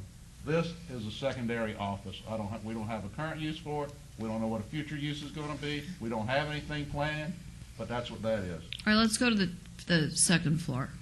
Second floor, basically this area here on the first floor was going to be a 10 to 12-foot ceiling because the size of the rooms would not justify a 24-foot ceiling. So the prior contractor and I talked with Sheldon and his firm and said, what can we do? And they said, well, you know, you've got, with 24-foot ceilings, you got enough room to have a 12-foot ceiling on the bottom floor and still have a 10-foot ceiling on the space up top. I said, well, let's make it a room. And so we made this. I mean, we call it a secondary office, and we make the other one across the way, we call that a secondary office. And it's joined. We've got a bridge that goes across here. It's open on either side. Then looks down the hallway and over into the atrium area. Let's go to the far right and tell me whose big, beautiful office is that with that These nice two? the big one? No, the right one. This? That one, yeah. That's not an office. That's over the garage. Okay. And it's just a huge space over the garage that we intend to use for storage. Okay. Because again, there's no sense, as it was explained to me, to have a 24-foot height ceiling in the garage. And so rather than having a wasted space, I said, and because of what they told me, is we're going to put a ceiling in it anyway. So the ceiling joist or the what now is going to hopefully become a floor joist is the same thing. There's no real additional expense to do that, and it just makes another room for So storage. existing is your first floor, and you want to add the second floor. That's correct. I'm correct, right? Yes. So back in 1993, remember that president that signed that ADA law that says all people have the rights to enter all buildings with disabilities, and any new construction that's done to a building must be met to ADA code, which means this building, with all the money you've made and all the wonderful times you've had and all the $1 million cases and all the money you're putting in your skylights in this big beautiful place, and I appreciate the glory of it. You have to put in a $30,000 elevator to get my vote, because I have a son who's 23 years old that will never walk, that will never use his arms, that one day might want to see you. And I'm going to tell you something. He's like this with Oscar Goodman, and I can guarantee you Oscar Goodman would never bring him into an office that he could not get upstairs in. And I'm going to tell you another thing, sir. There could be a day down your road that you never expect, where one day you have to carry a grandson up the stairs that's 12 years old because he broke his neck. And it happens. And you don't want to think about it, and none of us want to think about it. I've lived it, I breathed it, and he's successful. He works every day, he goes to school every day. But there is no way in this day and age, in 2011, with all the great things you've done for the community, with all the money you've made in this community, and with this glorious building you're going to build, that you can't tell me with 24-foot ceilings, because I just built a house in San Diego that I put in a $30,000 elevator so my son could go upstairs for the first time in his life at 20 years old. So put the elevator in, and you got my vote. May I just address that last point you made? Oh, that's fine, and I'm not going to try and convince you, but I do want to explain one thing to you, because I appreciate your position is cast in stone, and I accept that. I live it. There's no problem with that to me, but what I do want to say is this. All of the services that are going to be provided to any client that walks in that door are on the first floor. There are no services at any time that are going to be provided to any client that are on the second floor. But how dare you prevent him from going up there? How dare you say, Stephen, you can't go upstairs because there's no elevator? Ma'am, I'm not telling anyone they can't go upstairs. Well, if except he's everyone. in a wheelchair, he won't be able to. But what if he wanted to? You know what? I'm not going to argue with you because Don't argue with me. I'm not. Okay. Because I accept what you say, and I'm going to let it go with that. Commissioner, I very much appreciate your comments. One thing I would like to add is that it is not as easy as adding an elevator, because as you can see, the space on the north side and the space on the south side are divided by a 24-foot ceiling. So you could potentially add an elevator somewhere to access some part of that second floor, but there's no way you can access the entire second floor unless you add multiple elevators. Mr. Chairman, I'm sorry, I'm going to need to chime in here. I think we're going a little far afield of where Yeah, we're supposed to be. I'm I mean, this is done. I just want to make a site development comment. plan review, and you know, us going through all the internal rooms of this building is not really germane to what you're supposed to be deciding today. So, Okay, any other comments or questions? No. Let's get to the fact. Last time this came before us, it was represented with 2 parking spaces. Tonight's the first time I've heard that you have a rental agreement or a parking agreement with the adjacent lot. In that term, you answer a lot of the questions. The issue, I understand the services on the ground floor, I understand all the other things. I think we should make a motion one way or the other. Commissioner Trowbridge. Mr. Keach, there's an old saying, you know, an attorney who represents himself has a fool for a client. I agree with that, too. There's another old saying, for every rule, there's an exception. Okay. And I think tonight you've proven that exception, and you've won my support. Thank you, sir. And while my heart goes out to my colleague's situation, and I firmly believe that her son is probably going to be your next partner, whether you know it or not, he's probably the smartest kid in town. I am willing to make a motion at this point to support and recommend approval of site development review 40392. In the absence of any other questions, there's a motion. Please cast your vote. How many parking spaces does that include for the handicapped? It has one on-site handicap parking space. Is that van accessible? It is van accessible from what has been drawn and provided to us. Any other comments? Please cast your vote.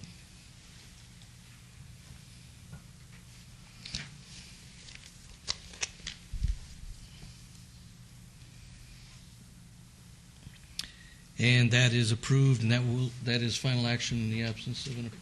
Oh, I'm sorry. This item will actually be going forward to City Council on February the 16th. Thank you. Okay. I appreciate it, Commissioners. All right, have a good night. Okay, now we go to item 55. SDR 40437, applicant Dig This LLC, owner Fisher Brothers, Las Vegas LLC, for a commercial recreational amusement outdoor facility with waivers of all development and landscape equipment, or landscape requirements, at 3012 South Rancho. Mr. Chairman, the applicant is proposing a commercial recreation amusement outdoor use for the public to operate heavy construction equipment on an undeveloped site, and is leasing office space in an established commercial center to the north of the undeveloped site, where the participants will receive instructions prior to operation of the machinery. The applicant is requesting multiple waivers and exceptions of Title 19 development and landscape standards due to the anticipated temporary nature of the proposed use, as well as the lack of any significant structures proposed for the site. Staff is recommending approval as the use is a permitted use in the M Industrial Zoning District and can be conducted in a manner that is compatible with the surrounding uses. If this application is denied, the subject site would remain undeveloped. Please note that there is an additional letter of protest for this item since publication. Thank you. Good evening.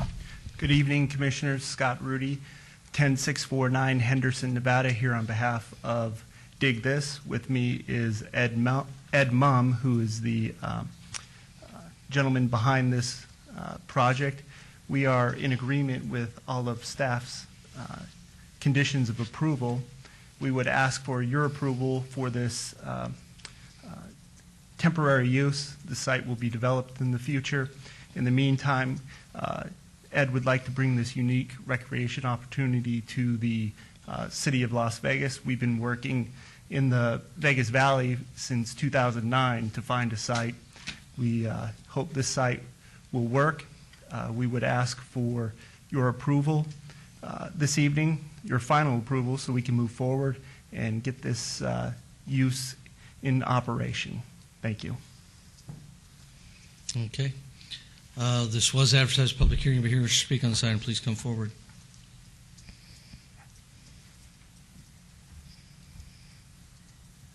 I'd like to know a little bit more about this. I mean, are you going to have runaway D9s out there, or what's the deal on this? Ed, go ahead. No. Hold on one second. Anybody else wish to speak on this item? I'll close public hearing.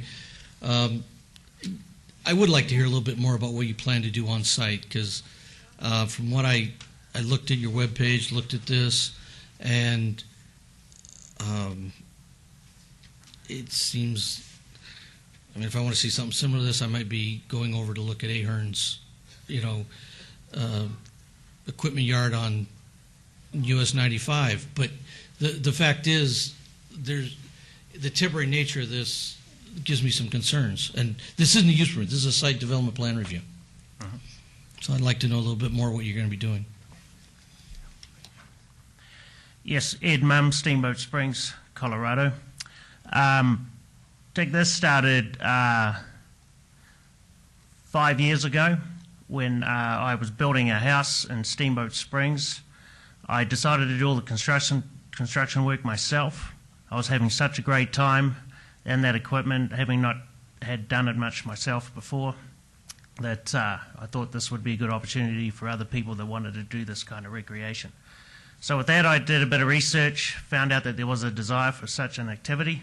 So we started this in Steamboat Springs in 2007. Since then, we've put through 1,000 people on bulldozers, excavators, mid-size heavy equipment. We have two programs. We have the general public program, people that just want to come out and enjoy the thrill of operating the heavy equipment. And we also have corporate team building activities as well. During the three years that we have been operating in Steamboat Springs, we have developed a curriculum models, safety strategies, and I might add that we've never had an accident, and we've refined those courses, and now we are very comfortable that we have something very safe and very cool to offer the public and corporate groups here in Las Vegas.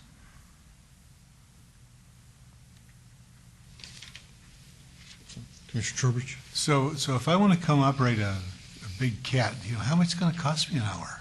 Sounds like fun.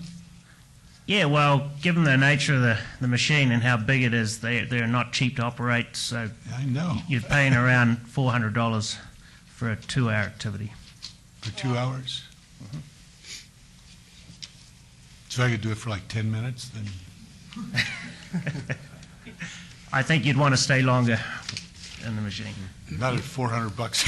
I wouldn't. Mr. Chairman, let me Thank you. I just.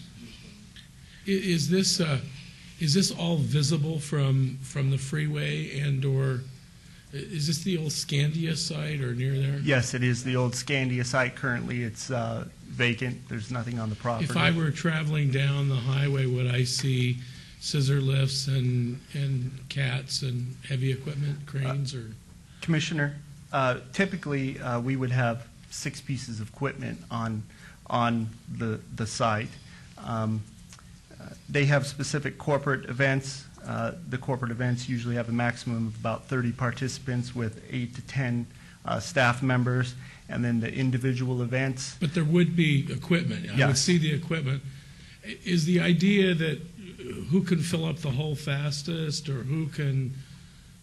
I don't quite get it. It sounds like a toy for people that have too much time or money on their hands.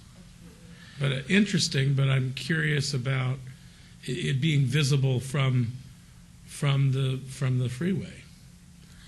Yes, it will be visible from probably one side of the freeway on the southbound part of the freeway. I used to see a windmill from the miniature golf, but now I'm going to be looking at a backhoe, right? You'll be looking at, bulldozers and excavators. The one in Colorado, is it downtown, or is it at a remote location? It's located about 5 miles out of the main city area, but it's within half a mile of residential area. Because I just tell you my thought, it seems kind of crazy to me, but I wouldn't be opposed to it, except for that it's so much in public view. It's not screened or anything. Well, can I answer that? And we understand that visibility there. Currently, it's just a vacant lot that has debris on it. I mean, we're not filling up the site with 100 pieces of equipment. Typically, again, we have 6 pieces of equipment on the site. All the participants go to the adjacent business park. And then when we do our activities, it's done in the same places over and over. So they typically have like 3 sessions a day if they have individuals that are in 3-hour blocks. So they would do their activities, and then they put the site flat just like it was previous, and then the next participant dig in the same area. So it's not that they're going to build a large hill and then just leave it there for days on end. They restored the site to as it is right now, just flat dirt every single day, and actually after every session. The only thing that they're going to have on site are they use boulders in part of their activities, but other than that, it's like I said, it remains flat. I'm just saying, as I come down the freeway, I was always impressed by, awestruck by the incredible architecture of the Strip on one side, and then I think they have the panorama and a few other high-rises on the other, and then it sounds like I'm going to see some boulders and some construction equipment, and that seems peculiar to me. Aesthetically wise, it's it will look very good. It's in our interest to have it aesthetically looking good, and even though it sounds like a heavy equipment playground, and it is a heavy equipment playground, it will be well designed and laid out so that it's not displeasing to the eye. One more question, now that I know how much an hour it's going to cost. Is there going to be any sale of the heavy equipment on board? My concern is that someone would say, well, I need to buy a such and such, and they're going to come down to your place and take it for a test drive and then buy the piece of equipment. And that would be the true purpose of the business. No, we're totally different. No We're not retail sales at all No. Okay, thank you. And just for clarification, we're leasing our equipment through Cashman, and they have their own business, sales, leasing. We're just leasing it from them to use it just for our activities. Okay, when you say there's going to be no runaway D9s or skip loaders or backhoes, I guess, where's the protection? I mean, you get... Yep, good question. We have remote shut-off devices that our instructors carry on them all the time so that we can remotely shut the machines down. Okay. Chairman, if I may, or go ahead, Byron. Commissioner Quinn, go right ahead. I want to say for the record that I had a nice conversation with Jennifer Lazovich regarding this project this week, and I had 3 concerns, which she answered, but I'd like to hear them directly from you, sir, as the owner. The first was the noise concern of that, when it's backing up and it's beep, beep, beep, beep, beeping. Ms. Lazovich explained to me that there's a muffling process that you're going to put on that or not, or what are you going to do about that beep, beep, beep noise? Yes, if it's an issue, we can legally disconnect those beepers. That they are the most annoying part of those equipment, and we, under OSHA law, we can disconnect those because we have a spotter. But what made me kind of not really care was that she said once it's dark, you're closed. Yes. That's it. Summertime, wintertime, spring, summer, it's 9 o'clock and it's summer, you're shut down. You're not going to be open at 10 or 11 or 12. So really the noise is not the issue for me. Okay. My second thing is I had like a crazy 2-year-old that could have gotten away from me at any time, my older son Paul, that would have ran like directly behind that truck. Tell me how you're going to stop that to save my son's life. As a spectator? Just say that he got away from me because I'm telling you he could have climbed a mountain quicker than you could have turned a corner. Yeah, look, our instructors are always in close proximity of all the equipment. So is there one instructor per machine? There's one instructor per 2 machines. Per 2 machines. And so that thing that turns those babies off, if they see a kid coming, they know to turn it off. Yes. Okay. And then my third question comes from the fact that, as you know, in the desert, it's very hot, it gets extremely windy, and we have dust flying. And you have the OSHA laws, of course, that are going to mandate you and fine you to death if you don't keep that ground wet.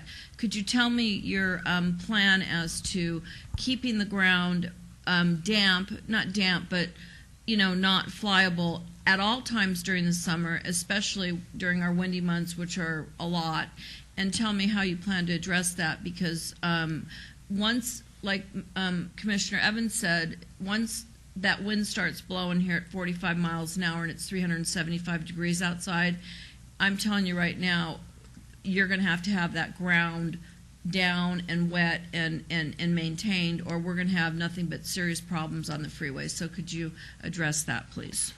Yes, Commissioner, I can address that. For the last year and a half, we've been wanting to bring this to the Valley. So we've been working with the Clark County Department of Air Quality.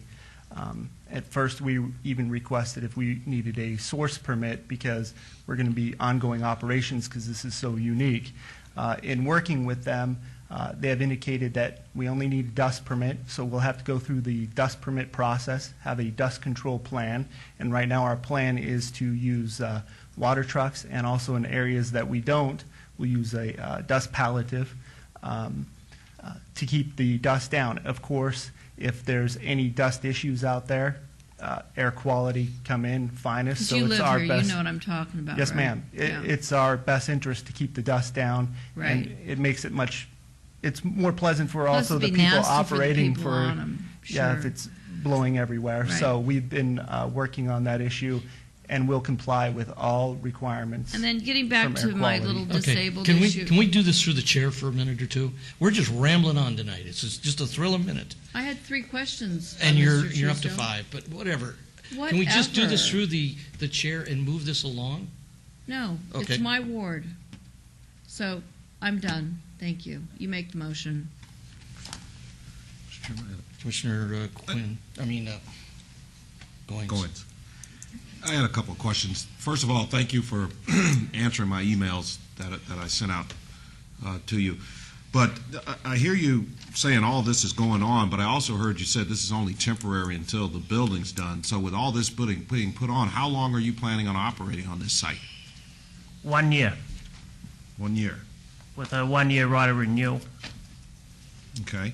Some of my other concerns are, number one is environmental. The fact that you're going to be digging this hole, then you're going to be packing it again, then you're going to dig it, and you're going to pack it again.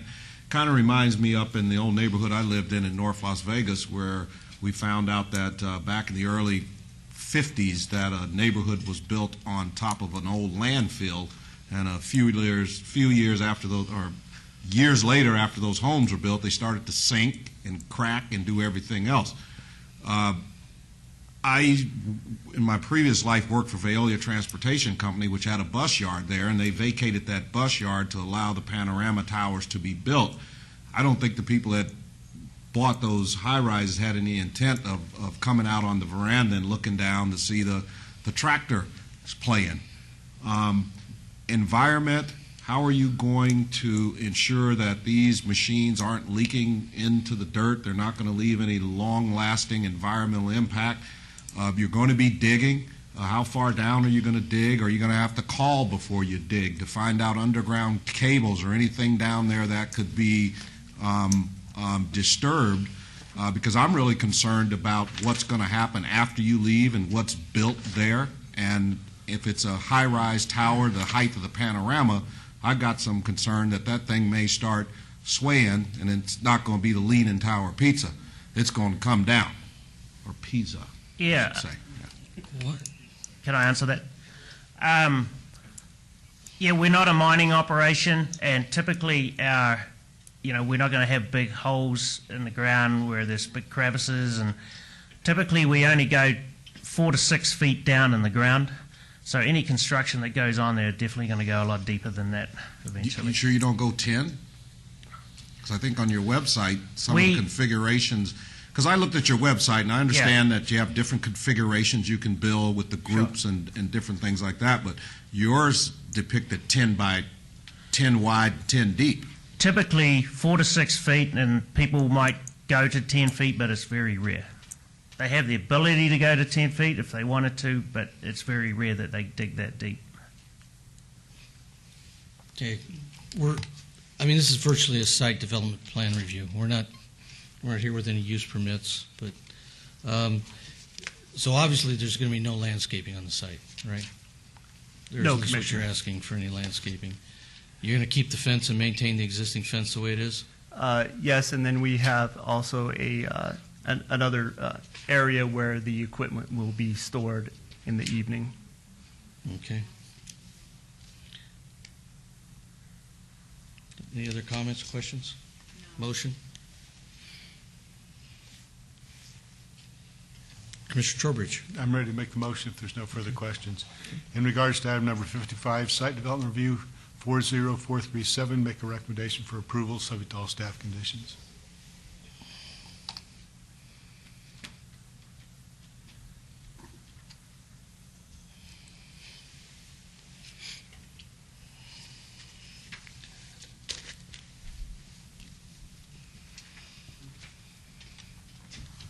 I didn't see that. That is approved, and that is final action in the absence of an appeal. Thank you, Commissioners. Thank you. Okay. Item 57, TXT 40405, applicant owner, City of Las Vegas.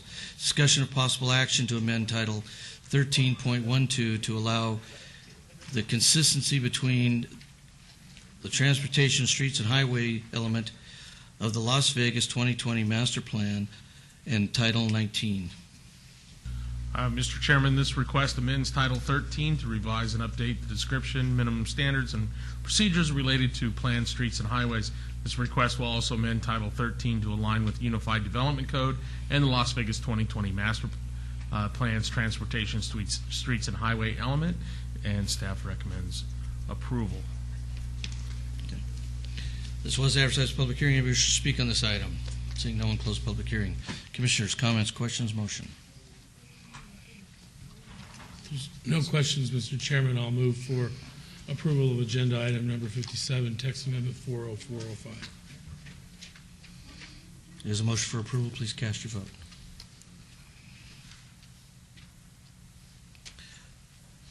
And that is approved, and that will go into City Council in ordinance form. Item 58, DIR 40566, applicant owner, City of Las Vegas, election of 2011 Planning Commission officers. We have nominations. I would like to quickly make the nomination of Steve Evans for the chairman for the following year. Thank you. Okay. Any other nominations? Any other questions or comments? Okay. There's been a nomination for Steve Evans for chairman. Please cast your vote. Can we get Steve Evans for 2012? Is this a voice vote? No. It's,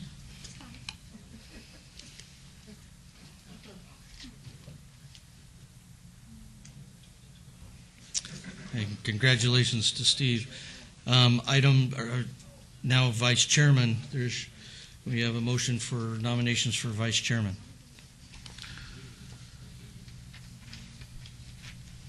I'm going to nominate my dear friend Glenn Trowbridge for vice chair. There's a motion to, there's a nomination for Glenn Trowbridge. Any other nominations? Then please cast your vote.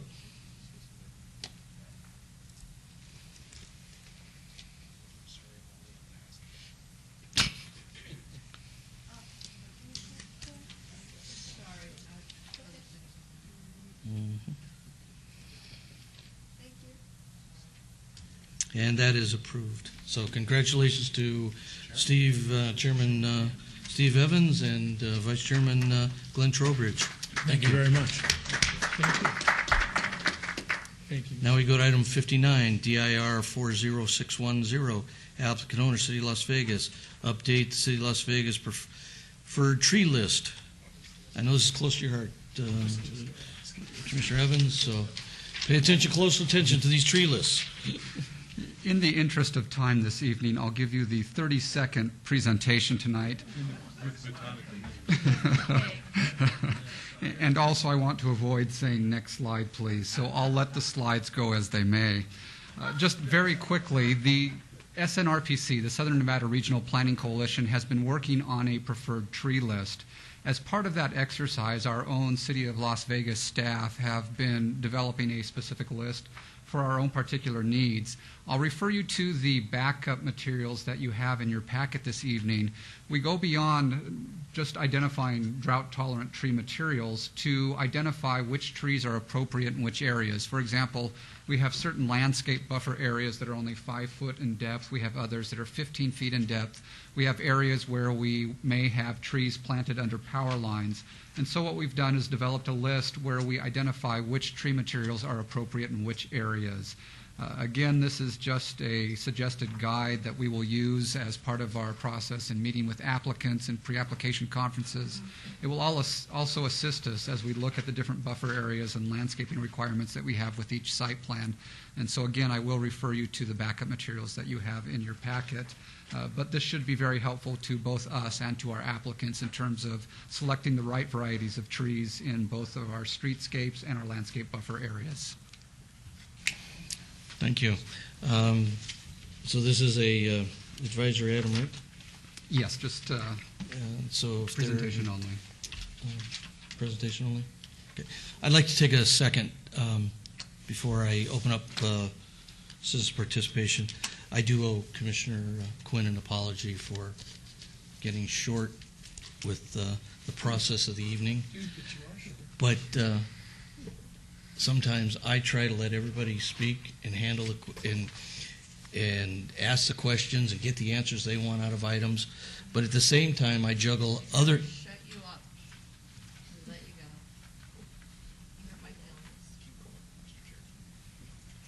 Okay. But at the same time, I constantly get asked, why can't we move things along? So it's either we try to cut people short or we try to let people get the answers they're looking for. And there's where we're at. Are we? Now we go to citizens' participation. We're still on this one. We haven't had the public hearing on the tree thing. Oh, you want to talk about trees? I want to find out. Can I get that list? Mr. Farlow will make a copy available to you. The other thing It is, costs you a piece of bark. Was M.L. Robinson with the UNLV Department of Horticulture involved in this? I can't say specifically. There was a wide group who worked together on this list, but I can get that answer for you. Did they approve the thornless hunting locust? That is It's on the list. the thornless. Okay, thank you very much. Yeah, we need a motion to, on this particular one, to accept it or Yes. approve it? Okay, so before I make a motion to approve it, I would like to congratulate each and every person that contributed to this project. It's tremendous, and I would hope that people that are designing landscape schemes take use of this document, in particular the water use identifiers that are part of this listing. So it's excellent. It provides everything you need to do to become a non-certified landscape artist. So having said that, I make a motion for approval to, Lord, where am I? Okay. Item 59. 57, 59, okay. It's DIR 40610. Is a motion for approval. Any other comments? Please cast your vote. And that is approved. And that will go on to City Council in ordinance form. Actually, let me correct that. Or that will go on to City Council? No, it does not go on to City Council. This is just an informational item this evening. That'll go on to Flynn's desk in recommending form. Okay. Now we go to citizens' participation. Public comment during this portion of the agenda must be limited to matters within the jurisdiction of the Planning Commission. No subject may be acted upon by the Planning Commission unless the subject is on the agenda and is scheduled for action. If you wish to be heard come to the podium and give your name. For the record, the amount of time, amount of discussion on a single item may be limited. Thank you. Todd Farlow, 240 North 19th Street. Three things.